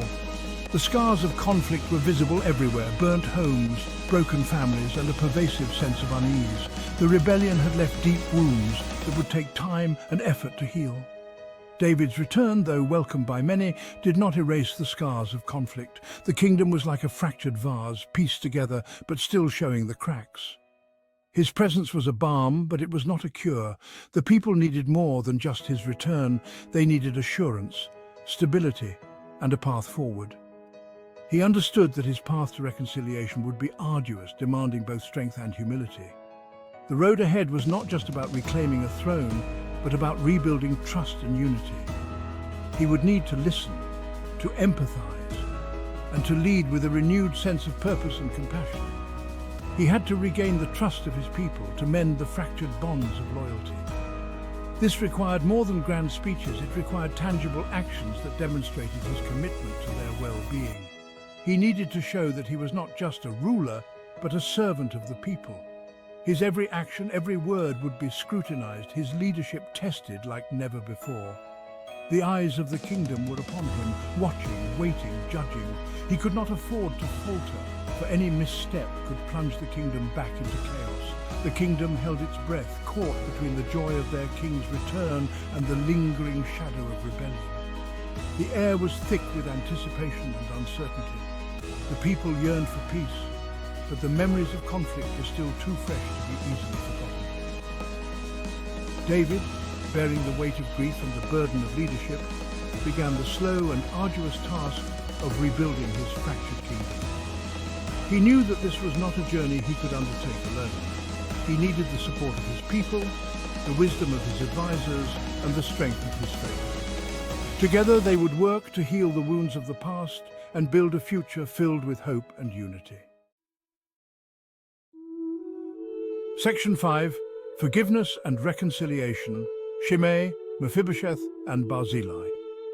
David's journey back to Jerusalem was punctuated by encounters that tested his capacity for forgiveness and reconciliation. Shimei, a man who had cursed him during his flight from Absalom, came begging for mercy. David, demonstrating remarkable grace, pardoned him. He also showed compassion to Mephibosheth, his grandson who had been falsely accused of treachery. Despite the accusations, David restored Mephibosheth's inheritance, demonstrating his commitment to justice and mercy. Then there was Barzillai, the elderly Gileadite who had generously provided for David during his time of need. David offered Barzillai a place of honor in his court, but Barzillai, with wisdom and humility, declined, recognizing that his season of service had passed. These encounters, each unique and significant, revealed David's character, his willingness to forgive, to show mercy, to extend grace even to those who had wronged him. His actions served as a powerful example for a kingdom yearning for healing and reconciliation. The kingdom was healing. The people, weary from the turmoil, were beginning to rebuild their lives. The air was filled with a sense of cautious optimism as families and communities came together to mend what had been broken. Scars remained from Absalom's revolt. The land bore the marks of battle, and the memories of conflict were still fresh in the minds of the people. The wounds, both physical and emotional, were deep, and the process of healing was slow and painful. David, weary but resolute, returned to Jerusalem. His heart was heavy with the weight of leadership and the losses he had endured. Yet his determination to restore peace and stability to his kingdom never wavered. A fragile peace settled, a peace easily shattered. The city, though calm on the surface, was like a pot ready to boil over. The tension was palpable, and everyone knew that it would take only a spark to ignite the flames of conflict once more. From the shadows, a figure emerged. This figure, cloaked in mystery, moved with a purpose that was both unsettling and intriguing. His presence was a harbinger of the turmoil that was to come. Sheba, a Benjamite, a man of ambition and cunning. His eyes gleamed with the fire of ambition, and his mind was a labyrinth of schemes and plots. He saw opportunities where others saw only obstacles. He saw not a kingdom united, but one fractured, ripe for the taking. The divisions within the land were like cracks in a wall, and Sheba was determined to exploit them to his advantage. He whispered promises of a return to glory, a time before David. His words were like honey, sweet and enticing, drawing people in with the promise of a better future. Sheba, with a serpent's tongue, sowed discontent. His voice was a weapon, sharp and deadly, cutting through the fragile peace like a knife. He appealed to old grievances, fanning the flames of resentment. He spoke of past injustices and unfulfilled promises, stirring up the anger and frustration that lay just beneath the surface. His words found fertile ground in the hearts of those still nursing wounds from the recent conflict. The people, still raw from their experiences, were easily swayed by Sheba's rhetoric. David, the once unquestioned king, was now a target. His authority, once absolute, was now being challenged by a man who saw an opportunity to seize power. The stage was set for a new conflict, one that would test the very fabric of the kingdom. Sheba's rebellion spread like wildfire. He offered a compelling narrative. David, the hero, had become a tyrant. The Israelites, weary of war, were easily swayed. They yearned for a simpler time. Sheba promised them that. His rebellion was not just a challenge to David's throne, it was a challenge to his legacy. The Israelites, their loyalty wavering, flocked to Sheba's banner. David, once revered, was now denounced. The kingdom, so recently reunited, was on the brink of another civil war. The situation was dire. News of Sheba's rebellion reached David. Betrayal cut deep. He had fought for all of Israel, Yet now they turned against him. But amidst the darkness, a beacon of hope remained. Judah, David's own tribe, stood by him. Their loyalty was unwavering. They had not forgotten David's leadership, his victories. David, heartened by Judah's loyalty, rallied his forces. He appointed Amasa, a skilled general, to quell the rebellion. The stage was set for a confrontation that would determine the fate of Israel. Amasa prepared for war, but Joab, David's loyal general, shadowed him. Joab, a man of action, saw Amasa's appointment as a threat. He had served David faithfully, ruthlessly. He would not be replaced. As Amasa assembled the army, Joab approached him, a sinister glint in his eyes. With a swift, brutal stroke, Joab killed Amasa. Loyalty for Joab meant eliminating any threat to David, even a perceived one. He assumed command, his loyalty unquestioned, his methods brutal. Section 5, trapped in Abel-Beth-Maachah, a city under siege. Sheba, with his growing army, sought refuge in Abel-Beth-Maachah, a fortified city.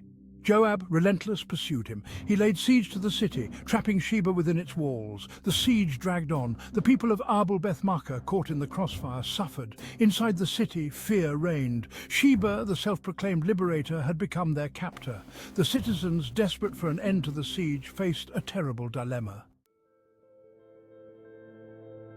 She saw the suffering of her people, the futility of Sheba's rebellion. The streets were filled with despair, and the cries of the innocent echoed through the air. The rebellion had brought nothing but pain and sorrow to the once peaceful city. A wise woman, observing the unfolding tragedy from the city walls, knew she had to act. She could not stand idly by while her people suffered. The weight of responsibility pressed heavily on her shoulders, and she felt a deep sense of duty to protect her city. Section 6. Wisdom's voice, a mother's plea. Her voice, filled with wisdom and compassion, resonated with those who heard it. She was not just a mother, but a leader, a beacon of hope in these dark times. She appealed to his reason, his sense of justice. She spoke of the lives that could be saved, the future that could be secured if only he would listen. Her words were a plea for peace, a call to end the senseless violence. She approached Joab, her voice calm amidst the chaos. Her demeanor was composed, her resolve unshakable. She knew that this was her moment to make a difference, to change the course of events. She reminded him that Abel-Beth-Maachah was a city of Israel, not an enemy to be destroyed. It was a place of heritage, of culture, and of innocent lives. Her words painted a picture of the city's significance, urging Joab to reconsider his actions. She proposed a solution hand over Sheba, the cause of the conflict, and Joab would spare the city. Her proposal was a beacon of hope, a chance to end the bloodshed and restore peace. Sheba's rebellion had brought enough suffering, and it was time for it to end. Her plea was not just for her city, but for the future of all who lived within its walls. Section 7. The Fall of Sheba, Justice and Its Price. The city elders, desperate to end the siege, agreed to the wise woman's proposal. They saw Sheba for what he was, a pretender who had brought only destruction. They seized him, ending his short-lived rebellion. Sheba's head was thrown over the city walls, a grim trophy for Joab. The siege is lifted, Abel-Beth-Maachah is spared, but the cost of peace was high. Sheba's rebellion, fueled by ambition and discontent, had ended in bloodshed.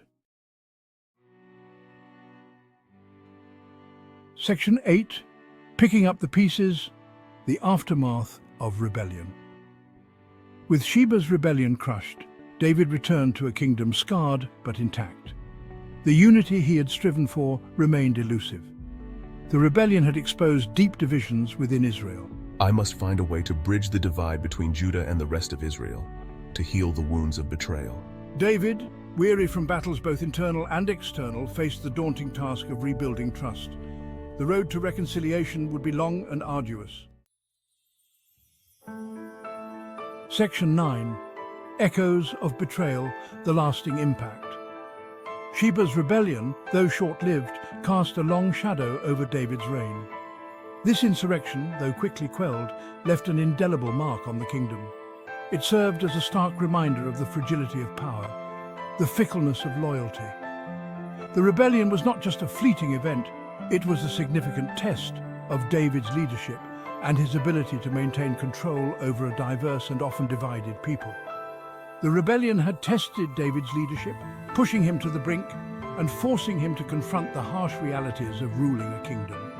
It also tested his faith in his people, revealing the underlying tensions and the potential for discord within his own ranks. It has exposed the ruthlessness of those closest to me, like Joab, whose loyalty was a double-edged sword. Joab's actions, though intended to protect the kingdom, often crossed the line into brutality, who are willing to commit terrible acts in the name of loyalty. This ruthlessness was a stark reminder of the lengths to which some would go to secure their position and power. The echoes of betrayal will continue to haunt David.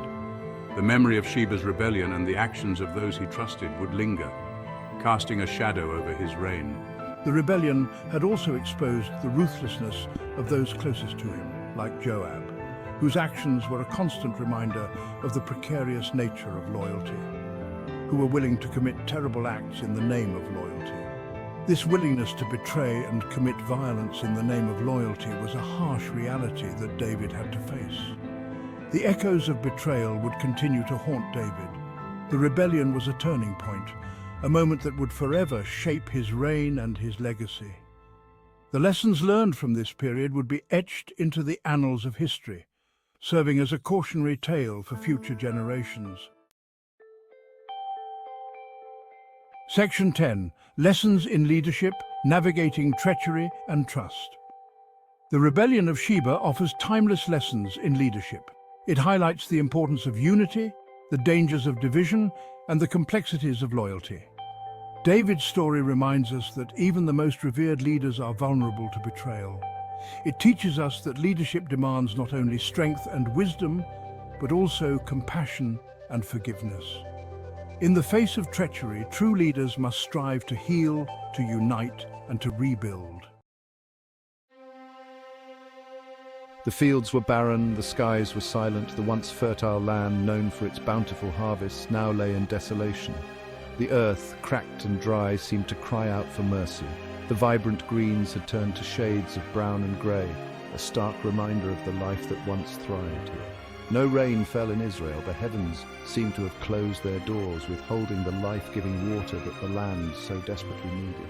The clouds, once heavy with promise, had vanished, leaving behind an endless expanse of blue emptiness. For 3 long years, the land endured a relentless famine. People were hungry, children were weak. The granaries, once overflowing with grain, now stood empty and abandoned. The cries of the hungry echoed through the villages, a haunting reminder of the suffering that had befallen them. Desperation gripped the hearts of the Israelites. Families huddled together, their faces etched with worry and fear. Mothers clutched their children, trying to shield them from the harsh reality of their plight. Fathers, once providers, now felt helpless in the face of such overwhelming need. Their king, David, a man after God's own heart, was deeply troubled. He walked among his people, witnessing their suffering firsthand. The weight of their despair pressed heavily upon him, and he knew he had to seek divine intervention. He sought the face of God, desperate for answers. In the quiet of the night, he knelt in prayer, his heart heavy with the burden of his people's suffering. He pleaded for guidance, for a way to end the famine and bring relief to the land. "Why this suffering?" he cried out. What had they done to deserve such a harsh punishment?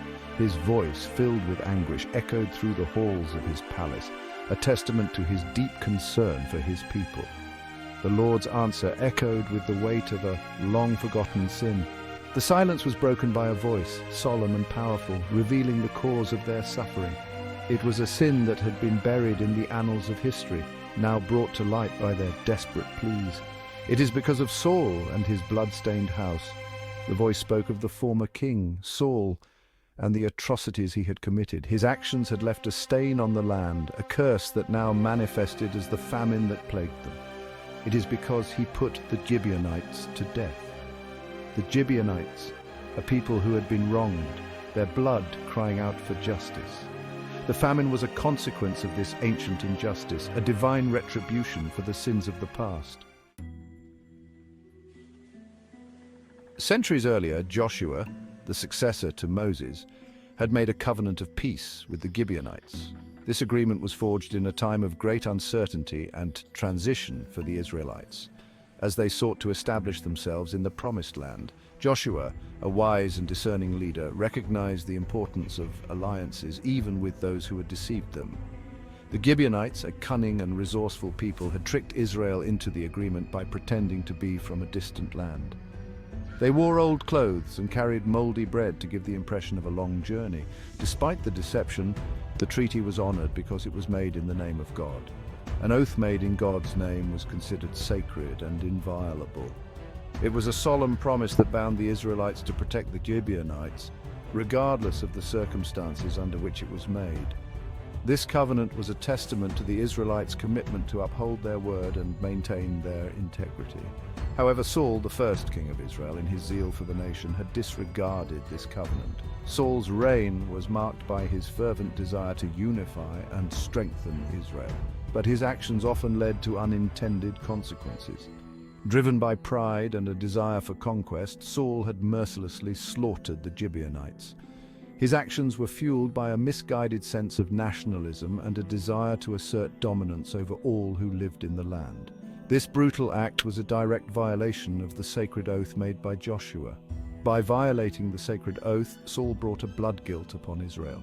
This blood guilt was a serious offense in biblical times, as it represented a breach of trust and a failure to honor a commitment made before God. The consequences of such a sin were severe and far-reaching. Now, years later, the consequences of Saul's sin had returned to haunt the land. The once prosperous and fertile land of Israel was now plagued by famine. The people suffered, and the land lay barren, a stark reminder of the cost of breaking a sacred covenant. The famine was a stark reminder that God's justice, though sometimes delayed, is never denied. The land's suffering was a manifestation of divine retribution, a call for the people to remember their commitments and the sanctity of their oaths. It was a lesson that the actions of one leader could have lasting repercussions for an entire nation, and that the divine justice of God would ultimately prevail. The Gibeonites, though wronged, were not interested in revenge. They understood the principle of justice. They approached King David with a heavy heart. They weren't seeking riches or land. They wanted atonement. They wanted the guilt of Saul's sin to be cleansed. They asked for 7 of Saul's descendants to be handed over to them for justice to be served. David, bound by his respect for God's law and his desire to see the famine end, agreed to their request. He chose 7 of Saul's sons and grandsons. Among those chosen were 2 sons of Saul's concubine, Rizpah, a woman thrust into the background of a royal drama not of her making. Imagine her grief, a mother forced to witness the consequences of a sin she did not commit. Rizpah, a woman of strength and resilience, found herself in a situation where her voice was silenced, her pain overlooked. Her sons, innocent and unaware of the political machinations around them, were caught in a web of retribution and vengeance. Her sons, caught in the crossfire of a past they did not choose, were now pawns in a game of atonement. The weight of their fate bore heavily on Rizpah's heart, a heart already burdened by the loss of her status and security. They were given over to the Gibeonites, a people seeking justice for wrongs committed against them. The Gibeonites, wronged by Saul, demanded a price, and it was Rizpah's sons who were chosen to pay it. The decision was made, and there was no turning back. The 7 descendants of Saul were hanged on a hill before the Lord. This act, meant to appease the anger of the Gibeonites and bring an end to a famine, was a brutal reminder of the cost of sin and the lengths to which people would go to seek retribution. Their deaths, a tragic echo of Saul's own demise, reverberated through the land. The once mighty king who had fallen from grace now saw his lineage suffer the consequences of his actions. The echoes of his choices rippled through time, affecting even those who had no part in his sins. This served as a stark reminder of the enduring consequences of sin. The land, once vibrant and full of life, now seemed to hold its breath, waiting for a sign that the atonement had been accepted, that the suffering had not been in vain. The land watched, holding its breath, as if it too felt the weight of the tragedy that had unfolded. The hills and valleys, silent witnesses to the sorrow and pain, seemed to mourn with Rizpah, waiting for a sign from God. The sky, dramatic and foreboding, mirrored the turmoil in Rizpah's heart. She stood vigil over her sons, refusing to let their bodies be desecrated by animals or the elements, a testament to her enduring love and strength. Her actions, a silent plea for justice and mercy, resonated through the ages, a poignant reminder of the price of atonement. Rizpah, consumed by grief but not by despair, refused to let her sons be forgotten. She took upon herself a vigil of unimaginable sorrow. She sat on that desolate hill beneath the scorching sun and the chilling night, guarding the bodies of her sons from vultures and wild animals. Her love, fierce and unwavering, became a silent testament to a mother's unwavering devotion.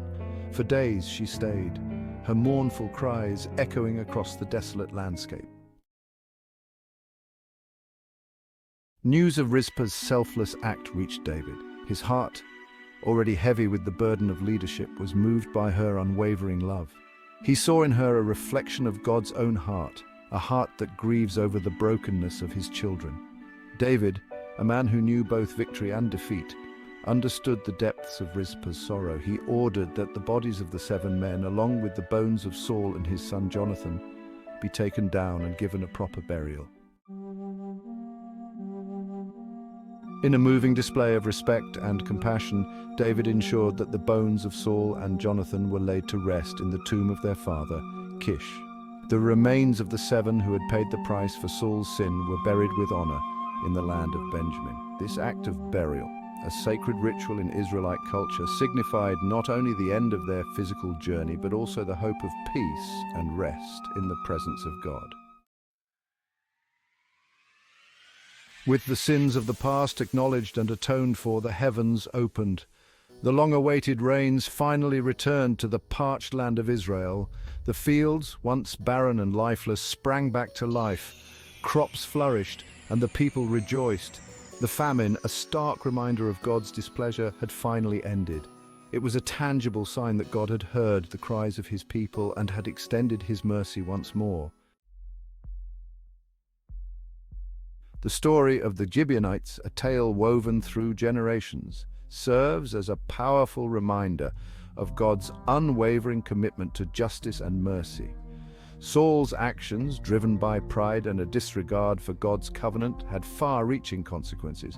Yet even in the midst of judgment, God's mercy shines through. Rizpah's unwavering devotion to her sons, David's compassion, and the ultimate resolution of the famine all point to a God who is both just and merciful. The story of the Gibeonites' vengeance is not just an ancient tale, it's a mirror reflecting timeless truths.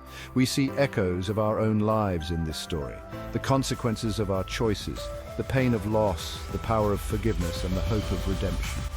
It reminds us that God is a God who keeps his promises, who hears the cries of his people, and who offers forgiveness and restoration even in the face of tragedy.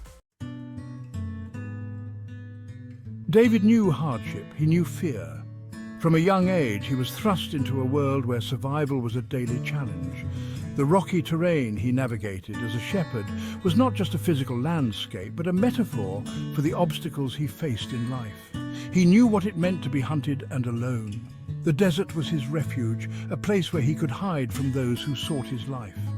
In the silence of the caves, he found solace, yet the fear of being discovered never left him. He spent his early years tending sheep, protecting them from wild animals and harsh weather. Each day was a test of his courage and resilience. The sheep depended on him, and he learned to be their guardian, their protector against the unseen dangers lurking in the shadows. Little did he know these experiences were preparing him for a greater purpose. As he watched over his flock, he was being molded into a leader. The quiet moments of contemplation under the vast sky were shaping his character, instilling in him a sense of responsibility and a vision for the future. He would one day become king, facing enemies and dangers far greater than any lion or bear. The battles he fought as a shepherd were but a prelude to the greater conflicts he would encounter as a ruler. His early victories over wild beasts were a training ground for the epic struggles that lay ahead. But throughout his life, one thing remained constant: his faith in God. In moments of despair and triumph alike, he turned to his faith as a source of strength and guidance. His prayers were a lifeline, a direct connection to the divine that sustained him through every trial. In 2 Samuel 22, we find a powerful song, a song of praise and thanksgiving poured out from the depths of David's heart. This song is not just a historical artifact, but a living testament to his enduring faith. It captures the essence of his journey, a melody that resonates with the highs and lows of his life. This song, birthed from a life of trials and triumphs, echoes through the ages, offering hope and encouragement to all who listen. It is a reminder that no matter the season of life we are in, there is always a reason to sing, always a reason to hope. David's story is our story. His experiences, though ancient, mirror the struggles and victories we face today. The lessons he learned in the fields and on the battlefield are timeless, offering wisdom and inspiration for our own journeys. It's a story of fear and faith, of struggle and victory, and ultimately of God's unwavering presence in our lives. In every challenge, in every triumph, we can find traces of David's journey, a testament to the enduring power of faith and the promise of divine guidance. David's life was far from easy. He faced betrayal, war, and the constant threat of King Saul, who sought to kill him out of jealousy. Imagine being hunted by your own king, living in caves and deserts, always looking over your shoulder. David knew this fear intimately. He knew the sting of betrayal, the loneliness of exile. Yet, in the face of these trials, David's faith never wavered. He clung to God, his rock and fortress, finding solace and strength in the midst of the storm. He poured his heart out in prayer, seeking guidance and protection, and God in his faithfulness never abandoned David. David's song is filled with powerful metaphors for God. He calls him his rock, his fortress, his shield, and his deliverer. These images paint a vivid picture of God's strength and protection. Imagine a mighty rock, unmovable and unshakable, standing firm against the fiercest storms. That's who God is to us, our constant, unwavering protector. He is the fortress that shelters us from danger, the shield that deflects the enemy's attacks, and the deliverer who sets us free from our fears. In God's presence we find refuge and security, no matter what storms may rage around us. David's journey was marked by darkness and despair. There were times when he felt overwhelmed, when fear threatened to consume him. But even in the darkest valleys, David never lost sight of God's presence. He knew that even when he couldn't see the way forward, God was with him, guiding his steps. David's song is a testament to the power of faith to sustain us through life's darkest moments. It reminds us that even when we feel lost and alone, God is near, ready to lift us up and carry us through. Section 5. Victory in the Valley. Despite the hardships he faced, David never lost hope. He knew that God was fighting for him, and that knowledge gave him the courage to face his giants. And face them he did, defeating Goliath and overcoming countless other obstacles in his path. David's victories weren't his own. He acknowledged that it was God who gave him the strength to overcome. His song is a victory cry, a declaration of God's faithfulness and power. It reminds us that no matter what challenges we face, with God on our side, we too can emerge victorious. Section 6. A shield of strength. In a world filled with uncertainty and fear, David's song offers a timeless message of hope and encouragement. It reminds us that we serve a God who is bigger than any problem we may face. He is our refuge, our strength, our ever-present help in times of trouble. When we face our own giants, when fear threatens to overwhelm us, we can cling to the same God who delivered David. We can find comfort in his presence, strength in his promises, and victory in his name. Section 7. Finding refuge in the storm. David's life was a tapestry woven with threads of both joy and sorrow, victory and defeat. But through it all, his faith in God remained his anchor, keeping him steady in the storms of life. His story reminds us that faith isn't about living a life free from problems. It's about facing those problems with God by our side. It's about trusting in his goodness, even when we don't understand his ways. It's about finding our refuge in him, knowing that in his arms we are safe and secure. Section 8, a song for today. Thousands of years after David penned these words, his song still resonates with power and relevance. The Psalms, written in times of joy and sorrow, triumph and defeat, continue to speak to the human condition. We live in a world that is no less challenging than David's. Our modern lives are filled with complexities and uncertainties, much like the ancient world. We face our own giants, our own fears, and our own moments of doubt. The struggles we encounter may be different in form, but they are similar in essence. Our own moments of despair can feel overwhelming, as if we are alone in our suffering. Yet in these moments, we can find solace in the timeless words of the Psalms. But just as God was with David, he is with us. He hasn't changed. His presence is a constant, a beacon of hope in the darkest of times.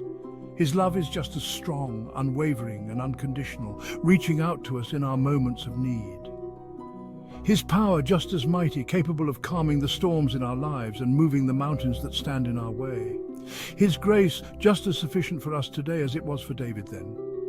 It is a grace that covers all our shortcomings and lifts us up when we fall. When we read David's words, we are reminded that God is in control, orchestrating the events of our lives with a purpose and a plan, and that he is working all things together for our good. Even in the midst of chaos, there is a divine order at work. We can face the future with confidence, knowing that we are not alone. With faith, we can walk forward hand in hand with the one who holds the future. Section 9, Your Fortress Awaits. David's song is an invitation, a call to find our own refuge in the God who never fails. It's a reminder that no matter how dark the night or how fierce the storm, God is our rock, our fortress, our deliverer. He is waiting with open arms to shelter us, to strengthen us, to lead us to victory. Will you answer the call? Will you step into the fortress of his love and find the strength and hope you need to face whatever life throws your way? Section 10, Conclusion, a legacy of faith. David's song of praise echoes through the ages, resonating in the hearts of believers across generations. His words, filled with profound reverence and unwavering trust, have transcended time and space. This song is a testament to the power of faith and the unwavering faithfulness of God. It serves as a reminder that even in our darkest moments, there is a light that guides us, a divine presence that never abandons us. It's a song of victory, a song of hope, a melody that lifts our spirits and strengthens our resolve. It tells us that no matter the battles we face, victory is assured when we place our trust in the Almighty. This song reminds us that we are never alone in our struggles. It speaks to the collective human experience where each of us at some point faces trials and tribulations. Yet through faith we find solace and strength. David's life, though marked by hardship, ultimately points us to the God who is greater than any obstacle we may face. His journey, filled with both triumphs and trials, illustrates the profound truth that our faith can move mountains. His legacy of faith inspires us to find our own strength in God's presence, to seek refuge in his promises, and to draw courage from his unwavering support. It encourages us to face our giants with courage, knowing that we do not stand alone. With God by our side, we can confront any challenge, no matter how insurmountable it may seem, and to live lives marked by gratitude and praise. In every victory and every defeat, in every joy and every sorrow, we are called to give thanks, recognizing the hand of God in all things. May David's song become our song as we navigate the challenges and triumphs of life, finding strength in its verses and hope in its melody.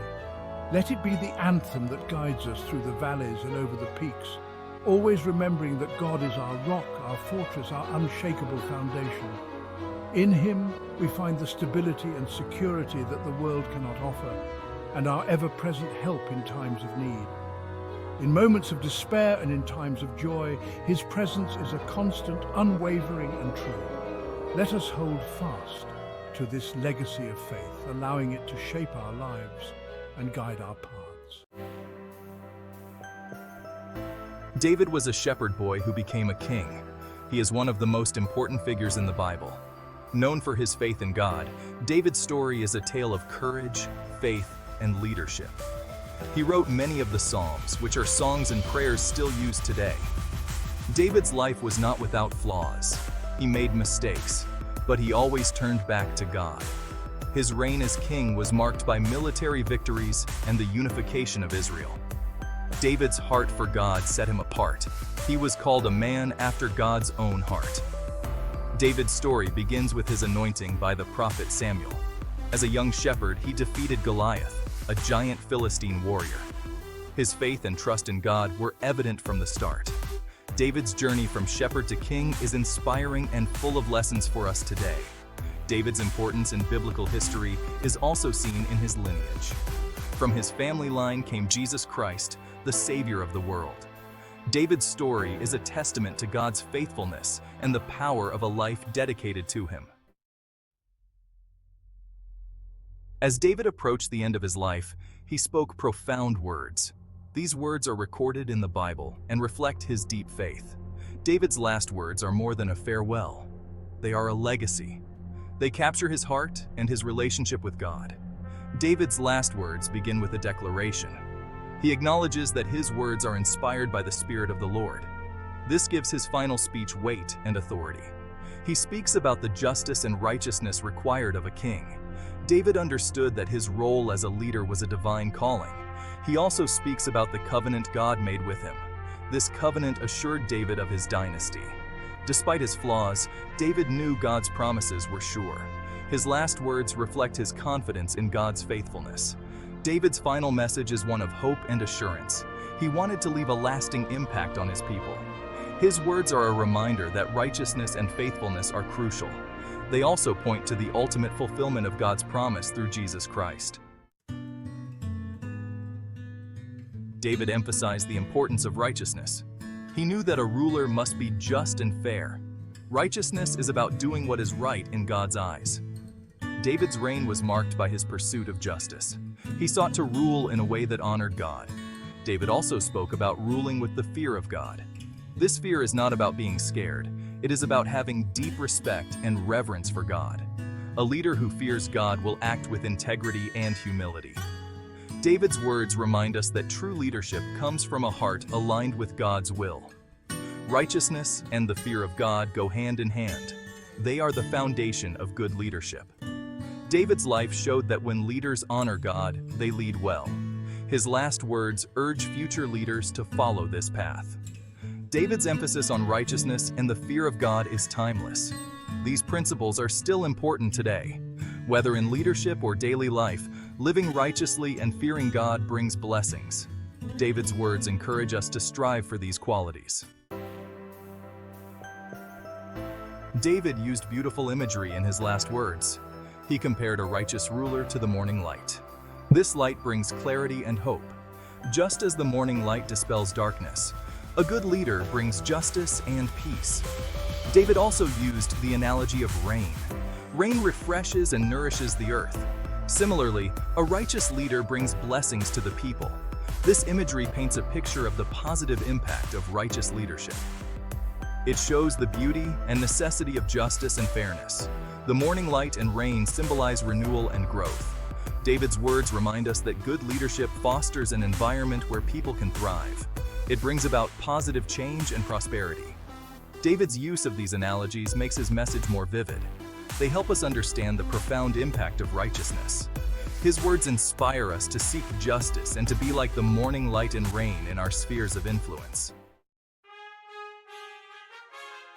Section 5. The Everlasting Covenant and its implications for David's legacy. David spoke about an everlasting covenant with God.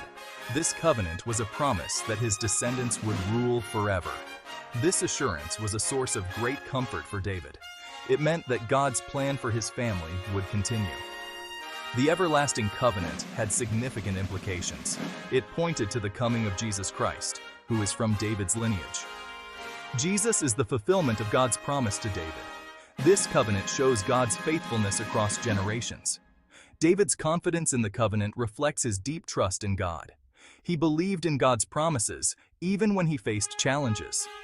This trust is a key aspect of David's legacy. It shows us the importance of faith and reliance on God's word. The everlasting covenant is a cornerstone of David's story. It highlights the continuity of God's plan. David's legacy is not just about his reign, but also about God's faithfulness. This covenant encourages us to trust in God's promises for our lives. Section 6. The Mighty Warriors of David. An overview. David was surrounded by mighty warriors. These men were strong and brave. They played a crucial role in his victories and his reign. David's warriors were loyal and dedicated. Their exploits are recorded in the Bible, showcasing their valor. These warriors came from various backgrounds. Some were outcasts, but they found a home with David. They were united by their loyalty to him and their belief in his leadership. David's warriors were known for their courage and skill in battle. The mighty warriors of David included Josheb-Basshebeth, Eleazar, and Shammah. These men stood out for their bravery and feats. Their stories are awe-inspiring and show the power of dedication and courage. David's warriors were more than soldiers.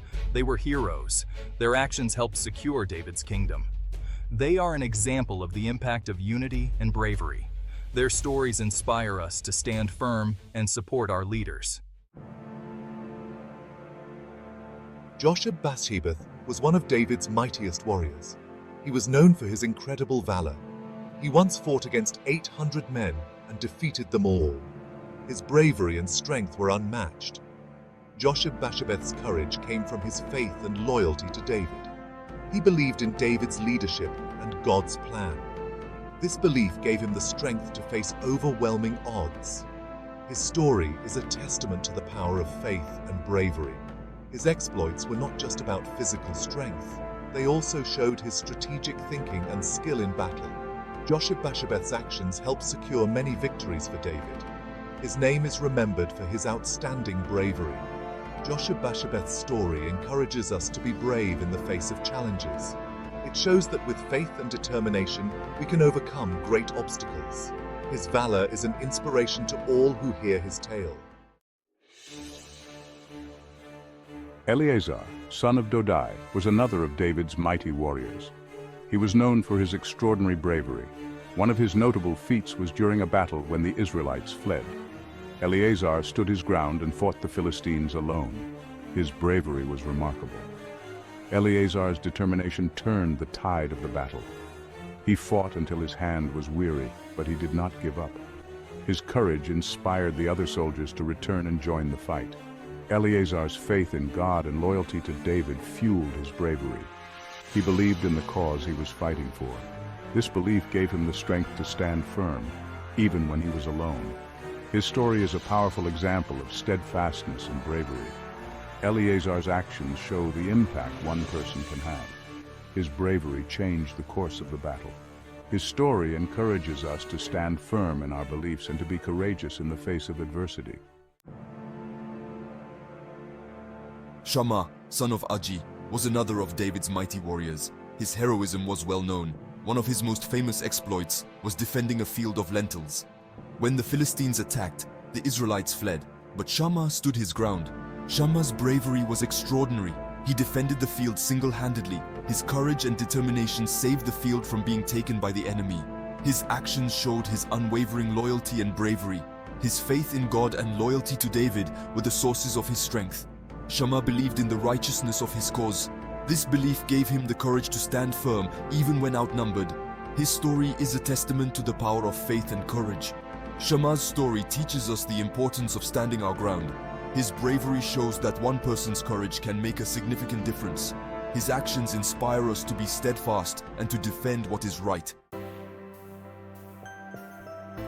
David's story and the exploits of his warriors teach us many lessons. Their faith and bravery are inspiring. David's trust in God and his righteous leadership set an example for us. His warriors' courage and loyalty are models of dedication and valor. From David, we learn the importance of faith and righteousness. His last words remind us to rule with justice and to fear God. David's life shows that even with flaws, a heart for God makes a difference. From his warriors, we learn about bravery and loyalty. Josheb, Basshebeth, Eleazar, and Shammah each showed extraordinary courage. Their stories inspire us to stand firm and to support our leaders. They demonstrate the power of unity and faith in achieving great things. David and his warriors leave a legacy of faith, bravery, and righteousness. Their stories encourage us to trust in God's promises and to act with courage. They remind us that with faith and determination, we can overcome challenges and leave a lasting impact. David, the shepherd boy who slew Goliath, became a king beloved by God and his people. From his humble beginnings as a shepherd, David's journey to kingship was marked by divine favor and extraordinary events. As a young boy, he was anointed by the prophet Samuel, signifying God's choice of him as the future king of Israel. This anointing set David on a path that would see him rise from obscurity to become one of the most significant figures in biblical history. He was known for his courage, his music, and his deep faith. David's musical talents were not just a personal hobby, they played a crucial role in his life and the lives of those around him. His skill with the harp brought him into the service of King Saul, where his music soothed the troubled king. David's psalms, many of which are recorded in the Bible, continue to inspire and comfort people to this day. His music was an expression of his innermost thoughts and his relationship with God and his heart after God. David's devotion to God was evident in his prayers, his psalms, and his actions. He sought to honor God in all that he did, whether he was tending sheep, leading armies, or ruling as king. His desire to build a temple for God, though ultimately fulfilled by his son Solomon, showed his deep commitment to worship and reverence. David's heart for God was a defining characteristic of his life and reign. David, though flawed, sought to follow God's will. Despite his many accomplishments, David was not without his faults. His life was marked by significant moral failures, including his adultery with Bathsheba and the subsequent murder of her husband Uriah. These actions brought severe consequences both personally and for his kingdom. However, David's response to his sins set him apart. He was quick to repent and seek God's forgiveness, demonstrating a humility and sincerity that endeared him to God and his people. His life, filled with victories and failures, teaches us about faith, forgiveness, and resilience. David's military successes, such as his defeat of Goliath and his numerous victories over the Philistines, showcased his bravery and strategic acumen. Yet his failures, including his troubled relationship with his son Absalom and the internal strife within his kingdom, highlighted his humanity and the complexities of leadership. Through it all, David's unwavering faith in God provided him with the strength to persevere and overcome, and the consequences of our choices. David's story is a powerful reminder that our actions have repercussions, both positive and negative. His life illustrates the importance of making wise decisions and the impact those decisions can have on ourselves and others. David's willingness to accept responsibility for his mistakes and seek reconciliation with God serves as a model for us all. It shows that no matter how far we may fall, there is always a path to redemption if we turn back to God with a contrite heart. David's story reminds us that even the greatest heroes are human. His life is a testament to the fact that greatness is not about being perfect, but about striving to do what is right, even in the face of adversity. David's humility, his willingness to admit his faults, and his relentless pursuit of God's will made him a beloved king and a man after God's own heart. His story encourages us to embrace our humanity, learn from our mistakes, and continually seek to grow in our faith and character. We all make mistakes, but it's how we respond to them that matters. David's life is a powerful example of the transformative power of repentance and forgiveness. His sincere remorse for his sins and his earnest desire to make amends demonstrate the importance of humility and accountability. David's story teaches us that true strength lies not in never falling, but in rising each time we fall and seeking to align our lives with God's will. David's life is a testament to God's enduring love and forgiveness for those who seek him with a sincere heart. His journey from shepherd boy to king, marked by both triumphs and tribulations, illustrates the depth of God's grace and the power of a heart fully devoted to him. David's legacy continues to inspire and challenge us to live lives of faith, integrity, and devotion, reminding us that no matter our past, we can always find redemption and hope in God's unfailing love. Years passed, and David, now a mighty king, grew complacent. He forgot the source of his strength and allowed pride to creep into his heart. One day, a thought took root in his mind: to number the fighting men of Israel. This census wasn't about simple accounting. It stemmed from a desire to boast in his own power. David, blinded by pride, disregarded God's warning and set in motion a chain of events that would bring suffering to his nation. Joab, David's loyal general, recognized the folly of the king's command. He warned David, reminding him that God had already blessed Israel abundantly. "Why does my lord the king delight in this thing?" Joab pleaded. But David, his heart hardened, refused to listen. He insisted on the census. Joab, bound by duty, reluctantly carried out the king's order. Month after month he traveled throughout the land, counting the fighting men of Israel. As the numbers were tallied, David's conscience began to stir. The enormity of his sin washed over him. He had placed his trust in the strength of his army, not in the power of God. Remorse filled his heart. "I have sinned greatly in what I have done," he confessed to God. David's prayer wasn't a formality, it was the cry of a broken and contrite heart. He acknowledged his pride, his arrogance, and his disobedience. Section 5. Mercy's Menu. 3 options, 1 choice. God, in his mercy, heard David's prayer. David, the shepherd boy turned king, had always been a man after God's own heart, yet even he was not immune to mistakes and sins. His heart was heavy with guilt and sorrow, and he sought the Lord's forgiveness with a sincere heart. In response, God sent the prophet Gad to David, offering him a choice, 3 judgments, each more severe than the last. Gad, a trusted prophet, approached David with a solemn expression, knowing the gravity of the message he bore. He unrolled the scroll and presented the options to the king. The first option was 3 years of famine. The land, already fragile, would suffer greatly.